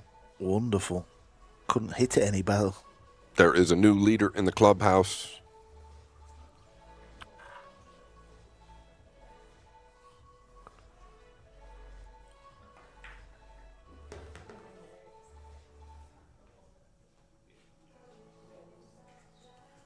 That was nice as well. Just making sure he's got that nice angle where he can come away from the rail.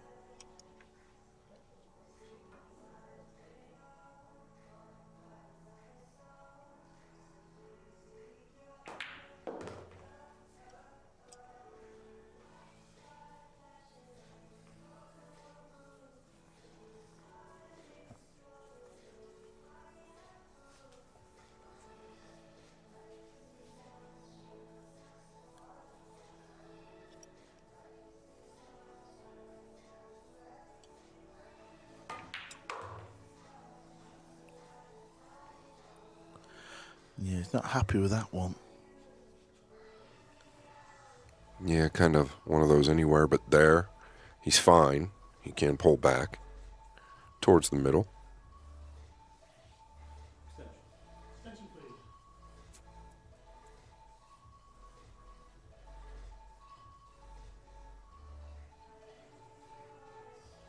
Watch the Q-tip here follow through. Look at that follow through. 6 to 8 inches. Oftentimes. Now watch, he's going to roll this ball. Watch the follow through. He still follows through. It's not as easy as it looks, but that's all due to his training and his process. It makes a massive difference in what you get out of the cue ball with less power. So you reduce the power, the more follow through you get, the more you're going to get out of the cue ball. That's with a low ball, that's with a high ball, that's with anything. Well, he's taken a couple of rack lead here, right at the end of day 1 and all. He's the first to get to 20. And he looks a lot happier sat in his chair, doesn't he? Smiling away.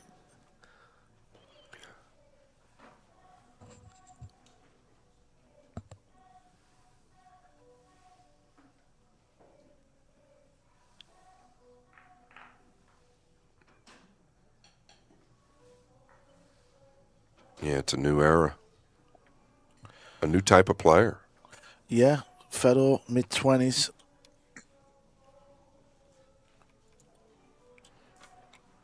Will he be wearing the crown come tomorrow evening?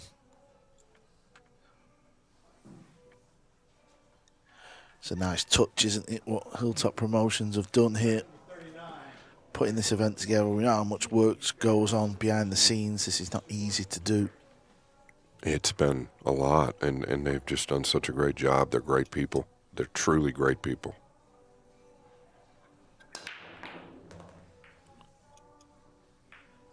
Oh, big collision there.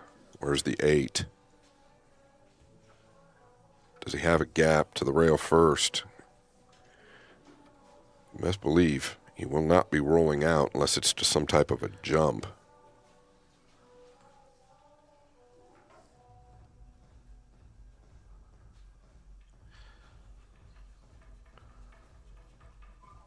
Hard to tell. He's got the jump cue in his hand. Yeah, I think he's just got a sliver of the 8 to get over. Yeah, it's quite far away though, isn't it, Scott? Yeah, it's hard to tell. Is he going rail first? Straight into it. Swish. Yeah, don't worry about Fedor with that cue.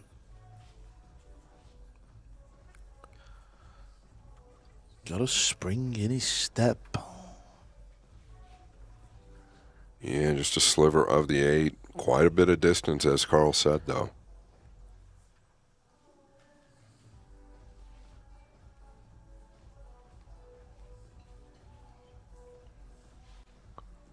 So can he just level out here and defeat the side pocket? I think he can, the way he's acting.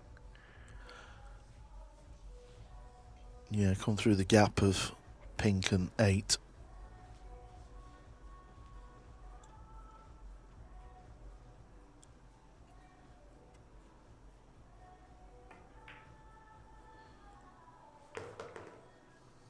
Touch was great.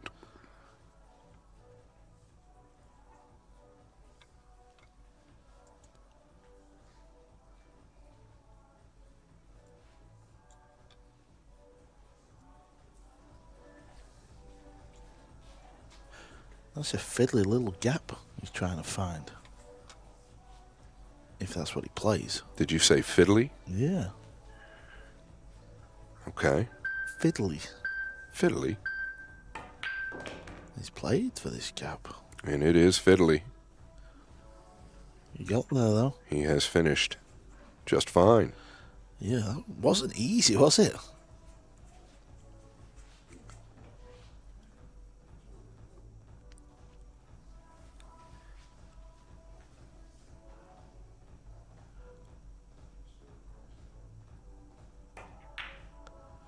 It's amazing, and it's got, you know, the emotions you go through when you're playing a match.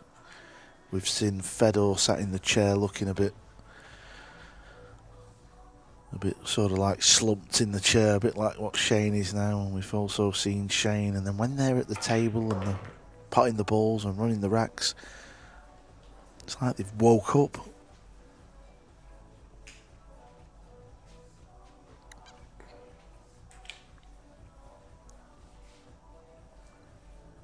Yeah, like you say, the emotions that you go through as a player when you're in your chair.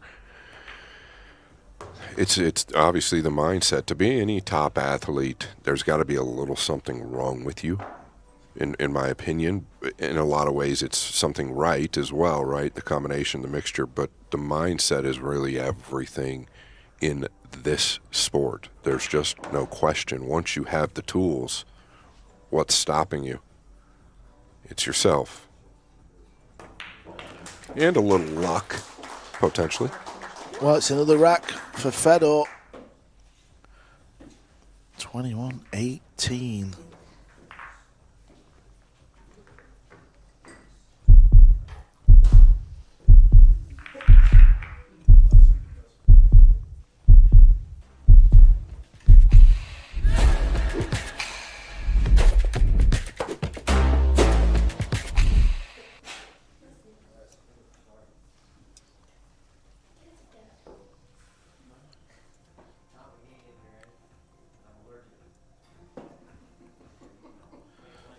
giving Shane, I don't want to say a big lead because it's not, but 5 or 6 racks a couple of times, and we've not seen it the other way yet. Yeah, I believe this is the biggest lead Fedor's had.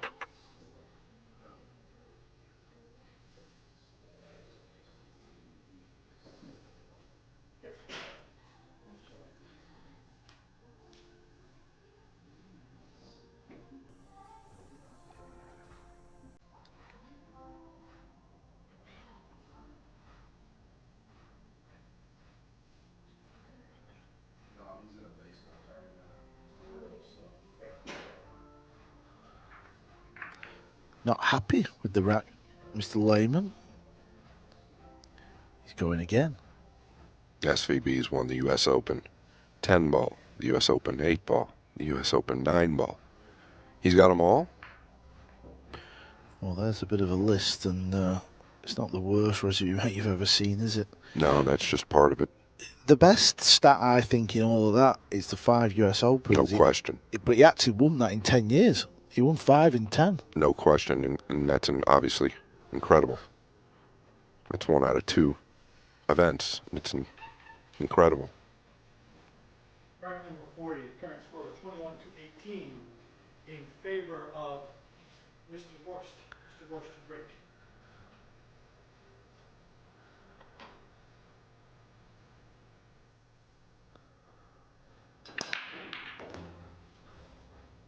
Yeah, good thumping break again. And the ball's going to open up for a look at the blue too. I think so.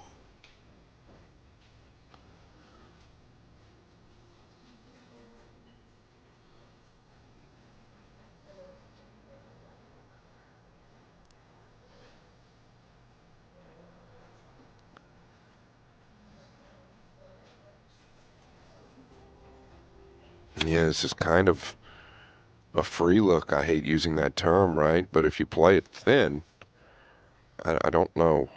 If you happen to miss it, I don't see how it could go wrong. I guess what I'm getting at there is I don't expect him to miss this ball.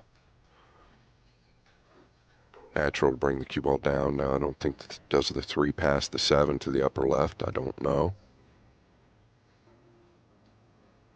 He's going to use speed and come all the way out. He's got some contention here with the green. Okay.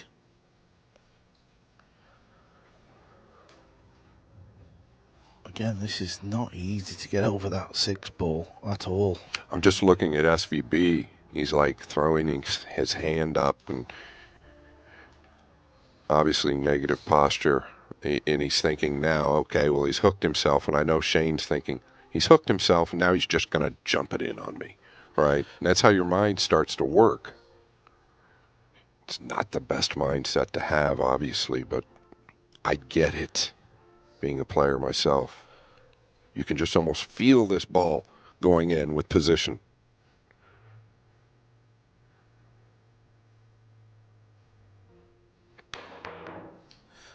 Well, listen, I'd rather any opponent in the world be behind the green 6 than on the red 3.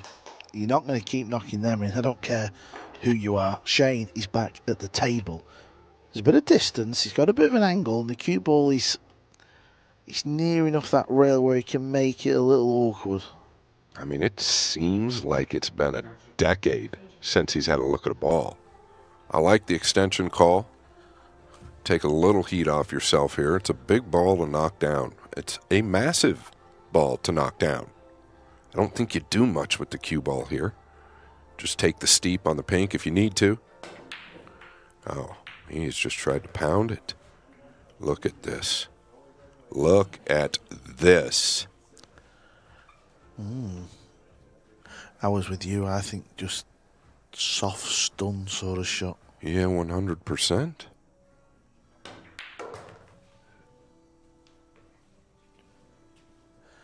What a fluke SVB has just had. I mean, incredible. And then the spin, the object ball had to creep out and give him another look. Yeah. It was just amazing. Yeah, and he left a nice angle as well to get on the pink. But listen, it is what it is, isn't it? He's going to take it.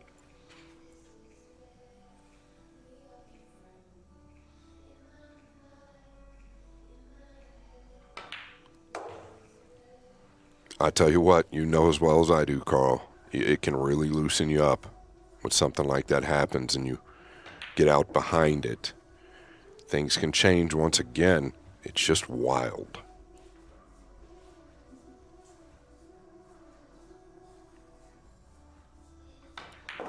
Yeah, the thing is, you've just got to tell yourself it doesn't matter which player. We're not even at the halfway point yet.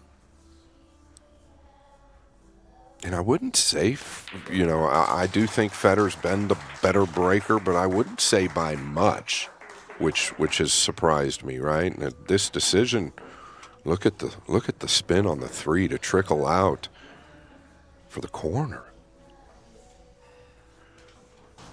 But when we look at the break, am I seeing it correctly? I don't feel like Fedor's been heads and tails above Shane. No, not if we're looking at hitting the break correctly and making the 1. I don't think there's been much in it. I do think Fedor's had more looks off the break.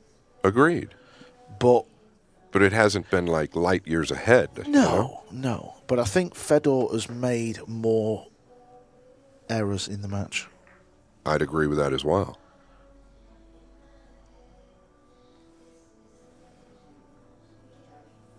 But he's winning. That's all that matters. But still a long way to go. I'm just sort of glad it's close, isn't it? Sort of no matter what score we end up after day 1, it's going to be close. Well, it's just wild because it typically just seems that way with these guys. And when that's what we talk about, those momentum shifts, there always seems to be another swing. Move the cue ball in a little bit at the last minute there. Yeah, he did. Maybe that's the secret, Shane. This could work. It's worked. Right at the last second, he just got up and moved the cue ball over. Yeah, about a cue ball's width. Yeah, that was mad, that. And it worked. Well, he's that way, right? He will try different things. Now, touching on that, I didn't feel like he was breaking bad to begin with, but it definitely didn't hurt him there. No, and these balls are all over the hole for these boys.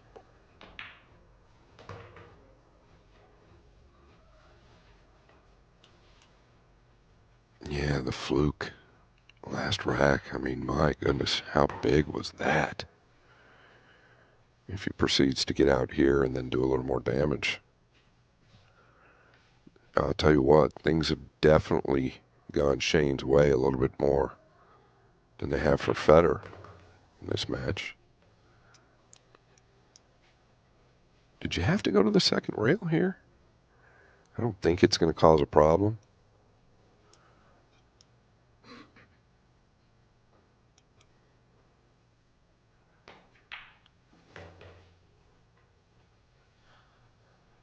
Doesn't mind the rail.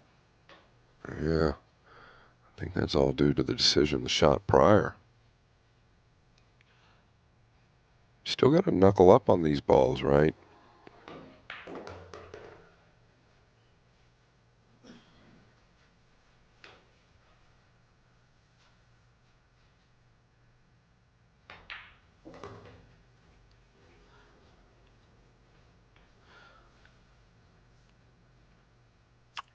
Wow, Karl.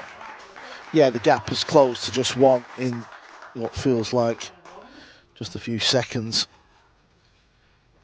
SVB gets to 20, trails by 1.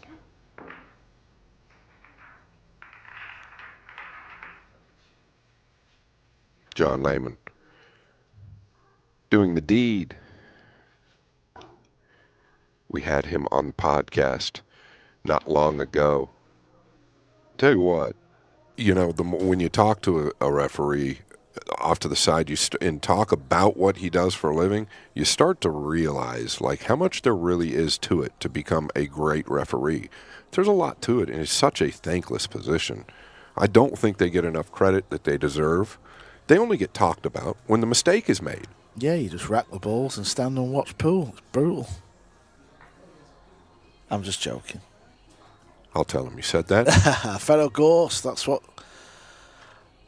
He's won a lot more, obviously, but they're some of the standout tournaments. 2-time world 9-ball champion.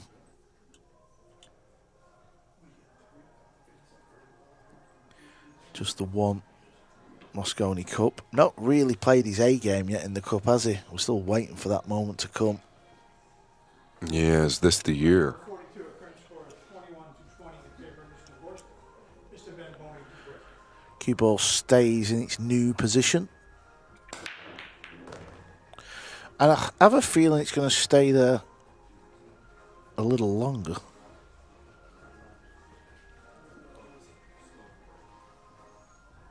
Yeah, he's not happy. He's got to work for it now. Would like to crash into the 9 here. He would have got a look at the 2. Yeah, that's what he's faced with. Push called.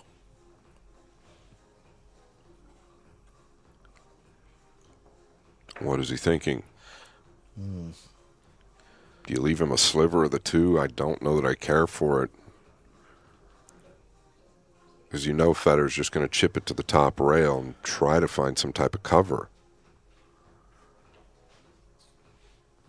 Yeah, I think this is better than leaving him a sliver on the right side.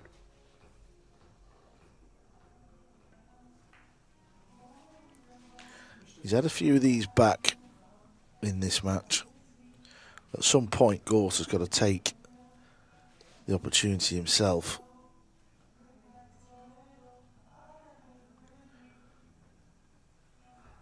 I think Fedor's got to play this. I don't think this one goes back.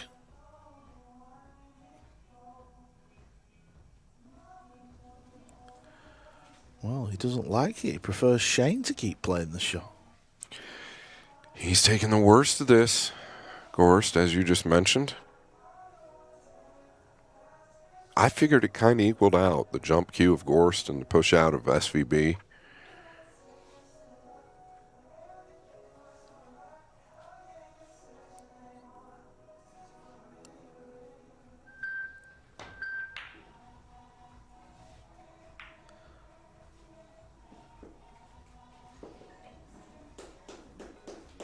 Well, it worked out. I don't exactly know what the intended receiver was there. Yeah, it wasn't that, was it? We know that. No.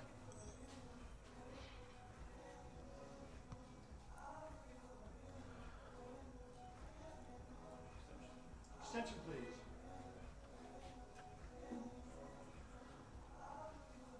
Once again, if you guys get a chance, please share, like, share, subscribe. Hit the notification bell if you get a chance. Appreciate it. If you get a chance, go to Hilltop Promotions on Facebook. Please follow their page. Nothing but positive news from Hilltop Promotions. I don't know. Was he kind of going at that, or? I don't know. He had to swerve it for sure to make contact. He had a ton of inside on the ball.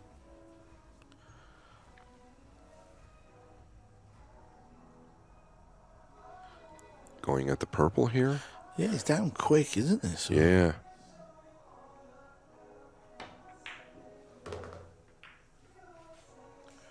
that will do indeed. That's nice. And another pep in his step. The swings are incredible. Yeah, they just want to be at the table, potting the balls, don't they? The chair is the worst place to be. Where's this going to finish? I think he's a little fortunate to even get where he's at there, because I don't believe the 4 plays past the 6, or does it? It must play past the 6. That's where he's looking.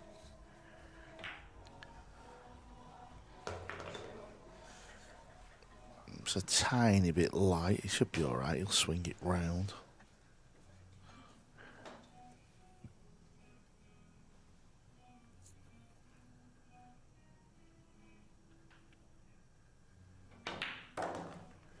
It's a huge rack. It really is a very big rack. He's still got work to do. Going into the 9, Scott? If he's thin enough, I believe he can. You certainly don't want to have to go into the 8.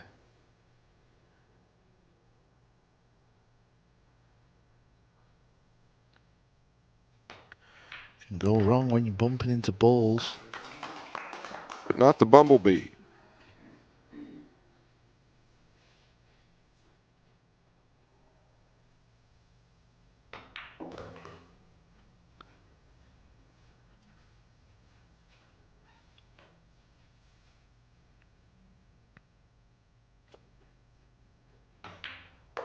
After 42 racks of 9 ball pool, we are locked at 21 each. Yeah, you can't ask for more. This is exactly what we wanted. Really.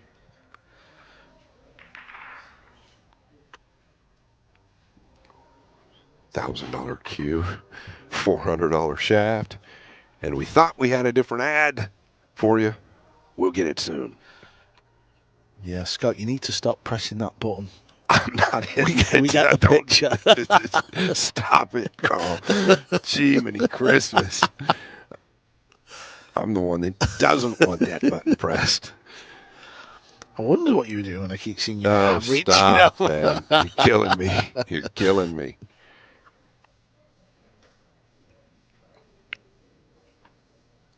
Once again, if you're out there, please share it for us. We appreciate it.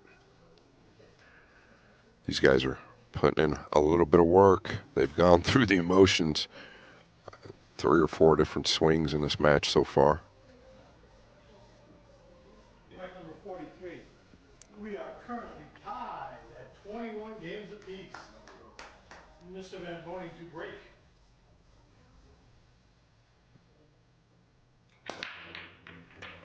Well, that little adjustment. Uh-oh. Uh-oh. Horrible. That's so nasty. Oh, it's awful. When you break like that on the cue ball.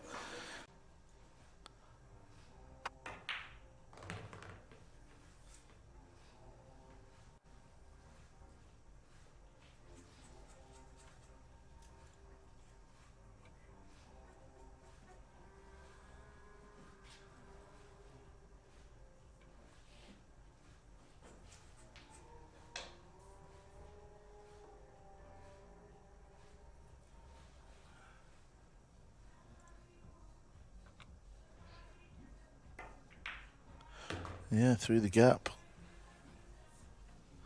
It's all right.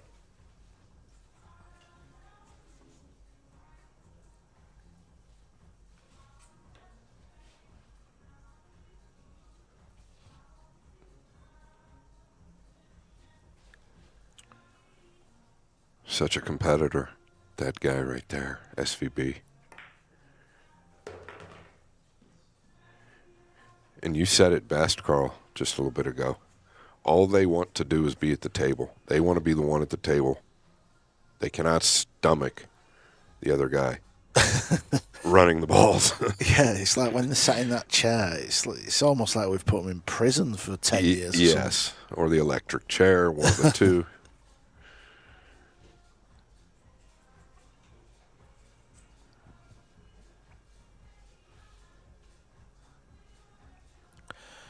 Bit angle here, can go up and down, of course.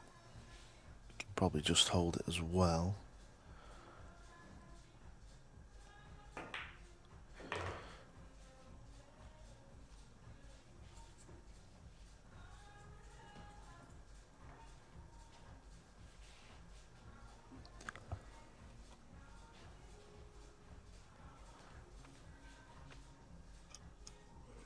Yeah, and a terrible kiss off the break in game number 43. Will that be the nail in the coffin? Ooh. In day 1. Took a wriggle.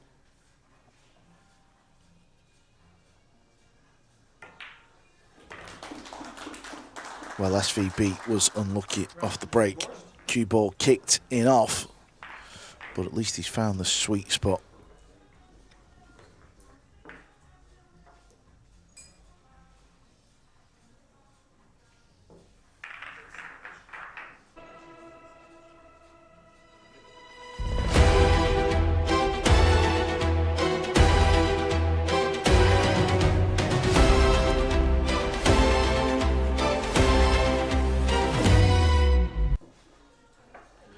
Yeah, this match has been brought to you by Hilltop Promotions. And what a match, what a first match the guys have brought you. SVB versus Gorst. We're playing 1st to 25 on the opening day. Well, we couldn't really get it much closer for you pool fans.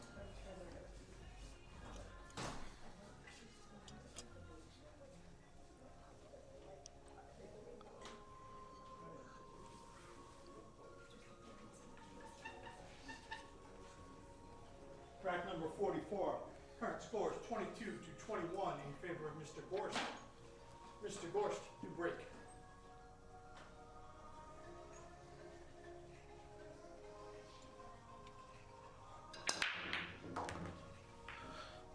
Really well controlled. One ball disappears. Two balls safe. Don't know if he can squeeze the bank in.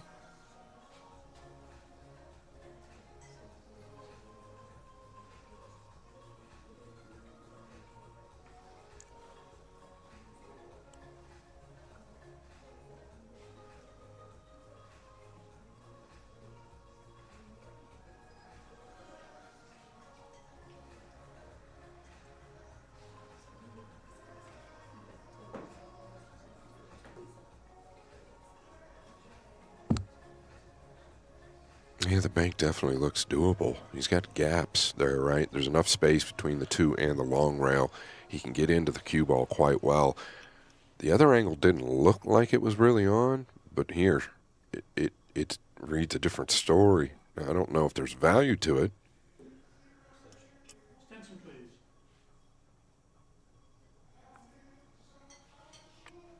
Yeah, this angle looks like the bank really isn't on, but that other angle looked like it is. But I think he's considering chipping the two up top.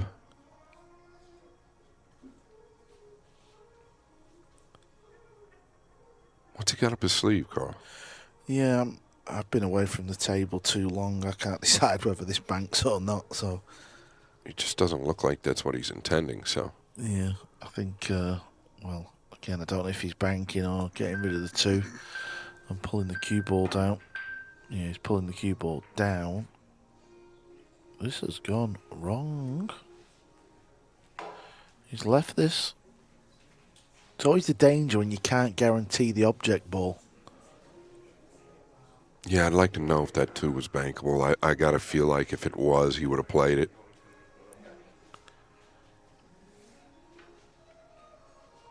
Shane said something to John Lehman. I don't know what he said. I don't know if he was in his eye line or does he feel like this is tight? Doesn't look tight. I think it was his eye line, I guess. Does the 3 go by the 9? It must. It does. Plenty of room. He's just hampered over the 4 a little bit. It shouldn't cause any problems. You can't overspin this into the 9, though, so you need to be a bit careful. No, this is a lengthy set, but one thing I have noticed in this match is Shane's going through the motions of playing with the extension on and off. At the minute, it's off the cue. He constantly goes back and forth with that. He rarely can make up his mind. For a while there, I thought he was playing some of his best pool. I think Jeremy Jones and I were talking about it. He just refused to use the extension. He took it off. He is back, which I noticed to your point, that using it and goes back and forth. Yeah, I agree with you. I think there was a spell there when he had the extension on where I thought he was playing unbelievable. And then he took it off at that Florida Open where he made the finals. He played for a period of time where he was playing very good with it. I think the extension's off his cue. It is, right? It looks to be off right now. That bottom white bit was throwing me a little bit.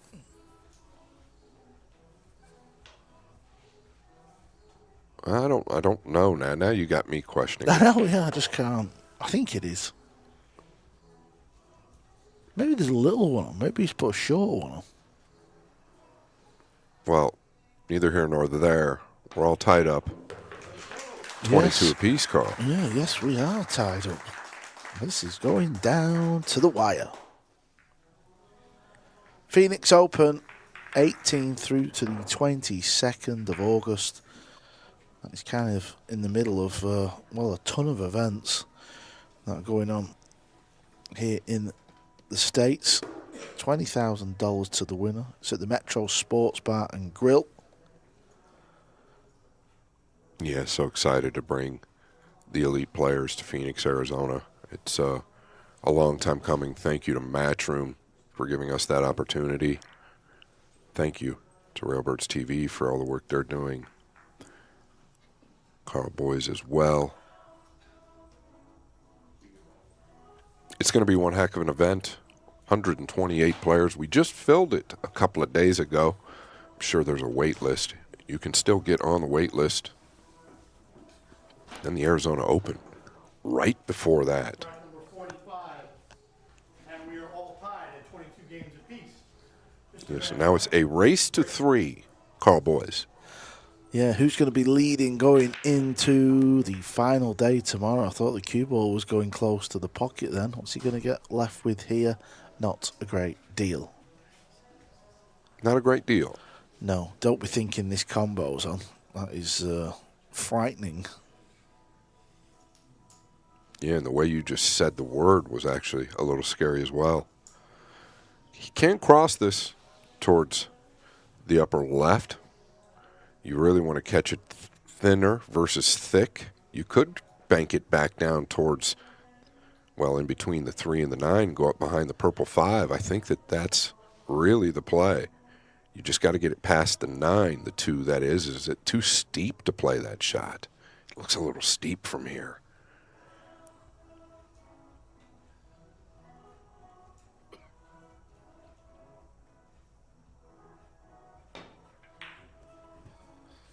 Oh, gosh, I thought he got the kiss. I don't know if he's going to be thrilled with it.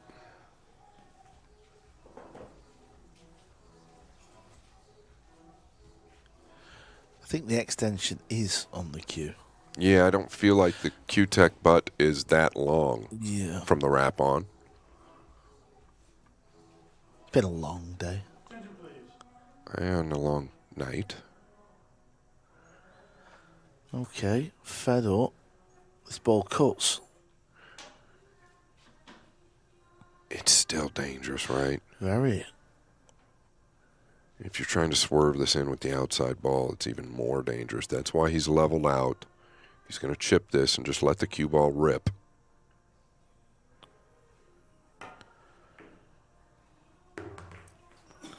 Caught the 9. Where's it finished up? That's all he could really do, though. Great shot just to make the ball. Yeah, he's going to fly at the bank this time. We know that.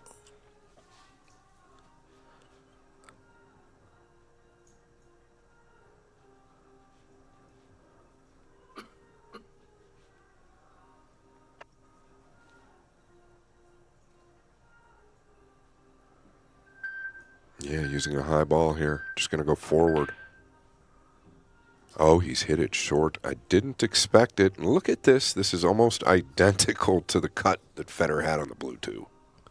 Yeah, I think it's landed in the same hole, hasn't it? So Fedor knocked it in. Can Shane snip it in?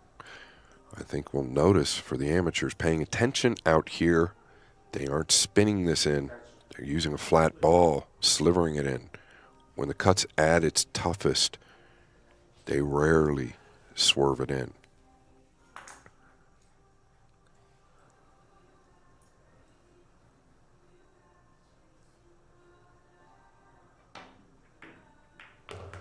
Cue ball's close. The cue ball is in. Took a gamble. It's an unfortunate roll, but it can happen.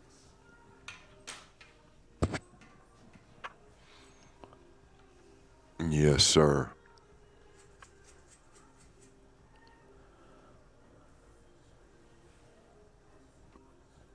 I think he wanted to catch that ball a little heavier that he went into. I believe it was the pink 4.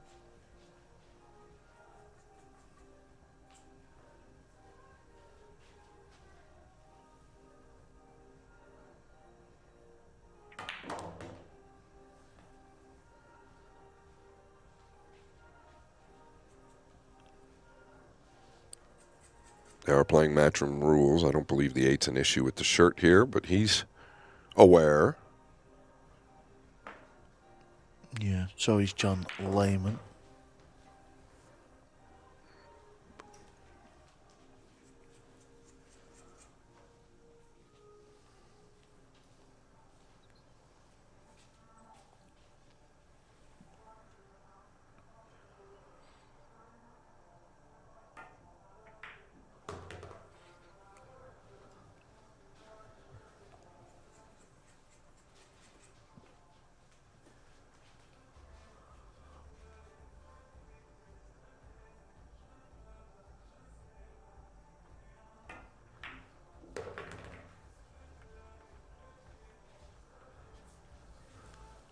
Back in front, Karl.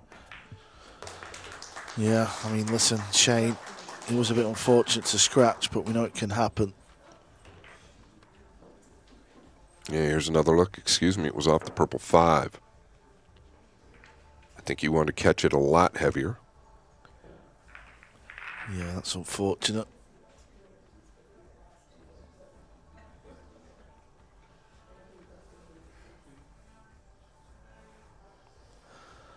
(23-22).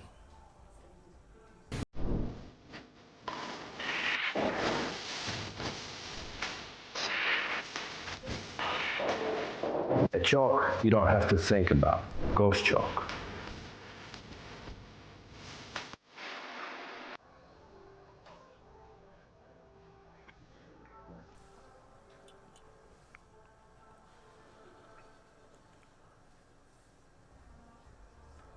Yeah, big difference in the body language between the two. Just, I guess, within the shoulders. That guy right there is a robot, an absolute machine. I believe he's 43 years young. Continues to work or outwork most of his peers. Mr. Gorst, to break.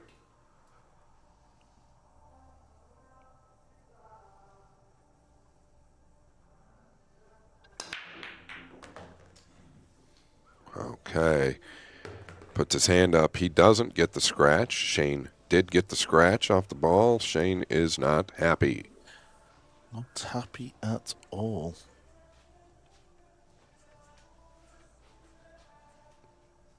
It's easy to find the negative things, right? Once you've been in it a while and you're starting to get a little tired. I'm sure he's not thinking about all the good things that's happened for him.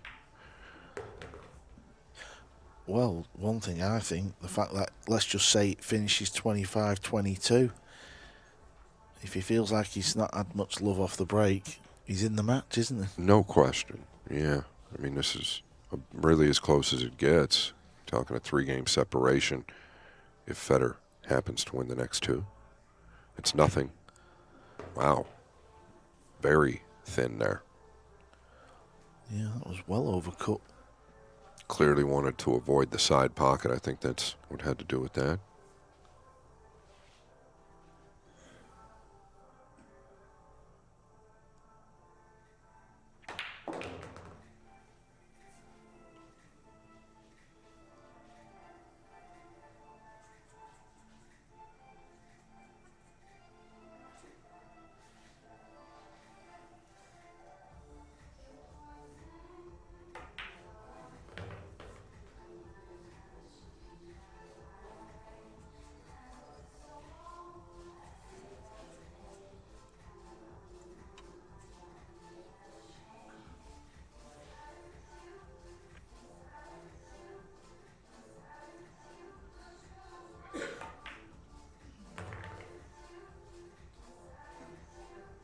Didn't want to be on the rail.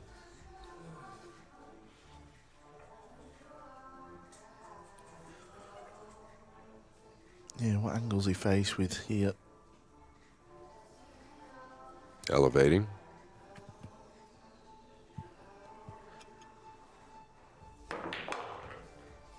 Well done.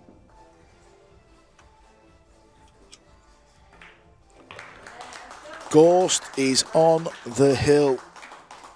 Not on the hill for the match, but to the halfway point. Yeah, and he's in the Hill, the King of the Hill, by Hilltop Promotions. And that is what the winner will receive. Those two big bands on the left, and a chance to move on and play the next challenger.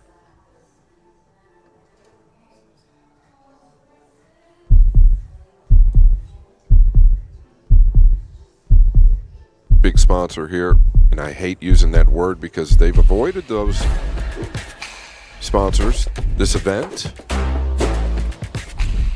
But Q Armor has donated 150 awesome jerseys. I am wearing one. I wore one in our little talk we had before the match today, Karl. Yeah, I think we should give the viewers a little look of Scott's shirt. Kevin, got the camera on. Stop. Oh, boy. There we go. Give us a little twirl. Oh, he's even got a couple of signatures on there. Gorst and well, other side, pal. What's going on here? Gorst and SVB. They sat there and signed these jerseys last night. It was that was a battle in itself. Does he have it in him? One break and run. Well, he's not going to golden break yet. SVB has had 2. It's never easy when you need one game. Shane will be in trouble here, though, I feel. I feel like he's going to be hooked behind the 8. I think it's a little trickier than you think, Karl. Yeah, maybe it's a lot thinner than I thought.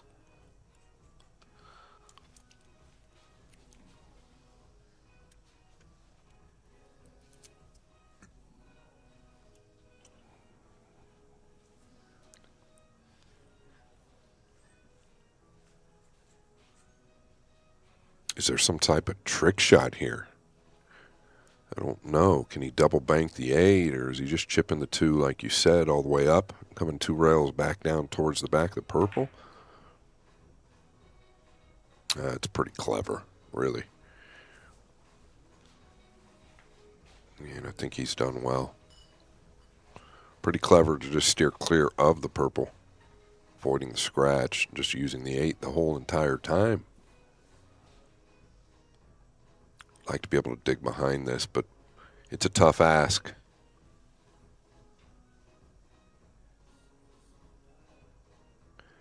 Don't want to go into the 4 here.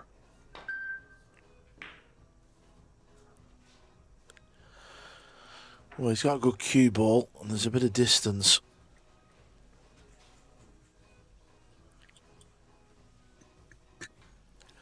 Fedor knows that the red 3 is over the pocket, though, so pretty much anywhere he's going to get a pot.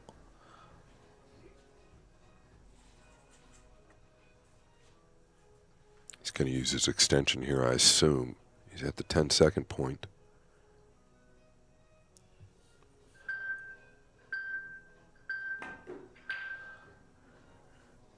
His pace needs to be good. A bit taken back by this decision. I mean, excellent shot, good speed. Not going to argue with it. It just felt like he was going to pound it into the lower left. This is what Fedor does, though. He plays the numbers.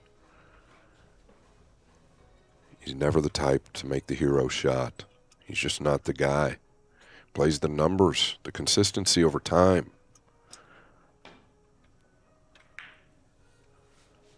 That speed looks pretty darn good. Wow. Not easy. Far from it. I don't know if even we realize how difficult that was. Does he go with the 3? Yeah, I know what you mean.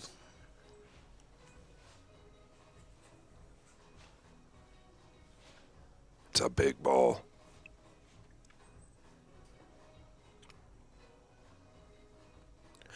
I'm wondering, can he bank it back up and use the 9 with the cue ball?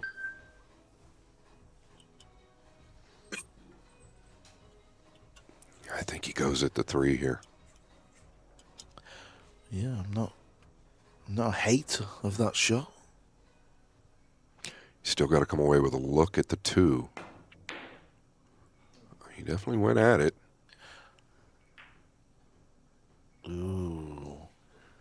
Okay. Well, I think he'll go with the 3. Yeah.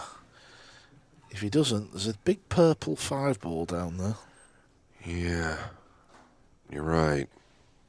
Boy, I don't know. It's big, that 5 ball. It is, but if you don't creep him in behind the 5, Gorst will jump over the 8.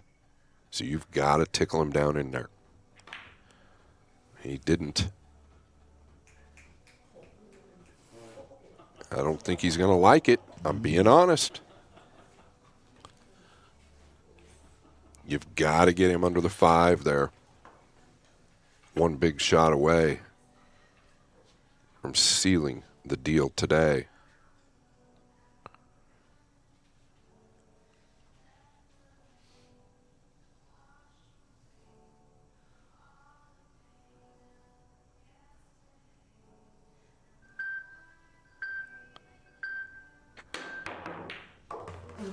Wow. He's done it. This is why I think you had to go with the 3 in that position, especially with the scoreline the way it was. You've got to take it from him.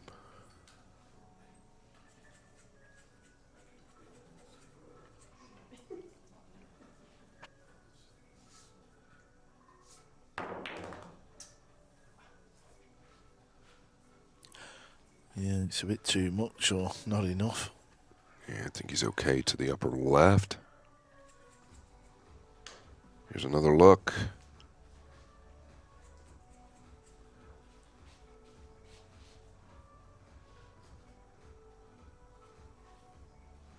Is he forced to go to the upper right here? Oh, he can level out. Never mind, he's checking it. Yeah, just give yourself a look at the ball.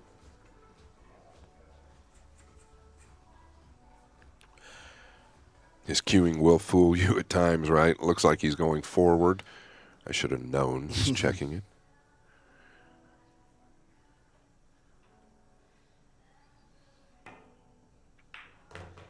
Yeah, barring any miracles, it's Gorst by 3, day 1. Yeah, the first ever King of the Hill, the first ever day 1 is about to be finished. And overall, Scott, I think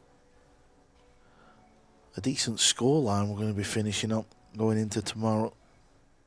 Yeah, no question. I think either way, you couldn't ask for much more with both of these guys. Throughout today, several lead changes, several swings, momentums, ups and downs.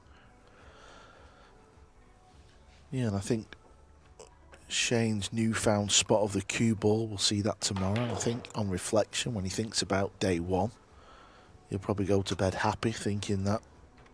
There you go with that happy word again. Yeah. I don't know if he'll be happy. Well, I think on the break, he'll be like, I feel like I've found something a bit that's going to work tomorrow. I can't disagree. But it's FG Fedor Gorst who wins the battle on day 1, 25-22. This match is not over. It's a race to 50. We'll be back tomorrow at 4 p.m.